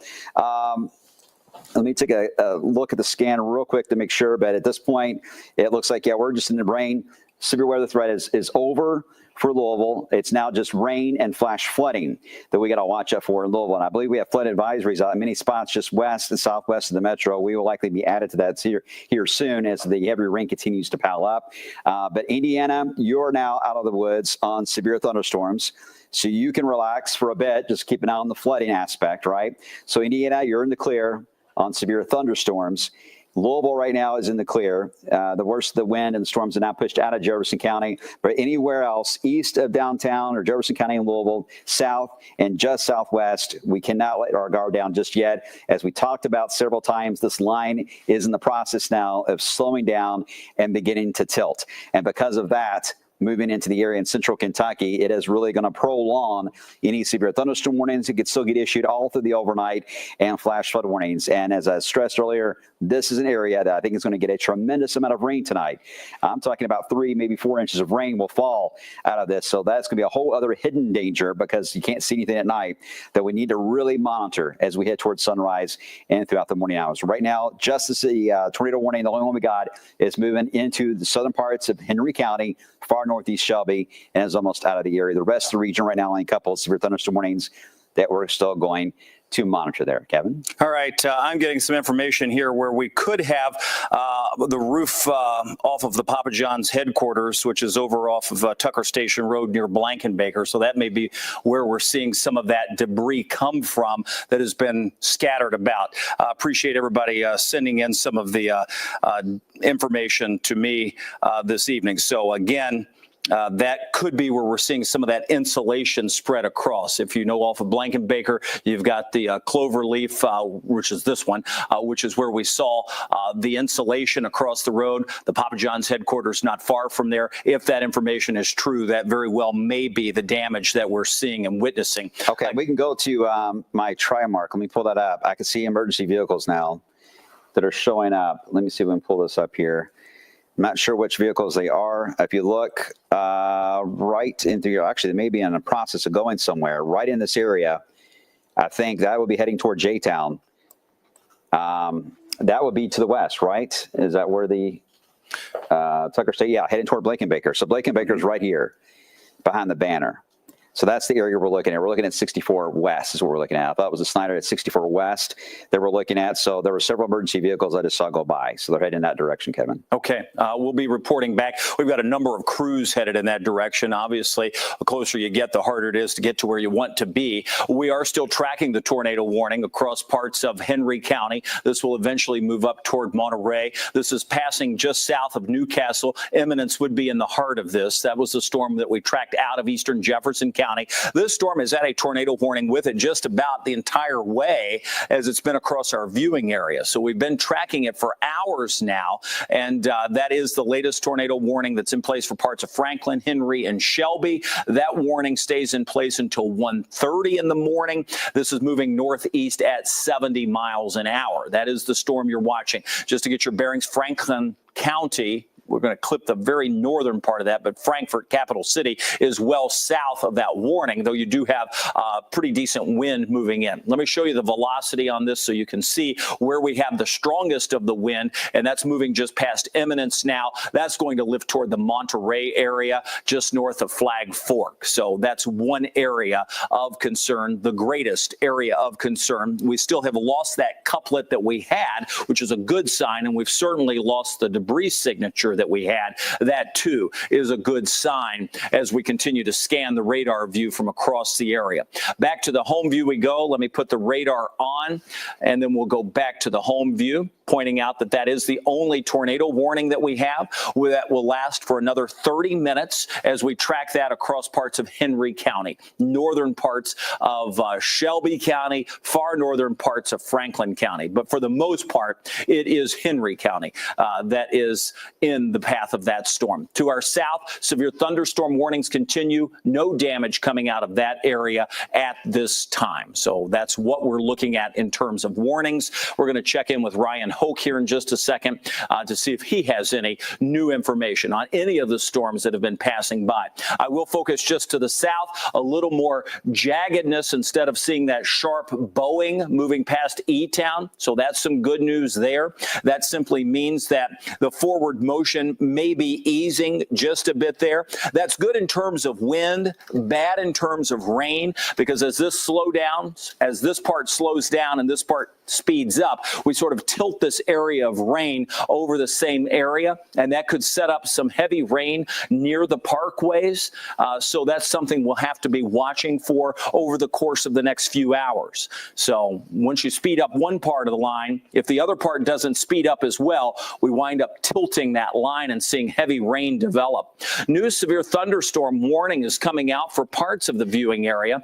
I'll zoom into that for you so you can see that is going to be across the far eastern parts of Spencer County, as well as Shelby County, moving through Anderson, Franklin, and Woodford. This too is considered considerable with the threat of damage because of those wind speeds up to 70 miles per hour. It also comes with that tornado possible tag. So that is the warning that we have for those areas moving through the Taylorsville area over toward Lawrenceburg. That warning comes right up to, and we're getting ready. There's the new warning for Franklin County, new tornado warning coming out for Franklin County. So that's on that edge where we see that couplet showing up. So this is a new tornado warning. Let's go to that. That will last also until 1:30. This goes through Peaks Mill. It also includes Sadieville. This is going to be moving up to the north and east. This is radar indicated. That will go until 1:30, paired up with the other warning. When we look at the velocity on this, we just pointed it out, but it's going to be in that general vicinity. As you cross out of Shelby County, sort of the triple point of Shelby over into Henry, and then moving into Franklin. So that's one area we'll be watching. While I've got my eyes on this, let's go talk about the rain totals in that scenario that's going to set up with Brian Good. Okay, thanks, Kevin. This is a 24-hour rain total. Now, ignore the numbers in Indiana. They reset at midnight. Okay, wait, we got another tornado warning, Kevin. This is going to be LaRue County down to the south. So let me get to that. Hold on one second. Let me punch it up. This is going to be a tornado warning for Hardin, LaRue, Marion, Nelson, and Washington counties. This is going to be on the east side of E-Town. Is where this is rolling out of. This warning set to expire coming up at 30 minutes after the hour Eastern time. This is radar indicated. This, again, is going to include Bardstown. Is going to be in the path on the northern fringe. Roanoke, New Haven. Kevin, this is your area town here we're talking about that this tornado warning is out for. Yeah, we were just watching that, saying it looked a little more jaded on the edge and not as sharp, but clearly it still has the potential for strong winds. We were talking about the tornado warning across Franklin County. Now we've got the one farther to the south. Let me go back to the views that we have, and you can see the latest one being issued. So now we really have three, one across parts of Henry County, northern Franklin. Then we get into really central and northern Franklin with the second one, and now a much larger tornado warning that spans across eastern parts of Hardin County, northern LaRue, southern Nelson County. That includes the areas south of Bardstown, including Culvertown, down to New Haven, my hometown, and then pushes over into Washington County. It clips Marion County, but barely. That would be the extreme northern part. Let's zoom into that area down there for folks that may be listening down across eastern Hardin County. This storm has passed E-Town. You can sort of see that backward C pushing into Boston, passing Roanoke. This is right along the Bluegrass Parkway. That's an area of strong wind that's moving in, and the strongest wind has passed the Roanoke area at this point. When we check the velocity on this, you're going to see that, and that is where we could have the possible couplet. You can see the brighter colors. This is going to move very close to New Haven. It's going to move closer to probably Culvertown and Balltown as this stays just south of the Bluegrass Parkway at this point. So this will be moving off to the northeast at 70 miles an hour. This stays just north of Loretto, and Bardstown is on the very northern edge of this. So it's really area south of Bardstown, down toward Balltown, Culvertown, and New Haven. Let's go over to Ryan Hoke. Okay, yeah, we've got some damaged photos and reports now to share with you from eastern Jefferson County. This is Blank & Baker Crossings Apartments.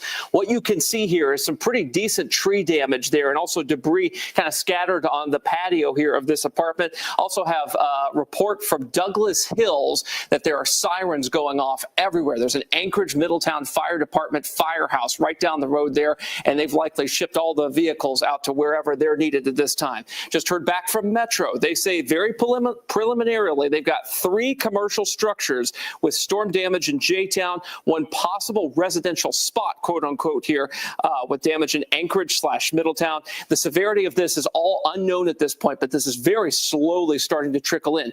If you have photos, if you have video, and you can do so safely, if you're in Anchorage, Middletown, or J-Town, please submit them on the Wave Weather Facebook page. I've got a big post up there with a bunch of text right now calling for those areas so that we can get them quickly on the air here, Kevin. All right, thanks, Ryan. We're watching this storm with the tornado warning across far eastern parts of Hardin County. It's past E-Town, approaching the Roanoke area. This is going to go through New Haven, Balltown, Culvertown, should scoot just south of Bardstown, but you're technically still in that warning as it continues to make its way off to the north and east. 70 miles per hour. Fast forward speed on these, Brian. And with that, we can still see that potential rotation and certainly that backward C, as we often call it, with that push of wind coming across that region in particular. Yeah, especially when that push moves out toward the New Haven area. We'll see how much of that will begin to once again rotate on the northern fringe of that backward C, which we've seen several times. That same thing happened in Louisville. We had that backward North Sea into Fairdale that was moving into Okolona,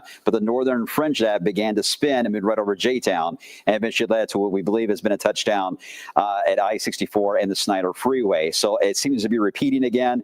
This is the same little Boeing structure that was way back in southern Illinois, west of Paducah. We've been tracking it all night long, just haven't been able to monitor it every step of the way because we've had so much going on closer to home. But this is the same little ripple that is moving along, so it wouldn't surprise me that it could easily produce a brief circulation again. It's not quite there yet, but it is trying to get a little bit more organized as it tracks off to the east, right there in the far northern side of LaRue County, heading right on the Nelson County line. Looks to be that's a spot to watch as it tracks off to the east. Let me see if I can slow this down just a bit to see if there's any change in that. Okay, there we go. Just updated, heading toward Balltown.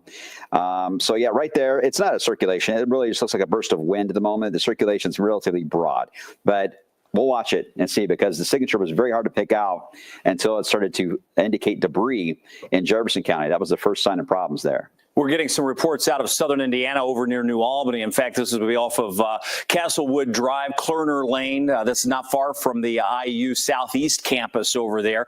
Trees down into houses or power lines. Again, a number of power outages have been reported across Floyd County, so it stands the chance that that certainly could be the case. So a number of trees likely down in perhaps that area. We're talking around Castlewood Drive, Klerner Lane, and Kent Drive over in New Albany.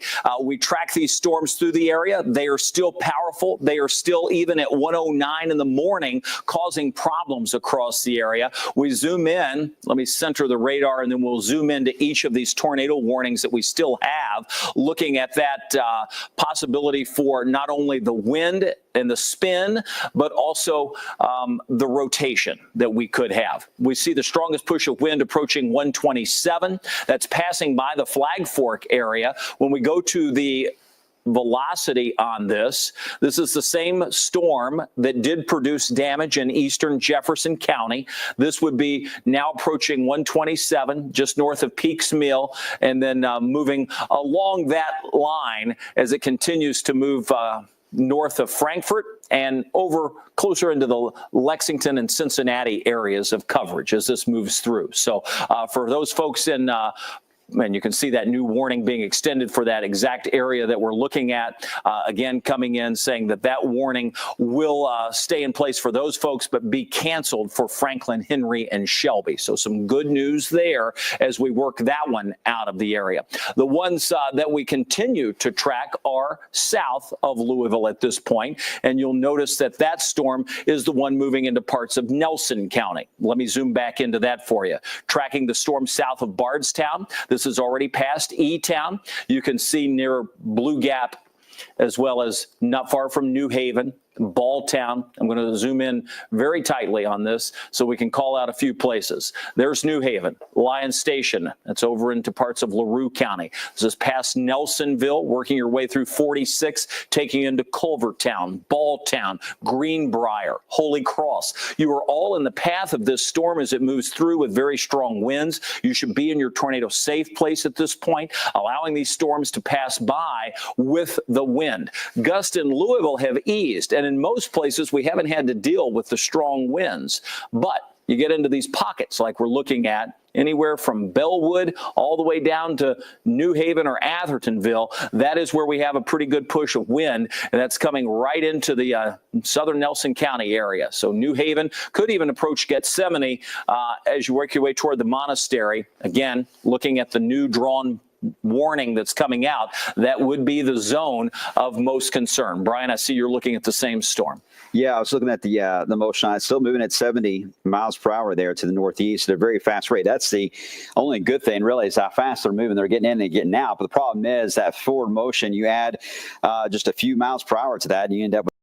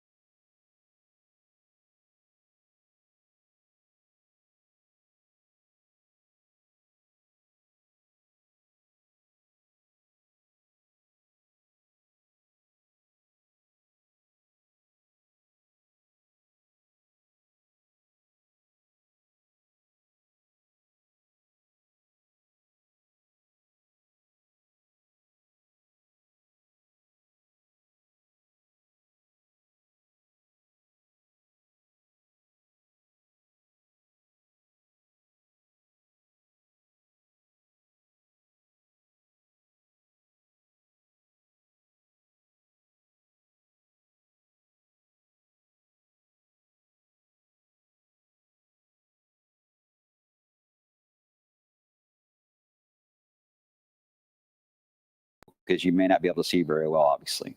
All right, Brian, thanks. We've been tracking these storms. We still are moving across Nelson County, Culvertown, seeing a bulk of the wind pushing through central parts of that polygon, and that's southern Nelson County from Bardstown, Balltown, Culvertown, working your way toward Gethsemane, or if you go down 31E into New Haven. So again, the push of wind moving through. Greenbrier would be next, Holy Cross coming up. When we look at what's happening, I'm getting reports out of in Louisville, the Bluegrass Park area. If you know where that is, it sits just off of Hurstbourne Lane. A lot of the car dealerships located there. And then you work your way over toward Blankenbaker. So that general area has been the hard-hit area. We know that. Let me bring in meteorologist Justin Hilliard.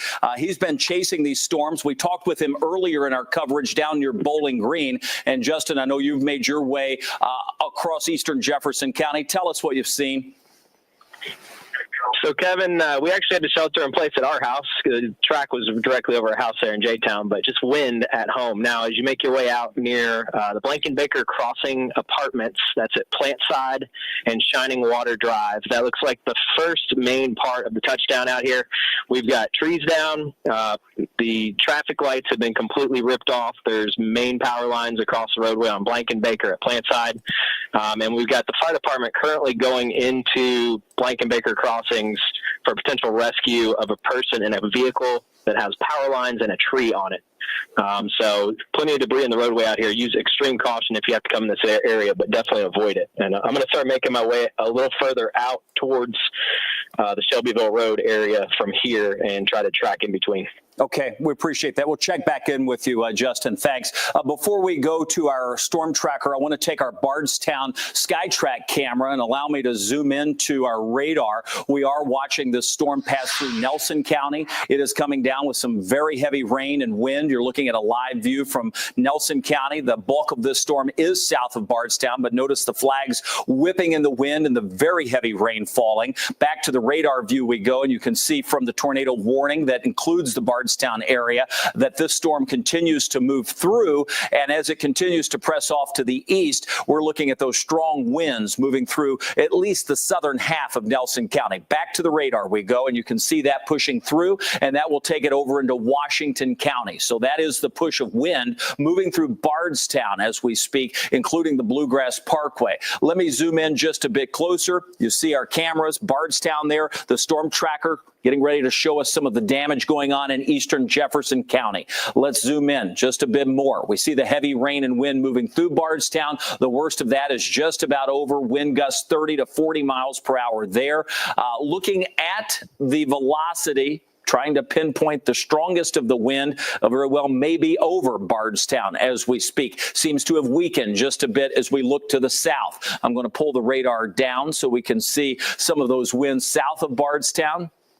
And again, anywhere from Bardstown right down toward the Botland area, this would be a little notch we would be concerned with. That passed through Balltown near Culvertown, pushing toward Botland. So that would be another area to watch. Along that line, that would be a place. So Botland along 150, Botland along from as you work your way past Botland, pushing over toward the Booker area would be a place to keep a close eye on. That's the wind down in Nelson County. Back to the home view we go, just to point out what is happening across the entire area. That's the only tornado warning in our viewing area. The others that are coming out now over toward the Cincinnati viewing area and eventually Lexington. So we track this storm to our south. That continues to move through. Frankfort reporting wind speeds of 58 miles per hour. So that's impressive on its own. And that continues to move past. There's Frankfort. You can see that tornado warning is now past those folks. Brian, we're watching this even to the south. It looks like we're going to see this storm weaken just a bit, but by that time it's pushing out of our viewing area anyway. The tornado warning continues until 1:30 for parts of Nelson County as well as Washington County as this moves to the east, correct? Yeah, exactly. We got two different things. We got the strong push of straight line wind, and you got a little bit of rotation there trying to form on the southern side of Nelson Nelson or Bardstown. All of this is heading on the southern part of Bloomfield. So right there in northern Washington and the far northeast corner of Nelson, that's a spot to watch before it moves out of our viewing area. But we're almost there. It's moving at 70 miles per hour. There's nothing right now that indicates there's a big problem here. But certainly by watching the camera feed, we can tell the wind got quite strong there into Bardstown. So be prepared for the lights to flicker a bit, and we'll keep an eye and make sure that we don't see anything spin up a little more aggressively than what the little hints have been so far. But it looks like right now it's just below the threshold of anything on the tornado side. It looks like a really strong push of wind, though, for sure. Straight line winds wouldn't surprise me. That's been the average here is 55 to maybe 64 miles per hour, maybe within that range there, it looks like, Kevin. Some folks curious, when am I going to be able to go to bed? Just keep in mind, once this tornado warning passes through and the severe weather risk ends, we're still going to be dealing with some heavy rain overnight. So it will take a little more time to pass through. Some areas, let me go back to our radar view, and we'll give the all clear for some if we can. I'll go to the home view. We're looking at in the clear across most of our southern Indiana counties at this point. But if you are south of the river, you are not in the clear. So that's where we are at this point.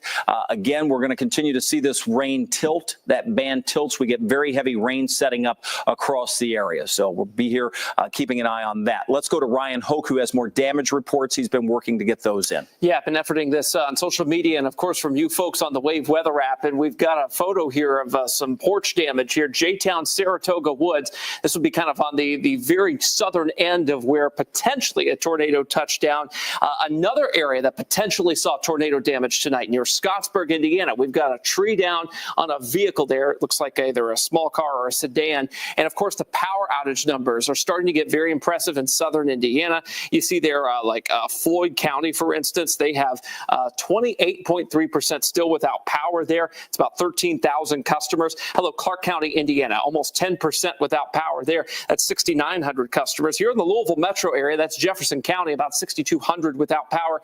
If indeed we did get a tornado in eastern Jefferson County, I would likely venture to say that those numbers will go up. And then, of course, Spencer County as well, also seeing about 1,000 without power. That's 1,300 folks without power down that way. So this is lighting up like a Christmas tree because this was sort of an equal opportunity storm event. So many folks saw this push of damaging winds, and a few of us may have seen tornadoes. We've had at least two areas of debris on radar tonight, guys, and that's rare to see around here. Getting reports in, fire department's going to be setting up a command post at the Federal Credit Building on Plant Side and Blankenbaker, so an indicator that we still have ongoing issues out there, especially usually if that hits residential places, you might see something like that happen. So that's an indicator of what could be happening in eastern Jefferson County. So I think this is just the beginning of understanding the scope of the damage that may be unfolding across eastern parts of Jefferson County. Our storm tracker is in eastern Jefferson County. We just talked to meteorologist Justin Hilliard. They want us to take our shot if they can. The storm tracker, they say they're showing damage. Yeah, that's why I want to take the shot. And there you see, and let's bring in Fernando Garcia Franceschini. I cannot tell by looking at that what we see. Maybe you could give us a little, tell us what you're seeing. It's debris everywhere. It's scattered all over the place. Trees are knocked over. Apparently the officer told. I mean, guys. So this is, sorry. So this is in Jeffersontown Campus Place. So this is like a very industrial area with businesses and a lot of office space.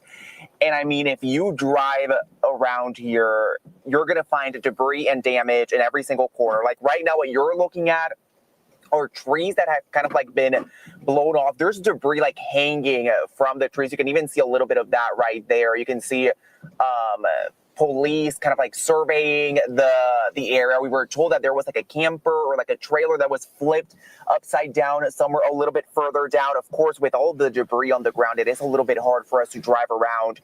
But there's also a lot of roof damage on the buildings in this area.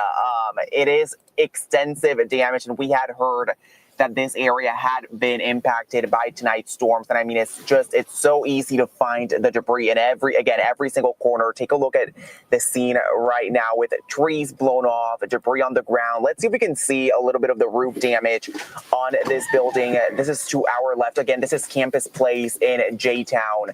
And all of the buildings in this area look like that, with roof damage, debris hanging all around, the parking lots filled with debris, with trees, with branches. Look at that. And again, it's a little bit hard for us to maneuver around the area because there is so much debris on the ground, and there is police kind of like surveying the area, trying to make sure that people are being safe, people that are here right now. But this is just kind of like a little bit of a taste as to what the damage looks like right here, again, on Campus Place in Jeffersontown. A lot of tree damage, roof damage. And again, this is, from our understanding, it's a very kind of like business, office space area. It's not residential.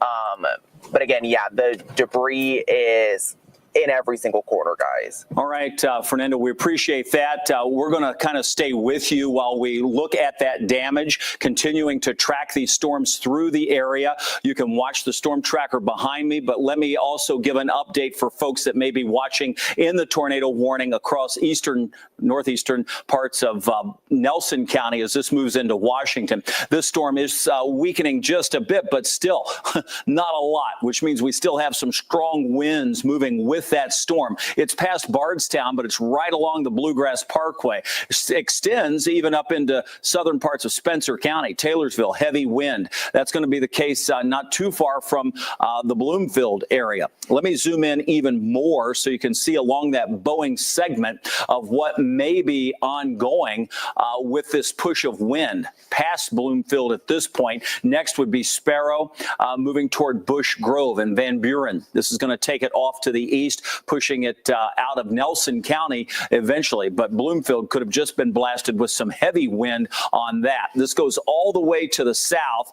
And as we continue to track that to the south, you can see more pockets of heavy wind moving into western Washington County near Maud and Hardesty and Valley Hill. So we are keeping an eye on that wind. I also, while we're looking at this, want to bring in Fernando again, just to see what you're looking at, because we can also see some of the fire and rescue folks around you, Fernando. So can you give us another idea? Yeah. I want to keep the radar on the screen while we talk to Fernando, however you want to do that. But with the current tornado warning, let's see if we can do both. Go ahead, Fernando. Yeah, Kevin. I mean, this seems to be kind of like some sort of like a warehouse. And I mean, the damage, like, take a look at it right now. It's all over the ground. It's roof damage, or parts of the roof on the ground. And it is kind of insane to look like this building is to our left right now. And it looks like this with all sorts of damage. And then the building to our right, from our perspective, looks to be perfectly fine. And that just gives you a sense.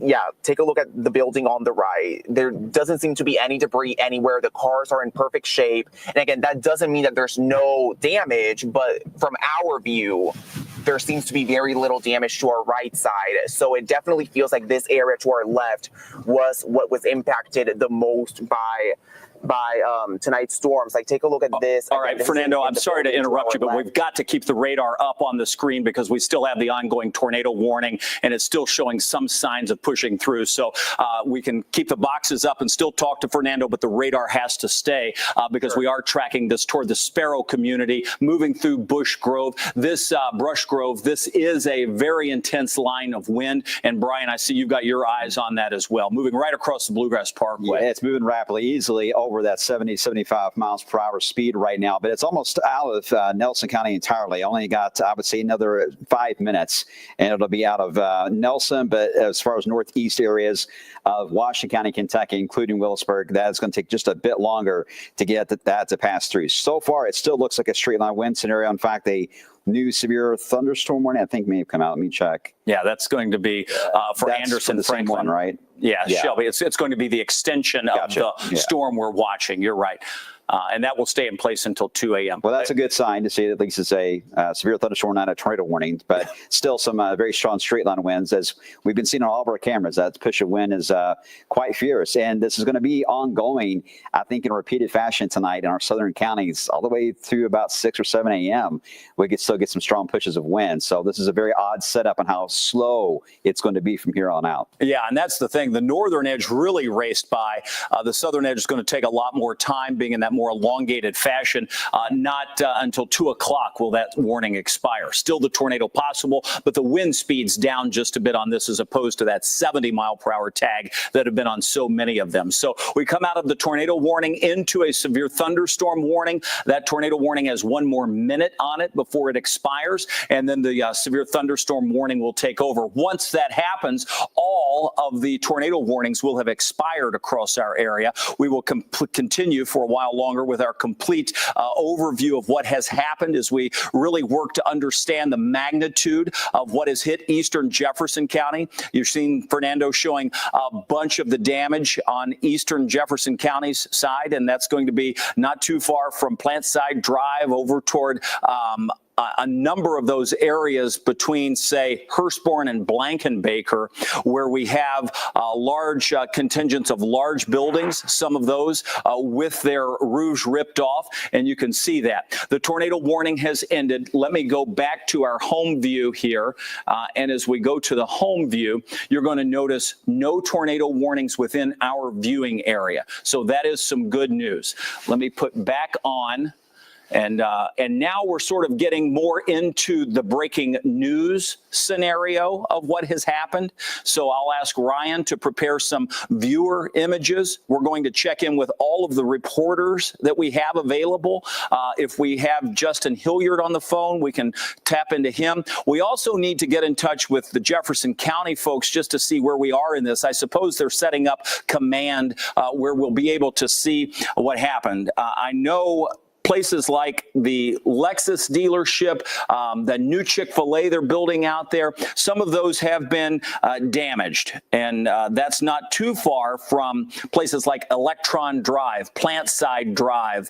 The Bluegrass Park area is where Fernando is. And Fernando, tell us what you're looking at there as we continue with our storm coverage and checking out for the first time the damage that you're bringing to us. And Fernando, if you can hear us, we're just curious what that is that we're looking at. And if you know your exact location, that's helpful for folks at home.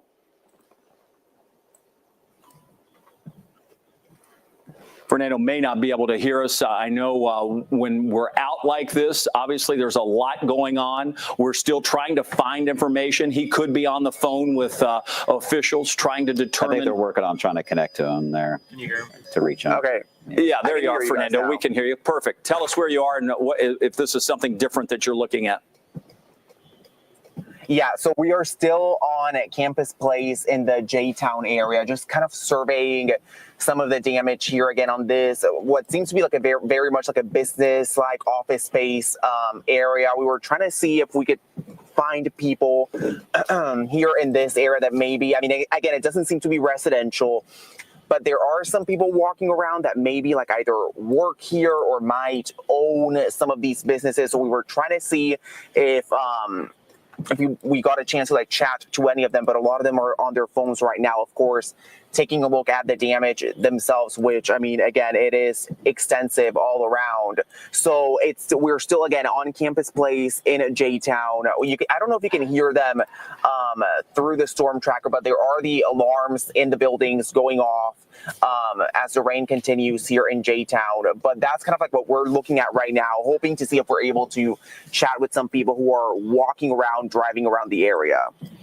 All right. And as you're looking at that, tell us what those folks in that camera view are doing right now. Are they going through some of that rubble? Or are they with emergency crews? What are we looking at?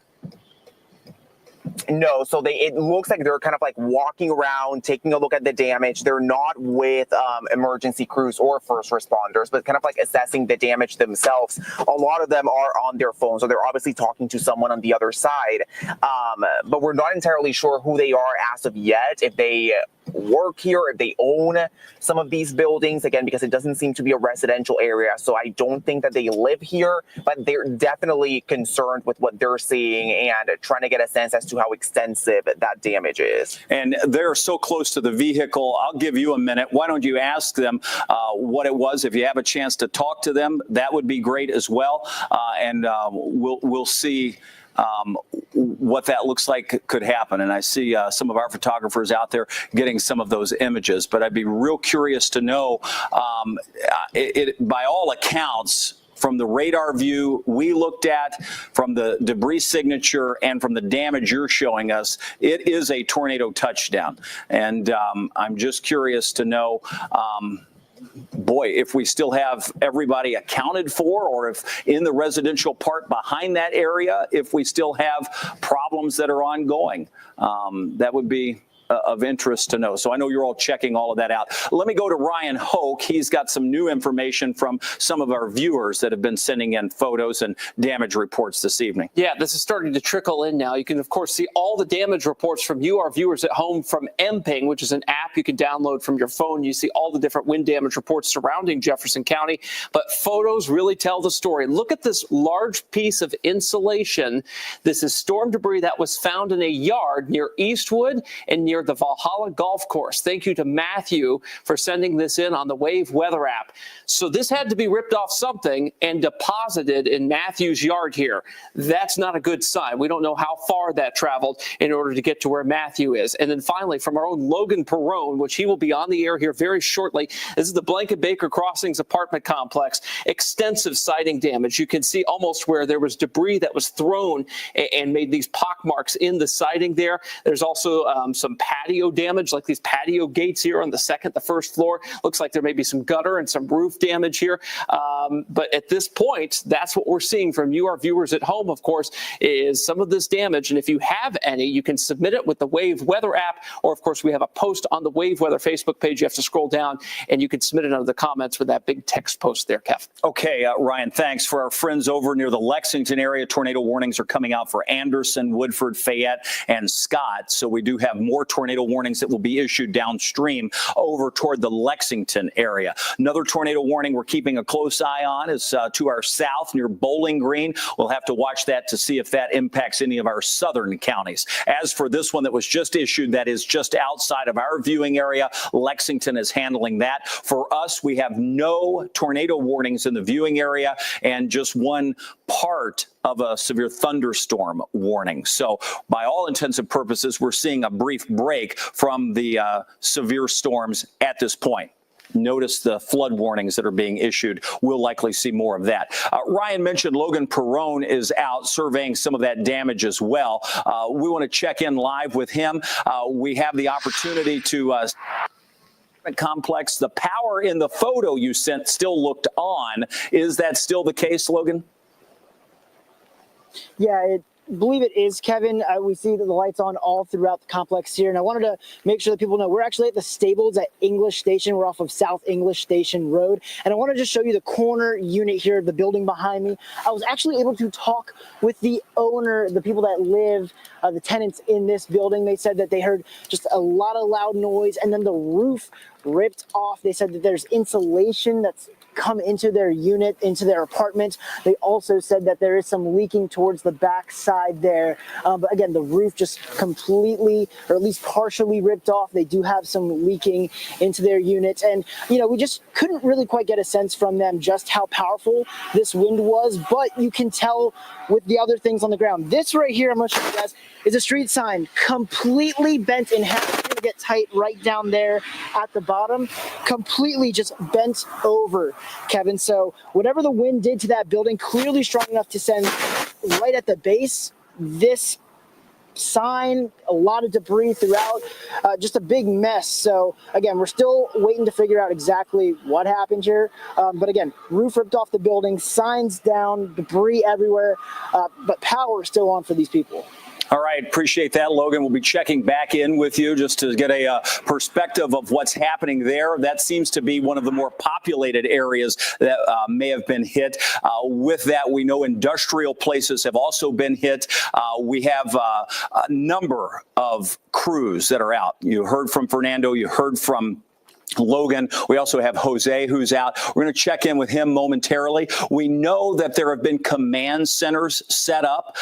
And this, for folks that are just tuned in, Brian is going to take us through some of the requeuing of the storm that went across. But let me just mention, as I zoom in, what we noticed, this has been probably hour and a half, 2 hours ago now, when we were tracking these storms through the area, that it moved right across eastern Jefferson County, not far where 64 crosses over the Gene Snyder. And when that area sort of lit up, we were able to also see debris on the radar, which was a clear indication after the second scan that we certainly had a tornado that could have been on the ground.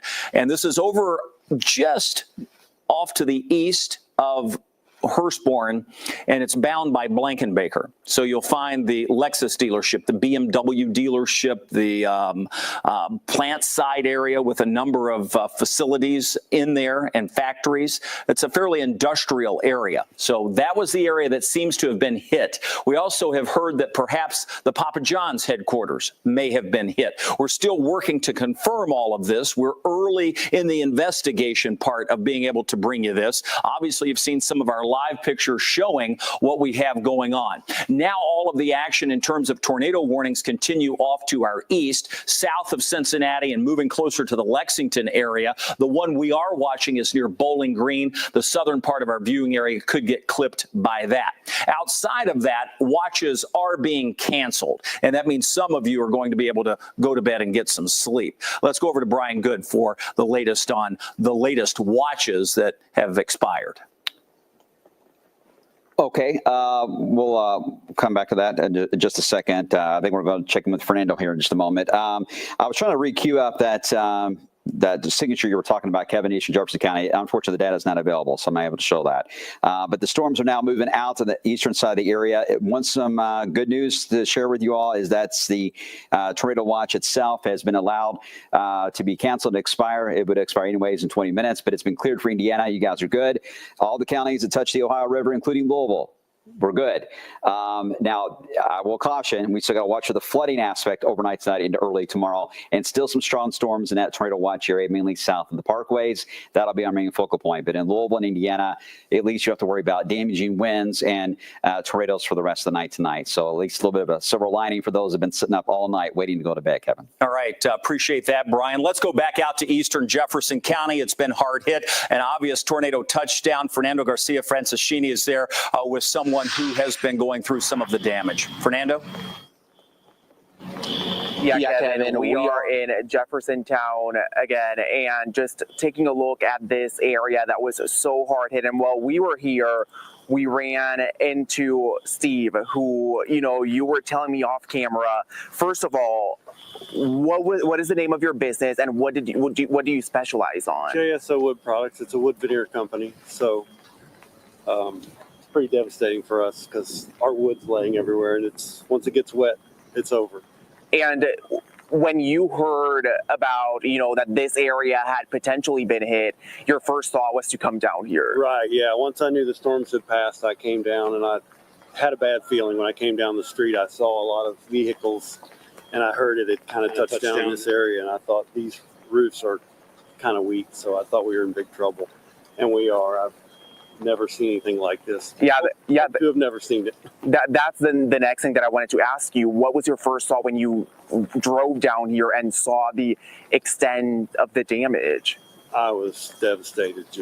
I thought this is the worst nightmare that I've worried about for many, many years, is this roof coming off and rain coming down on the wood, because the wood can't be, it can't make it through rain and water. And we're just going to have to trust that God's going to take care of us and rebuild, and we'll be back. Amen. I'm sure that's going to be what's going to happen. You were also on the phone with your son. You were telling me, right? Yeah. What were you talking about? Talking to him about, telling him what had happened, and I was able to just like walk through the glass into his office in the front, and I told him there's nothing we can do. We just have to wait and see whatever this process is going to be. It's not really safe to be in the building, and it's going to rain for the next few days, so we're just going to have to work with the insurance companies and the police and fire and see what we're supposed to do next. And thankfully, there wasn't anyone inside the building. No, there wouldn't be anybody working this time of night. So it kind of felt like this could happen. We've been out here since the late 90s. And, these things, the way they're built, they're vulnerable to the roofs coming off. And not only that, but the whole front of the building got blown. It must have been really bad winds and tornado that came through here. Yeah, strong without a doubt. And I mean, like you said, I'm sure God is going to take care of you guys. And I'm sure you guys are going to rebuild from this and come back stronger than ever before, stronger than the past 30 years. And again, we are so sorry that you are going through this, but we appreciate you taking the time to share your story with us and to show the viewers what the damage looks like. And again, I'm praying for you guys, and I'm sure the better times are ahead. Thank you. Thanks a lot. Guys, and again, this is just a scope of the damage here in Jeffersontown. I'm sure when the sun comes up tomorrow morning, we'll be able to get a better view as to a lot of that roof damage. Steve was telling me that also like a daycare is in this area. Again, that daycare is suffering a lot of damage from tonight's storms. But we're going to keep taking a look at this, potentially getting to talk to other people. For now, though, I'm going to go ahead and send things back to you guys in the studio. All right. We appreciate that, Fernando. Thank you. And sorry to see Steve in the business there over off of the plant side area, the Bluegrass Industrial Park, essentially where that's near. We want to show you some of the other live pictures that we have coming in from some of our crews that are out and about. We've mentioned Fernando, and you saw him talking to Steve. Some of the businesses hard hit. Logan was in front of one of the apartment complexes that also hard hit. And then we have Jose Zazaya that's been out. Typically would be here late at night anchoring the 11 o'clock news. Well, tonight he is on duty making his rounds through parts of eastern Jefferson County near Plantside Drive. And we can see what that view looks like. And we know the fire department has set up command over near that area. So we know that that's not far from the Federal Credit Building on Plantside and Blankenbaker. And you can see, again, in this parking lot, the damage that has occurred. Now, I can see even the tops of that building where things have been blown onto it. And by all indications from the videos that we've seen coming in, and this is just a very preliminary guess, but looking at some of that debris that's caught up in the trees, the way the damage has been laid, and you can see that that debris stretches all the way back to the other trees you saw as well. This was a tornado that touched down in eastern Jefferson County. Certainly some very strong winds. That is insulation that you're looking at that's been blown from some of the buildings that we have seen. A lot of those large span buildings, are the, and there you see a number of our fire and rescue personnel working their way through the area, making sure everyone is okay, making sure when damage like this happens, they are the first to respond. It's why they are the first responders. We appreciate their work. It's dangerous. I mean, there are power lines down, and there are trees that are down. Some of those lines may still be hot. We ask that nobody tries to get out and seek out this damage. Let the emergency crews do their job. And it's going to take some time until all of this gets picked up. And of course, with the repetitive rounds of rain that we have and just a little bit of dry time, perhaps here or there, it's going to make it even worse because you get that rain and water intrusion into these buildings with damage. So, Brian, you're watching this along with me. Tough to see. Well, and here's the thing. It may take a while. The Weather Service has already let all of us know in the media that they're going to have limited resources. They may not be able to get out here to look at much of this data. It may take a few days because of the active weather at play. So right now, I think a lot of this is trying to be photographed and recorded of what happened so they can go back and look at the data. So unlike the last storm on Sunday night, this one may take a bit of time to get a little more clarification on it. But there is no doubt this is one of those situations, Kevin, where that wind surge was so rapid. Let me show you. if we're able to on the radar here on Max 2, this is what we were looking at when we got to about 12:30, right after 12:30, that's when that circulation was starting to show up right over J-Town. It got to the point of getting to the Cloverleaf at I-64 and at the Snyder Freeway, right in through here as you head into the eastern northeast side of J-Town, heading toward Electron Drive, Plantside Drive area. That is where, again, that circulation touchdown. That's where we have insulation all over the place. And it kept going all the way through the Eastwood community. And then just as it got into Shelby County, we started to lose a little bit of that signature, and the debris signature started to fade as well. But, guys, when we were watching this on the air between 12:30 to about 12:42, a 10-minute window, it was certainly lit up, and there was certainly something on the ground picking up debris and throwing it everywhere, guys. Yeah, wild to see. Not only on the radar it was happening, but now the follow-up pictures and video coming in. I hope we have no injuries to report. At this point, it's a little preliminary to say. We don't know at this point, but we haven't heard of any. The radar shows the showers and thunderstorms passing through. These warnings are just outside of our viewing area. We technically have no warnings within the wave viewing area at this point, though we continue to watch heavy rainfall. And we've got our eyes on this tornado warning down in Bowling Green that could clip our southern counties. So we're watching that. We have seen your reports coming in through social media, including our Wave Weather Facebook page. We have also seen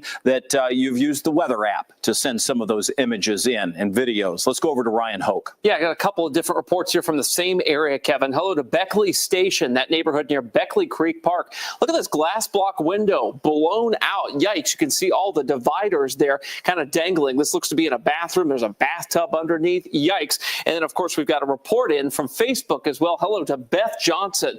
She says a lot of damage in the hills of Beckley Station. We've got trees, siding, roofs, windows, chimneys down. Thankfully, that she knows of here, no neighbors were hurt. So again, this is the Beckley Station area that we're talking about here with potentially extensive damage. So if we're looking for a residential area with damage, Beckley Station is going to be the place that we're going to want to check out here within the next hour or so, guys, because, man, a couple reports there already, and the photograph was quite impressive. Yeah, and I tell you, we mentioned the damage. You start to get part of your roof peeled back. Then you have all of this heavy rain that has to move through. That's a bad setup where you get all that water pouring into businesses like you saw from Steve, who was out with Fernando, or other folks that may have homes with damage and that water's coming in. So a rough time for these folks with this very heavy rain pushing through. I want to just be able to pivot through all of our live reporters that we have. We've seen live shots from Fernando, from Logan, from Jose.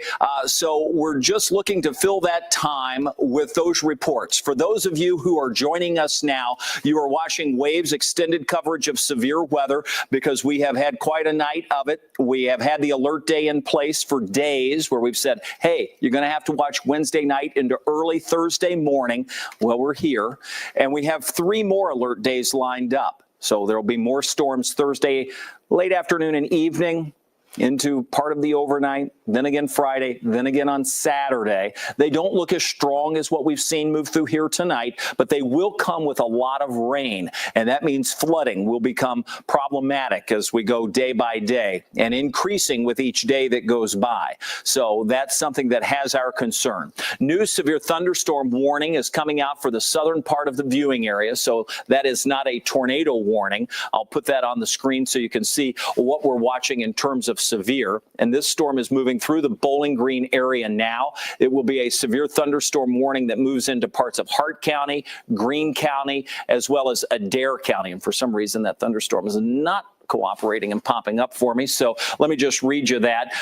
In fact, this warning will be in place until 2:30 in the morning, 60-mile-per-hour winds with that. Again, all radar indicated with the storm that's expected to move through. And there it is, Barron, Greene, Hart, Taylor. As you can see, it's drawn, and that will go until 1:30 Central Time, 2:30 our time here in Louisville. So quite a lengthy period on that. We still have another 40 minutes for that warning to carry on. So we'll be watching that to our south. But again, better to see the severe than the tornado, but still that backward C shape showing the potential for that wind pushing in. All right, back to the wide view as we keep that latest warning flashing. So at least we now have a severe thunderstorm warning.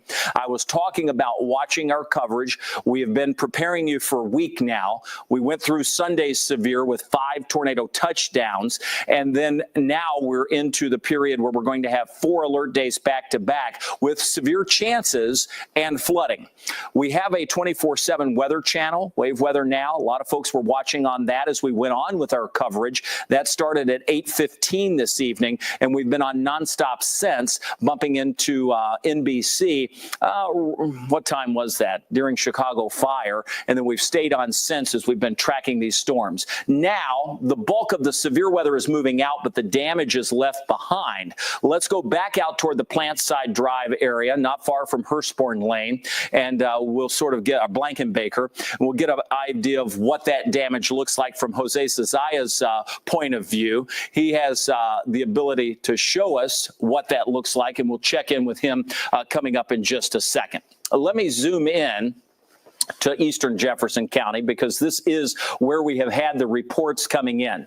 When we look at our reports, we can see that indeed we have had a number of reports coming in from Imping, and you're going to notice those pop on, and you'll see this is the destroyed marker. You rarely see those pop up through Imping, and that's not too far from where we had some of that damage as it moved across parts of Jefferson County. So there are a number of places. This is one. We also have others up in this area that were hard hit. We saw the damage right over the junction of 64 and the Gene Snyder carried over into the Polo Fields neighborhood. So those are some of the reports that we've had from our Imping. If we go back to the home view, you're going to see just how many we've had even to our south. A number of uprooted trees down across that area, and the wind damage has been very real. And this was just within the past 4 hours, so it extends back even more. When we look at some of the storm reports, local storm reports, you'll be able to see some of those as well. Let me zoom back into Metro Louisville so you can see those. We'll just zoom into Jefferson County and make that where you can see those reports for Louisville only. We'll drill down into that. Some of those still so preliminary and new that we don't even have those into the system yet from the National Weather Service. All right, who do we have? Let's go to Jose Cesaya. He has his camera out. And Jose, I don't know, can Jose hear us? Oh, he can't hear us. So he's just showing us some of the damage here. Again, this is not far from Blankenbaker and Plant Side, I believe. This building has had at least that window blown out of it. You see the jagged edge on the bottom, an indicator of strong winds that have blown through this facility. For those of you who are curious close to where we are, I'm going to take a guess and say this is not far from the Metropolitan, the veterinary clinic out there. So that's just in that area. This, again, showing massive wind damage that is blown. That's a whole front area that's blown out. Lots of glass. And certainly lots of damage and water intrusion that's taken place. Do we know some of these businesses, I wonder? You're looking at a pile of insulation there as we get that first up-close view of the damage that's coming in. And as we work our way around, you can see the rain that's falling and the damage that has accumulated, both in terms of, and that's allergy and asthma I see on the door. So we're just kind of going with what we're looking at across eastern Jefferson County. And I'm just looking to see some of the different areas that we have with those locations. So that's happening over toward Plant Side and Blankenbaker. Logan Perrone has also been out, and Logan joins us now with what obviously are some folks who rode out this storm. Yeah, Kevin, this is the Prater family. They live here at the stables at English Station. They heard everything.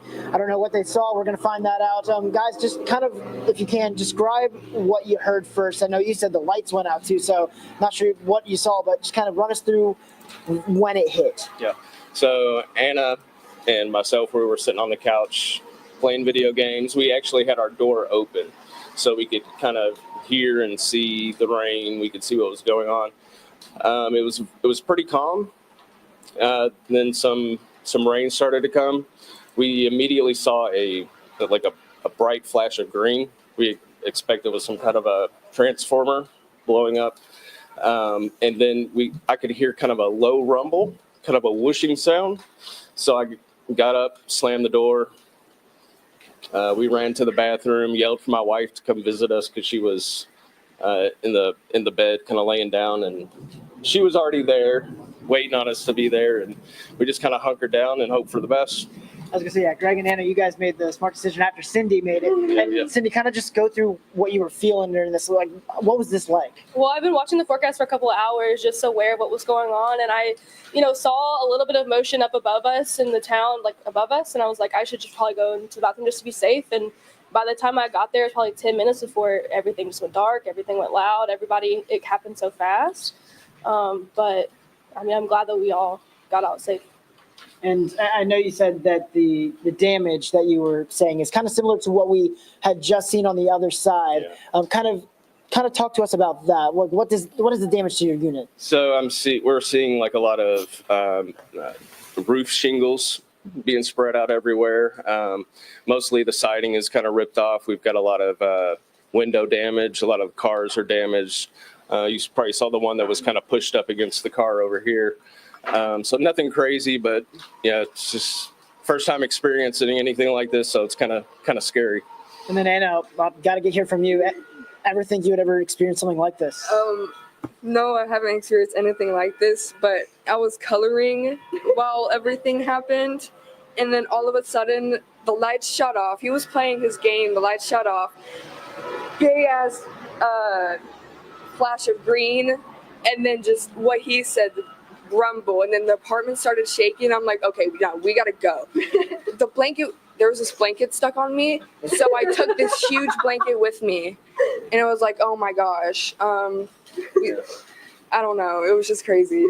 Well, I'm glad you guys are all okay. We'll hopefully you guys get back inside soon, and we'll let you get dry. And Kevin, we'll send it back to you guys, keeping tabs on this. All right, Logan Perrone, we appreciate the reports there. We'll check back in with you in just a few, looking at some of the damage reports from across the area. Again, as we look at the storms, they are winding down. We're at 2 a.m. in the morning. We've been at this for a number of hours. We're going to plan on winding down our coverage within the next 15 minutes here. So we'll go off the air at 2:15, 2:12. That'll be the time that we end our broadcast here. Of course, comprehensive coverage starting at 4:30 on Wave Sunrise. Let me get you to the radar view before we jump over to Ryan. So I want to point out on the radar, we have severe thunderstorm. The latest warning that was issued includes parts of eastern Franklin County. That's really moving out closer to Lexington. And then, of course, we still track this storm off to our south with some pretty strong winds moving past Cave City. That's going to be passing by the Munfordville area right along Interstate 65. We've got our eyes on that. Still strong winds, but nothing too obnoxious at this point. I'll ask our reporters to give us one more round of reports, hopefully showing us something different than what we've seen. And then we're going to wrap things up coming up within the next 10 minutes. Let's go over to Ryan Hoke. Okay, Kevin, got a couple of fresh photos for you from Facebook here. Where you saw Jose's live shot earlier is very close to where I believe this is. This is from Steven Basaldo here. And I believe I recognize this here. This is that office complex that's right off I-64 in J-Town before you get to the Blankenbaker exit if you're heading eastbound. And you can see there's some pretty extensive roof damage there. Parts of a roof removed, the debris there in the grass. We have another photo in this one from Jonathan Newton, Beckley Hills Drive near I-64. possible insulation stuck to this vehicle here. It looks like maybe a Ford Taurus or something like that. But that just tells you that obviously something has been damaged or destroyed, and now that debris is sticking to things, going to different places. Not a good situation. We've heard a lot from Beckley Station. We've heard a lot from Beckley Hills. So we haven't forgotten about you guys down there near, of course, English Station Road and that area near Beckley Creek Park as well. What I'm loading up right now are the power outage numbers. These are getting more and more significant as, of course, the numbers kind of catch up. Here in Jefferson County, we're at 7,000 out. That's 1.7% right now. And then, of course, Clark County clocking in with 10% without power. That's about 6,700 customers. We go over toward Floyd County right now. That is 28% without power. That number holding steady at 13,238 as of last check. I want to go to Spencer County. You guys have about 1,000 customers without power that way. And then Meade County, we haven't talked about you yet. Tornado warning. Let's go to Kevin. All right, let's jump into this. Again, we continue to track the tornado warnings that we have. We go on with nonstop coverage because of the warnings that we've had. This one now out as we were watching this Boeing segment. You can see that deeper notch there. This is for Green, Hart, and Taylor. So just got through saying wasn't anything too obnoxious with the wind field in that. Within the last scan of the radar, that has changed. That's how quickly this stuff can change. And you'll notice that wind field pushing through right along and just past of Interstate 65 as that makes its way past Cave City, Munfordville, just north of Glasgow. That's going to take it into parts of Greene and Taylor counties. That would include Greensburg and Campbellsville as this continues that track off to the north and east. That storm is moving at 80 miles per hour. So this is the fastest storm we've been tracking so far today. This is radar indicated, so it's capable of producing the tornado. Doesn't mean there actually is, but with a forward speed on the storm of 80 miles per hour, it still is potentially where we would have certainly 60, 70, possibly as high as 80 mile per hour winds with that. Brian, we've been tracking a lot of these storms today. While most of the warnings have ended, we knew it would be our southern counties that would be last to see the threat. This is a powerful punch, and wow, what a forward speed on that. Yeah, it's definitely the fastest we've seen for sure. I checked some of the Kentucky Mesonet sites so far, about 53 to 55 has been the average gust I'm seeing out of that line so far that's hit some of the gauges in the Mesonet sites there in southern Kentucky. So not excessively high wind as far as being measured to the ground level. That's not too shocking as we've seen a lot of estimations of higher speeds. Sometimes they don't always make it down to the ground. But that forward motion and it moving that fast, you just really got to be ready for fast changes. You don't have a lot of time to react. So that's why these warnings got such a long polygon, the look to them there. It covers several counties because they're going to just rapidly rake from one side to the other. So right now it's all about Hart County, Greene County, as well as Greensburg, of course, and Campbellsville. As we've been saying all night, get under tornado warning, get into the lowest level, get away from windows, get away from the exterior wall, and just anchor down.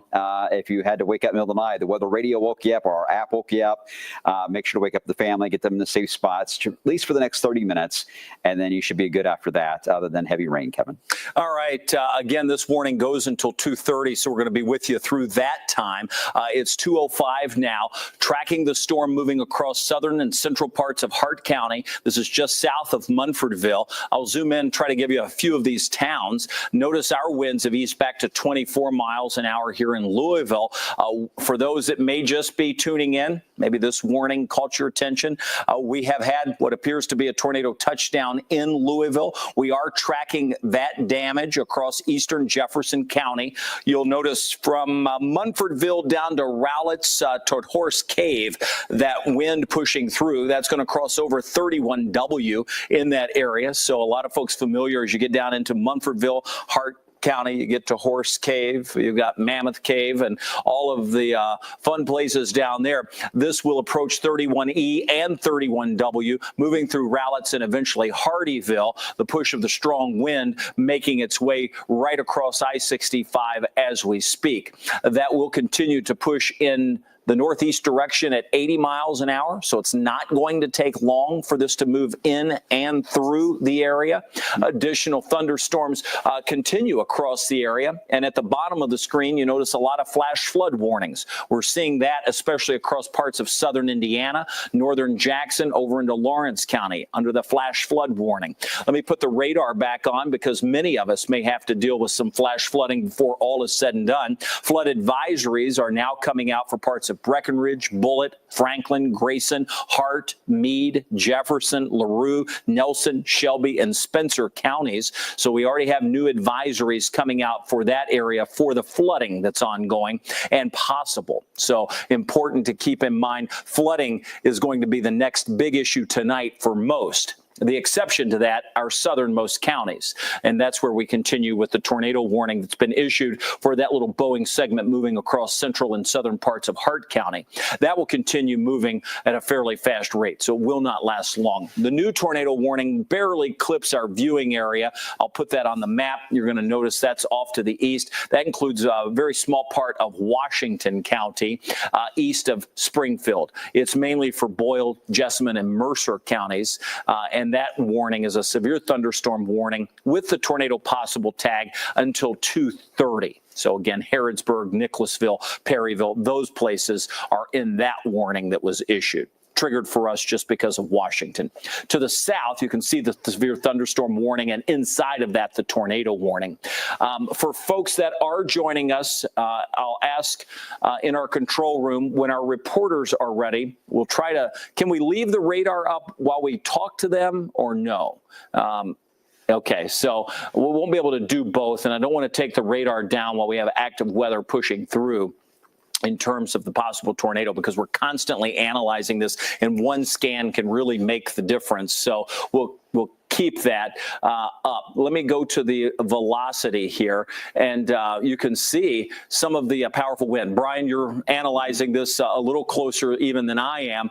Anywhere from Munfordville to Hinesville certainly has the chance to see some of those strong winds. Yeah, it's right to the point of being straight down from the beam there at in Louisville at Fort Knox. But Ray, all watching that. Ryan Hoke, we're looking at some of the signatures as well. So far, we haven't seen anything yet that screams there's a problem here that's as far as damage, but it's certainly got that high wind potential to it, especially when it was back in Bowling Green, when it originated from, and it's been pushing right along portions there of 68 heading to the east as you travel into the southern portion there, right around Mammoth Cave, Horse Cave area, just east actually of Mammoth Cave now, really into Horse Cave. I-65, those of you take 65 up and down to Bowling Green, you know this route fairly well as you get very close to entering into the other time zone there. And as you get into areas of Greene County, just a heads up, Greene and Taylor, that wall of wind coming your way, and Kevin's right, these little waves of wind at times have had some brief spin-ups that have developed. It's been very hard to catch these, especially with so much heavy rain that's out there now.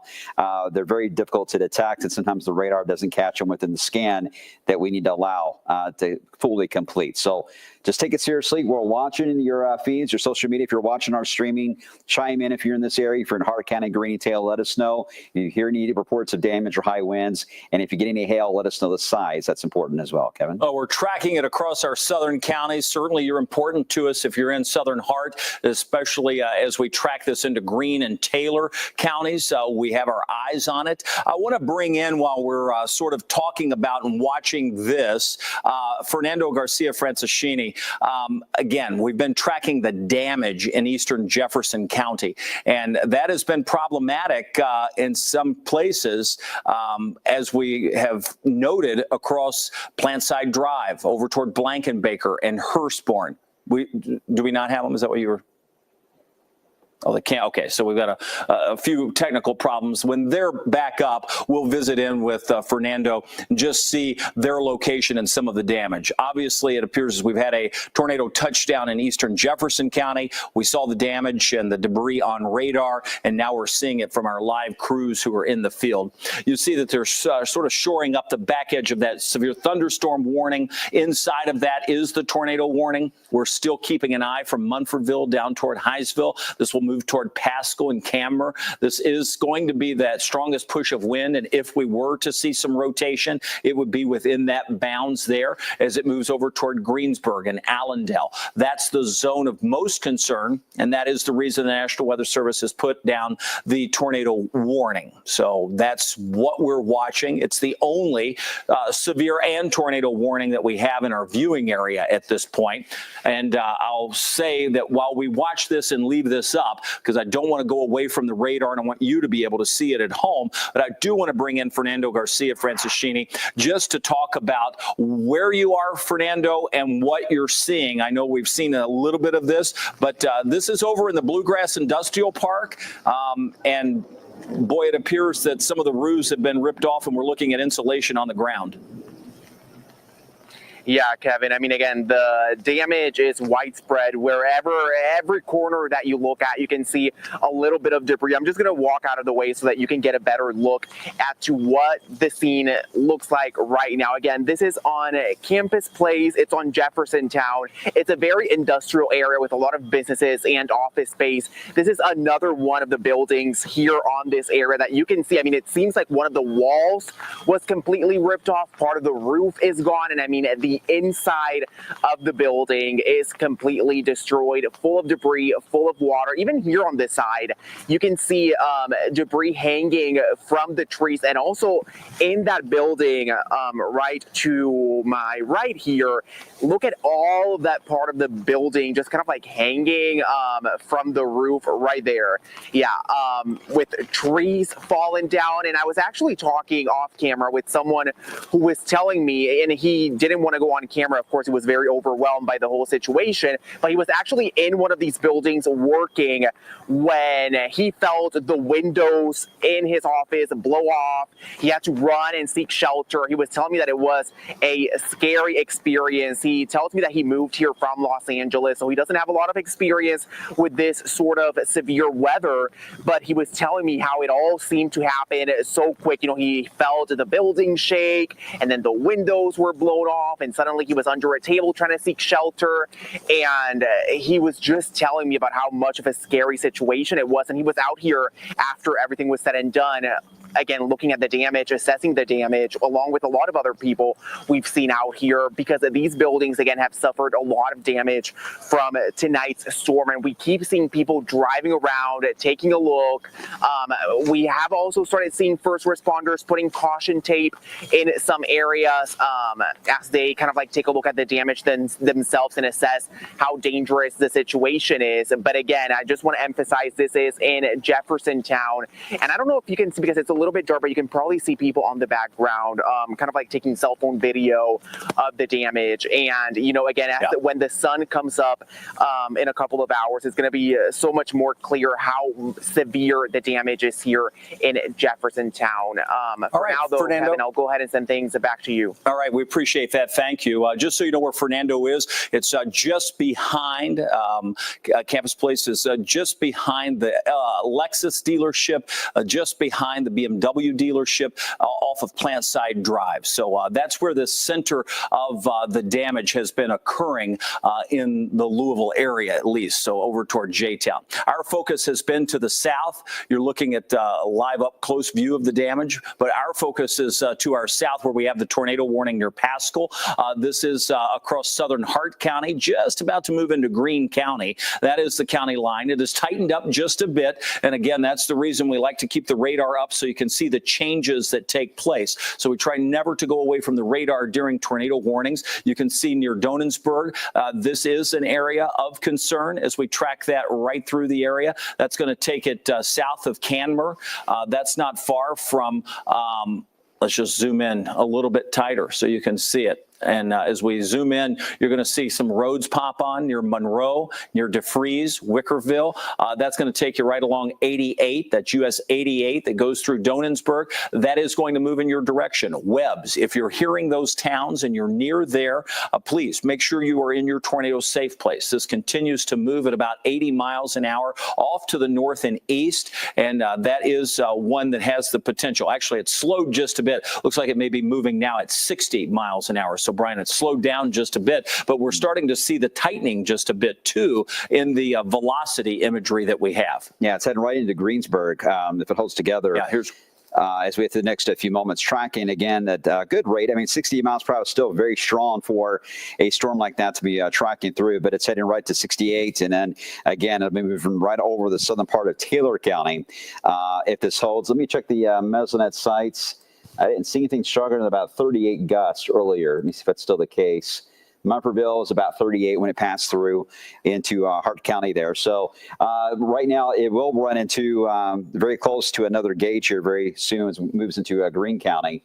We may be able to get another update in Greensburg as it moves closer to the Kentucky Mesonet site. But at the moment, yeah, there is a little bit of a hint of red. You see that indicated right there just west of Donsburg. And you can see, again, a little bit of a circulation developing. Not overly strong, not very tight yet, but it is a bit of a stronger signal than what it had when it first entered the actual tornado warning itself there, Kevin. And you have to realize that area has been left uncompromised. They haven't had a lot of weather today, so we're still feeding off of very warm temperatures. While we're at 67, all likelihood they're probably still in the upper 70s, maybe even near 80 degrees down there. So they have plenty of fuel for this storm to continue to intensify as it moves close to 88 through Donensburg, through Webb, and then over toward the Greensburg area. So, yes, you're watching in real time this storm tighten up in some rotation on the velocity that we're watching across now, moving out of Hart County and into Greene County. And that will, again, continue lifting off to the northeast, roughly at about 60 miles per hour. Let me go back to the home view, and we like to point out where this is in relation to Louisville. So north of us in the clear, south of us, we're still tracking that storm. Let me show you the reflectivity so you can see the heaviest of the rain. Likewise, pushing to the south, southern Indiana, drying out just a bit. Get a good night's sleep. We've got more storms coming our way the next 3 days, and the potential for not only a few strong storms, though tonight will probably be the strongest, but plenty of rain. And that includes areas both southern Indiana and Kentucky. The warnings that we have, a number of tornado warnings included up in just off in extreme northern Kentucky, southern Ohio, also Lexington Metro, now under a tornado warning. And then, of course, the tornado warning in our viewing area, which is pushing now into Greene County, forecast also to move into Taylor County. That is the zone that we're watching with that moving through. Let me zoom into that, and I'll make sure that you know what is on the radar. Again, we see the reflectivity with heavy rain. Haven't had a lot of hail reports today. That's been some good news. With the velocity, we still see that couplet moving past DeVries. And you can sort of see the marking of that there with the reds and the greens together, tightening up just a bit. Certainly more concerning than it was, and something that we have to keep a close eye on as we continue to track this through. We look inside that storm, both for velocity, which I have pulled up, and I'm going to zoom in and show you that we do have that couplet there. So the next thing would be, do we have any debris? Brian Good is keeping an eye on our debris tracker, the correlation coefficient, and give us an idea of what that may look like. Well, the good news is, yeah, I'm not seeing anything here, which is not too shocking. This is very much a farming area, especially south and west of Somerville. So more than likely, if you were to get any kind of a debris, it would be a little more into a populated zone. Those usually show up a bit more. But at the moment, the signal is relatively noisy just because the beam's kind of messed up just coming from Fort Knox there. But I'm not seeing anything alarming, which is good. Right now, most of the wind, everything's mainly a broad circulation. If you were to see this in the daytime, you would likely see the entire cloud above you that is doing a general rotation as these are racing at such a fast rate of speed there. But right now, we're not seeing anything that looks like it would be dropping down. But we got to treat it that it could at any moment, as we always do need a tornado warning, of course. So stay in your safe spot. Hart County, you're in good shape. You're out of the zone on that. But right now, it's really Greene and Taylor. Greene and Taylor are the two we're going to be watching for the next 10 minutes. We've got Donensburg as that storm passes by. Greensburg next in line. Summersville likewise in that. This will push through Black Gnat, Bengal over into the Campbellsville area. So all on standby. Let me center the radar up just a second, and then we're going to go out and visit Logan Perone, again, giving you an idea of what's happening here in Louisville. We've got our eyes on this, Greensburg, Black Gnat, and then Campbellsville. Let's bring in Logan Perone. He's in eastern Jefferson County, where likewise we have been keeping an eye on the storms and, more importantly, the damage left behind. Logan, tell us where you are and what you're seeing. Obviously, some lightning where you are, too. Yeah, Kevin, we are still at the stables at English Station. That's off of South English Station Road. And we've been talking about the damage to a lot of the buildings back here, but the damage has also happened to the cars. You can see these two gentlemen right here fighting the wind, fighting the rain, trying to get these bags to stay on. The two broken windows to this car. We've seen a number of vehicles that look like this. And again, this is just some of the damage. There's two buildings back here that have seen extensive damage to the roofs, to the cars. The big indicator we see when we come by and we drove by was this. This is a utility closet with the door blown off. And I can tell you guys, the door is nowhere in sight. We have no clue where this is, whether it was ripped to pieces or blown away by this big, massive storm that hit. We have just no idea where the door is. So an exposed utility closet. And then, of course, you see the debris, the damage. I'm going to get down here. I know it's a little dark. We're out of the light right now.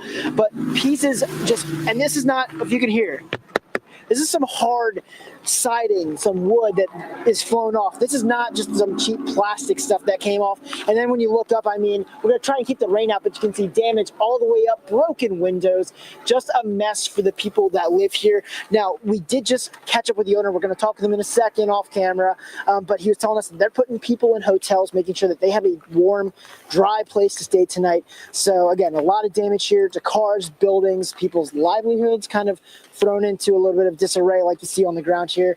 But Kevin, we'll send it back to you guys now. All right, Logan Perone, thank you. We appreciate that. Again, coming in from not far from Plantside Drive, eastern Jefferson County. Our eyes are on the storm to the south. This is the tornado warning that we currently have. This is Greene County. You see Greensburg. This is the county line into Taylor. That takes us into Campbellsville. We are still tracking some rotation. We've had no confirmed reports of a tornado. We see no debris on the radar at this point. I can assure you of that. Let's just go to it. We'll pull up the debris tracker for you. We'd be looking for it in this area, and it does not show up at this point. We'll be watching that closely because that's oftentimes our first indicator that we certainly have picked up something that doesn't belong, so to speak, and that would mean the possibility of some debris. We do have heavy rain falling across that area, and with that, flash flooding is going to be possible. And we're just getting into the trend of seeing that for the next several days. Our wind gust, not bad in Louisville. We had them as high as 50-some mile per hour earlier today.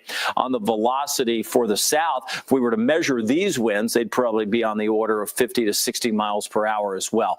And those are pushing through places like Summersville, Greensburg, Black Gnat, right very close to US 68 as this is going to make its approach toward the Greensburg area. Ryan Hoke has been sort of scouring what's going on social media. A lot of you folks have chimed in. We've been live streaming our coverage on Louisville's only 24/7 weather stream, and that's Wave Weather Now, since 8:15 this evening. So we've been going nonstop since then.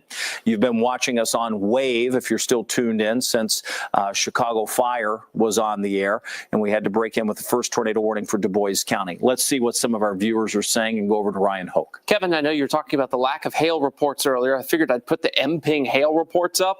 Only a smattering of pea-size, maybe even dime-size hail reports in our area. These have not been hail-producing storms. Gotten some new photos and videos in. This video right here from Zach looks like right near Plantside Drive there at Blankenbaker, showing all the debris and especially the insulation from his vantage point there in his vehicle. And speaking of insulation, hello, Bridget. Thank you for sending this in via the Wave Weather app near English Station Road. That insulation flew far. She's out there in English Station. And of course, this hit a little closer to Blankenbaker.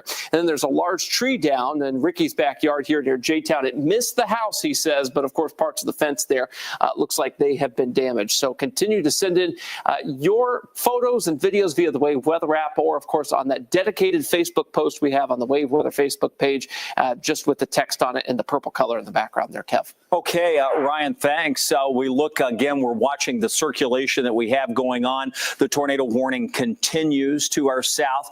That is for parts of Greene and Taylor counties. That warning will be in place until the bottom of the hour. That's 2:30 Eastern time. And we're still seeing some broad rotation showing up on the radar. And that's the reason the tornado warning continues as we track it to the east. There are still a number of tornado warnings. While this is the only one in our viewing area, there are many more.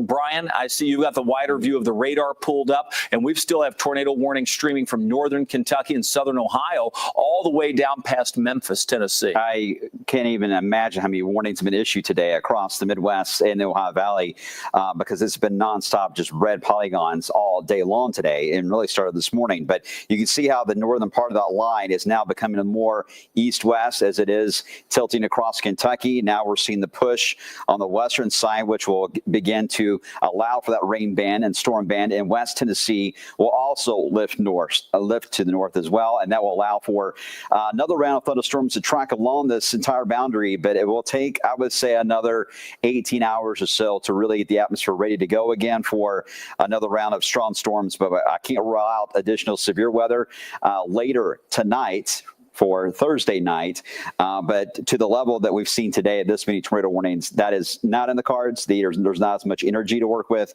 but there could still be some active weather and warnings getting issued even in the next few days ahead of us. But you can already tell that line tilting over the area, that's what we're going to be concerned about, is the flash flooding threat. We just got to get through the last little piece of wind energy the system's got, and it only has the limited amount of fuel to work with, the warmth that is still holding on in southern Kentucky. The rest of the area has already been rain cooled down, which is a good thing. That'll keep us quiet for the rest of the night for the rest of Wave Country. You know, I look at that push of rain coming up behind you near Little Rock too, Brian, and as that continues to come up, eventually that has to come our way, and we really could be faced. I mean, it's been called historic. It's been called life-threatening. That was all terminology related to the flooding threat that we had, not the severe threat necessarily. So I think we're in for the long haul here as we go into the weekend with what could be some impressive rainfall totals on the order of that 8 to 12-inch mark.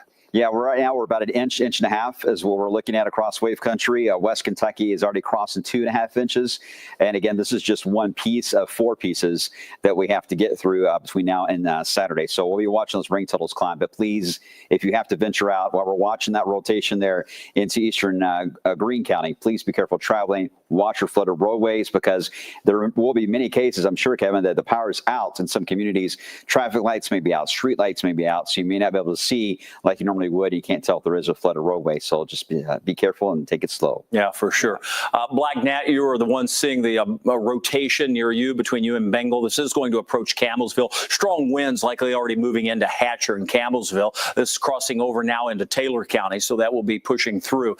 Have had no reports of damage out of that. We're tracking the tornado warning that we have to our south. Our reporters are out in eastern Jefferson County, where we know we've had a tornado touchdown. We likely also had a tornado touchdown in Washington County, Indiana. We know that a farm there, I believe it was a turkey farm, at least a couple of turkey coops or whatever they're called, may have been hit, and we have had some damage. Power is out in New Albany. We know that transformers were blowing. We saw those. So we have had some damage, and the core of that has been in eastern Jefferson County. We'll check in with our crews on that in just a few. We've got a new thunderstorm warning coming out. Again, we're coming up at 2:29 in the overnight hours as we go into early Thursday morning. New severe thunderstorm warning will include Adair County. So this is just encompassing areas south of that tornado warning. This goes all the way to the Tennessee border. So Scottsville, Tompkinsville, Burkesville, all in this new warning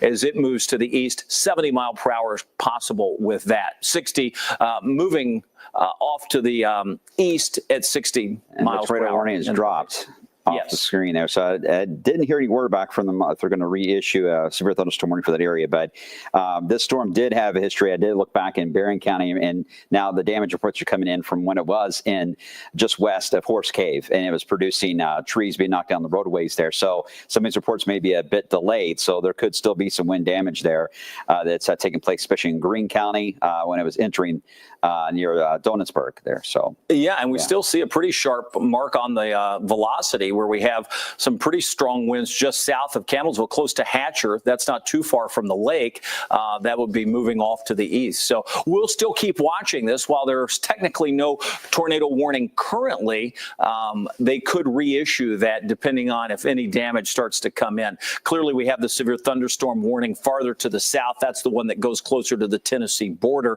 Let me put the radar on, and I'll mention that we have no tornado warnings in the viewing area. The southern part of the viewing area. That would be southern parts of Greene and Adair County under the severe thunderstorm warning. All right, I'd like to get our crews back up. It's 2:30. Maybe we could just go another 15 minutes so we can watch this storm and get it out of here, because that warning will. There's a severe now for it, so that looks like that's the game plan they're going to go. Okay, and that warning is in place until how long? 3:15. 3:15. All right, so that's a little longer than we were. It won't take. It won't be in that polygon though for our. For the viewing area. Trim it back, So that's 3:15 to get it to this point of the polygon. So maybe let's just plan on staying on for another 15 minutes here, maybe 30 minutes. But I want to be able to go through some of the damage reports. I want to be able to talk to our reporters that are out in the field, and then we'll wrap up our coverage here. Again, the latest severe thunderstorm warning for parts of our area include Marion County, that's extreme southern Marion, and Taylor County. Lebanon is in this warning as well as this moves through. I'll zoom into that, and then we'll check in with Ryan, and then we'll try to get out to some of our live crews in eastern Jefferson County. Brian will give us an idea of what unfolded across eastern Jefferson County. I know we may not be able to get all of that imagery in, but we can at least explain it. So let me show you the velocity on this. Moving through Marion County, you can see from New Market over to Lebanon. A little bit of rotation there. Yeah, a little bit showing up not far from 3 or 4 notches, actually. Lebanon area. Yeah, so you can kind of see that jaggedness in the view from the velocity. Again, strong winds and the rotation showing up in a number of places through there. So it's a severe thunderstorm warning with the tornado possible tag. Let's go over to Ryan Hoke. Ryan, what do you have? Yeah, I just wanted to show you some of the storm reports we've had here officially from the National Weather Service. You can see some of them, of course, in central Jefferson County. The eastern part of Jefferson County, not so much yet. They're still trying to figure out what may have transpired there. And we'll, of course, continue to monitor those reports as they come in. You see out to our west, holy cow, look at all these tornado reports across western Kentucky. It wasn't just us who saw tornadoes today. It was parts of Indiana. It was parts of Kentucky. It was parts of Missouri down that way as well. What we're going to show you now, of course, is going to be the power outage numbers, if we can get those up here. And you'll see, of course, the wind damage reports from MPING, several of those all around the Louisville metro area to our south as well. There's those power outage numbers. And I want to show you specifically Jackson County, Indiana. That is one that is now starting to really pop up on our scopes here. That is one that I can't query, of course, but there it goes. 43% of Jackson County, Indiana. That's about 12,000 customers now without power. That is significant, all right? So a significant power outage going on in Jackson County, where Freetown, Medora, Brownstown, and Seymour are there, up there, I-65. And, of course, Louisville, we continue to monitor to see what happened here in Jefferson County in terms of power outages. And it looks like about 1.5% without power. So even though we've had a tornado touch down in Jefferson County, we've not had a widespread, huge power outage here in Louisville. This was more of a surgical sort of situation where the tornado touched down and probably, of course, caused the damage that you saw there on the screen and that we've had in our video and our live shots there. But this wasn't like a massive, huge power outage within Louisville, guys. All right. Appreciate that, Ryan. Again, we're watching what's happening to our south. This is a severe thunderstorm warning. It is the only warning that we have in our viewing area. It covers our southernmost counties. That's southern Washington, Marion, down into Taylor and Adair. Very small part of Greene County under that warning. The velocity that I have on shows us the wind. The reflectivity will show us the radar view with the heavy rain spilling across the area. We have had some reports of heavy rain in areas. So when we look at some of the reports coming in, we can look at the MSD rain gauges that we have across the Louisville metro area, and we've picked up in some cases an inch of rain. Most of the gauges are very close to that. Other folks have seen slightly lower rain totals depending on where you're located. So if we look back at the reports, I can show you some of the rain totals from across the region, and you're going to notice Brandenburg, Hardinsburg, Litchfield coming in with the higher totals, obviously. and lesser totals down to Campbellsville and Columbia. But that's about to change. This rain is moving your way. Some areas where you see the orange indicating upwards of maybe 3-4 inches of rain across far west Kentucky. That's what we've seen so far this evening. Obviously, we're adding to that. The radar view still shows quite a bit of rain spilling across the area. That's not going anywhere anytime too fast, so we continue to see rain. Lexington still with the tornado warning across its metro area. Our sister station over there, WKYT, the CBS station in Lexington, on with nonstop weather coverage for the Lexington area. And those folks have been warned as that storm has been moving through our region. So again, passing along the data that we have all across the region. We started tracking these storms this afternoon. We haven't gone anywhere since we've been on with nonstop coverage at 8:15 this evening. Brian, we have been tracking a number of these storms embedded within the rain shield, which makes it very hard. But one thing that we did catch earlier was as the storms were moving across Jefferson County, not only do we have some strong wind, but we also noticed some damage coming in from what we call our correlation coefficient or the debris detector. Yeah, exactly. Let me show you, before we get to the images of the damage, let me show you how this unfolded earlier tonight, because we had two things really were happening. We had strong winds that were taking place in Floyd County. Still think there could have been a brief touchdown here. We're going to be analyzing that as well as into southeast Washington County, Indiana, I'm sure, into the coming days. But going back to 12:18 this morning, this is when that surge of wind was pushing into Valley Station, moving to southern Jefferson County, prompting the tornado warning that came out. Now watch what happens as it moves to the east. The wind really accelerated. A new tornado warning was issued, covering over portions there of Okolona, and as it continued right there into J-Town, that is when we started to get worried that something was developing on the northern side of that push of wind, and that's what led to what looks to have been a touchdown into the parts of J-Town, Blankenbaker area over toward I-64 and the Gene Snyder Freeway. And that continued to race all the way to eastern Jefferson County, Middletown, all the way into Shelby before it dissipated. So all that happened in about a 10 to 15 minute window, Kevin, as those storms roll through the area there. So pretty wild setup, but that's going to be the main damage we'll be showing. The good news, again, tornado watch has been cleared for Indiana and the Louisville area. We're hoping to clear out at least part of the parkways here very soon as well. All right. I have been sort of communicating with the control room. Fernando's talked to some fire officials. I'm curious, do we have his interview that we can show? Okay, so we'll work on getting that so you can see it. We'll check in with Fernando. So again, we watched that storm move across eastern Jefferson County, and it did touch down, and we do have damage, and that's not far from Plantside Drive, Capitol Drive, or Capitol Way.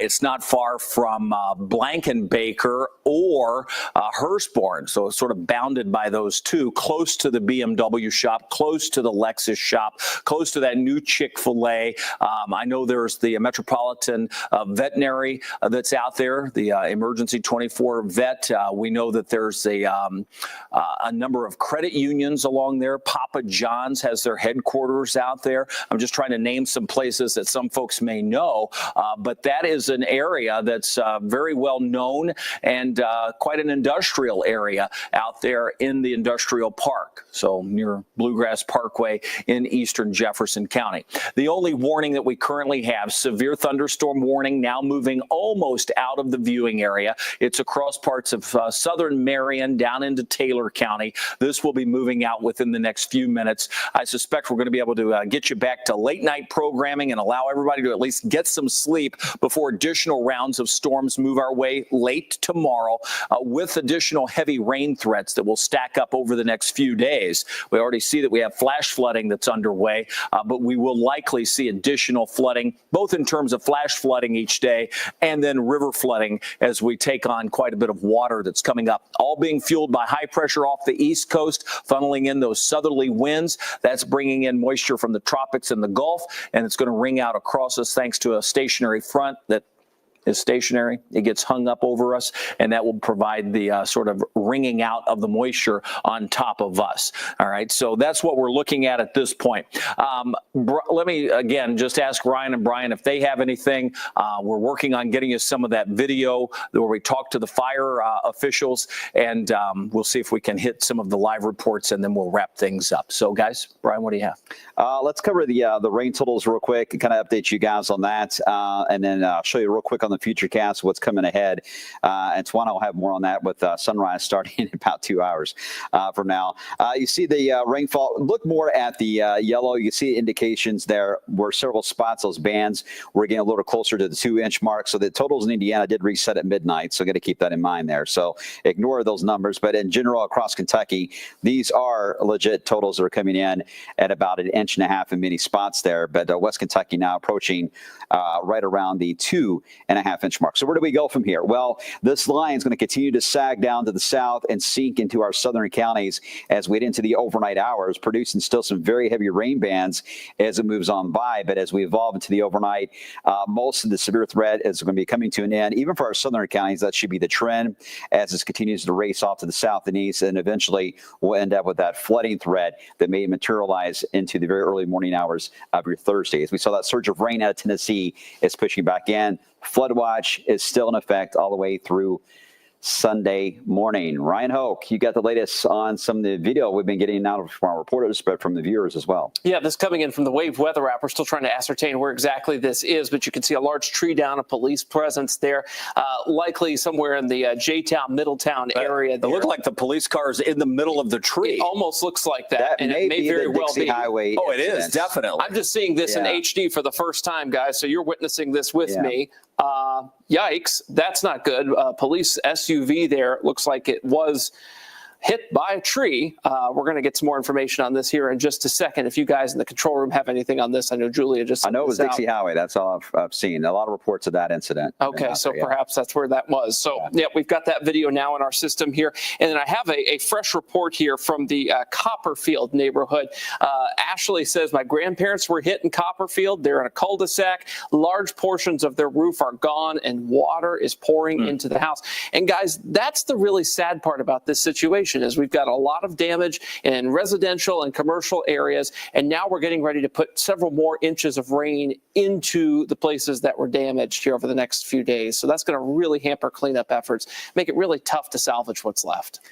All right, let's get to the radar. Quick check of this, and then we're going to wrap things up. I'm not sure if we have crews that are out or not. So let's just jump down to the south, and we'll be able to take a closer look at this area of concern. And this is moving off to our east out of the viewing area. So once that exits parts of Taylor County, we should be in decent shape. I don't think we're going to have to deal with more severe or more tornado warnings or necessarily severe thunderstorm warnings, but we still have that pocket of strong wind moving across far northeastern parts of Taylor County, could clip southern parts of Marion County. That would be south of the Lebanon area. That's going to push on and eventually move over toward Houstonville.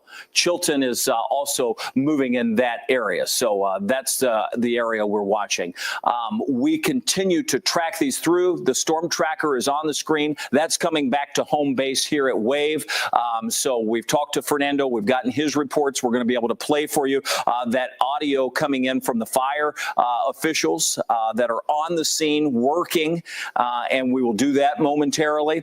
We also have Jose Zazaya, who's been out showing us what it looks like just off of the Blankenbaker area. That's not too far from Capitol Drive, or Capitol Way, I believe it's called. In addition to that, Logan Perrone has been at the Stables apartment community that's not all that old, and that has been damaged by the tornado that's touched down in eastern Jefferson County. Of concern now is the one lone storm that we have moving out of the viewing area, and once this area reaches the far eastern part of Marion and Taylor counties, we'll be able to take our coverage back. It's 2:45. I think we'll do that probably within the next 5 to 10 minutes here. So that is what we're watching. And then, of course, we have to worry about the rain that's coming in on the backside of this. That will be with us for quite some time. Brian, anything else to add? No, I think we're finally at the end of the severe weather side of this, which is good. Only just the very southern edge of that, but in the next couple of minutes, it should be out of our area altogether. And I've had 0 reports of anything in that particular spot. Doesn't mean we may get some delayed, but just know at least we were watching and trending it carefully in case any notches did develop there. But so far, the parameters have really eased back. I think it's just really going to be a flooding issue as we get into the overnight. I think that's going to be our biggest concern we usually have in these incidents, especially at night. Okay, and one more check with Ryan Hoke before we go. Ryan, any new information coming in on your end? We're going to wrap up our coverage here. This storm is moving out, and we'll certainly be here through the overnight to keep an eye on things for you. But before we send it to the overnight programming, let's just check in with Ryan one more time. Yeah, good timing on that. I just got a new photo in from Michael Ramirez here in J-Town, and you can see the scope of the damage with the lights on in one of these warehouses. This is likely near Plantside Drive in Blankenbaker, very familiar spot to folks who are over in J-Town. Look at that. That whole wall has collapsed on the side of this warehouse. You can see the steel beams in the middle of it, the entire infrastructure. And the wild part about a lot of what we've seen this evening is that you've seen damage like this and the power's still on. So you can see this actually pretty well. You know, we've seen areas near Blankenbaker Crossings apartments, power's still on there, but you can still see all the damage that they've sustained over there. You can see, of course, this, the side of this building is collapsed, and now you've got all the debris in the parking lot here. There's likely a lot of debris in a large field of debris probably in front of this. That's just off camera here, but you get the idea here that this has been, a substantial tornado event over in J-Town tonight near that Bluegrass Industrial Park. If you know where like the At Home store is, it's just a little bit east of that down Blankenbaker that we're talking about here. Mostly an industrial area, but as we've seen, neighborhoods like Copperfield, areas near English Station Road, those have been hit. Homes have been damaged, and folks are going to have to be calling their insurance companies early tomorrow morning.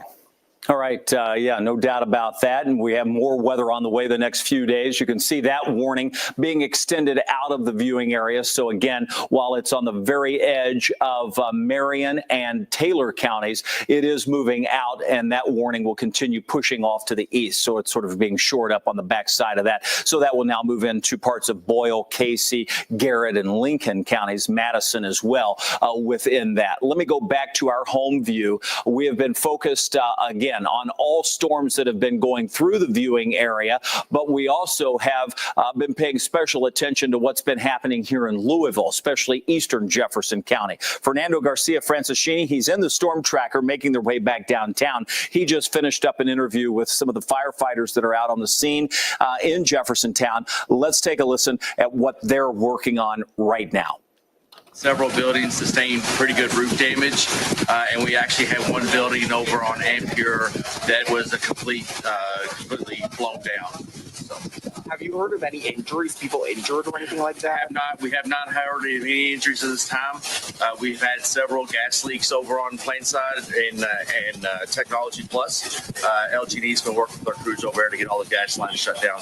And for people who have buildings who have suffered damage tonight, what should they do? What are the next steps? Next step is really, I guess, get with their insurance company. Louisville EMA is going to be out tomorrow assessing the damage, and we're going to go from there as far as if an emergency declaration is going to be declared or not, and they would just have to get with their insurance, I would believe, from there. Anything else people should know? Anything else you think it's important? Right, I just take heed to the weather. Stay inside if you don't have to come out here. We've got a lot of power outage around this area, so just stay away from the down lines if you have come across any, and call 911. All right. We appreciate Fernando and all of our crews that have been out and about getting that information back to us. Again, a full report from all of the staff coming up on Wave News Sunrise. That begins at 4:30 in the morning. You're looking at a live view of the radar. Most of the storms are pushing out. We have still a few heavy downpours in far eastern Marion down into Taylor County and Adair County. That will be moving away from us within the next few minutes. It's a severe thunderstorm warning we're watching. One more check from from Ryan Hoke before we wrap things up. Right? Yeah, just wanted to let folks know that if you've been watching us on TV this evening, we've had live extended coverage even outside the bounds of our TV coverage here on Wave Weather Now. It's Louisville's only 24/7 live weather stream. We've been on for more than 6 hours on Wave Weather Now. We've got thousands of viewers all across the world watching Louisville's tornado damage right here on Wave Weather Now on YouTube and all the other social platforms that we reciprocate that to. So if you ever want to see tornado coverage, severe thunderstorm coverage, this is the place to be. It's on the Wave Weather app and, of course, wave3.com/weather now. Easy to find. We appreciate everybody that's also watching on our main channel, Wave 3, and Wave 3 News and Wave News is going to have the latest on Sunrise. We're going to wrap our coverage up. We're here all night. Tawana's already getting the forecast prepared for the Thursday ahead. It includes another chance for some storms during the afternoon and evening. It also includes the risk of flooding as we go into the weekend. So you want to be sure and catch that if you're up early, or we'll all be back again tomorrow, late morning into the afternoon. We're going to say thanks to all of our crews who've been out in the weather tonight to bring you that coverage at home. Appreciate all of our weather team who's here. Tawana Andrew now in for Sunrise, but a big thanks to Brian Good, who's been in all day long, and Ryan Hoke. And we'll say bye for now. We'll be back tomorrow with more weather coverage from the Wave Storm Tracking team. Appreciate you watching and choosing Wave.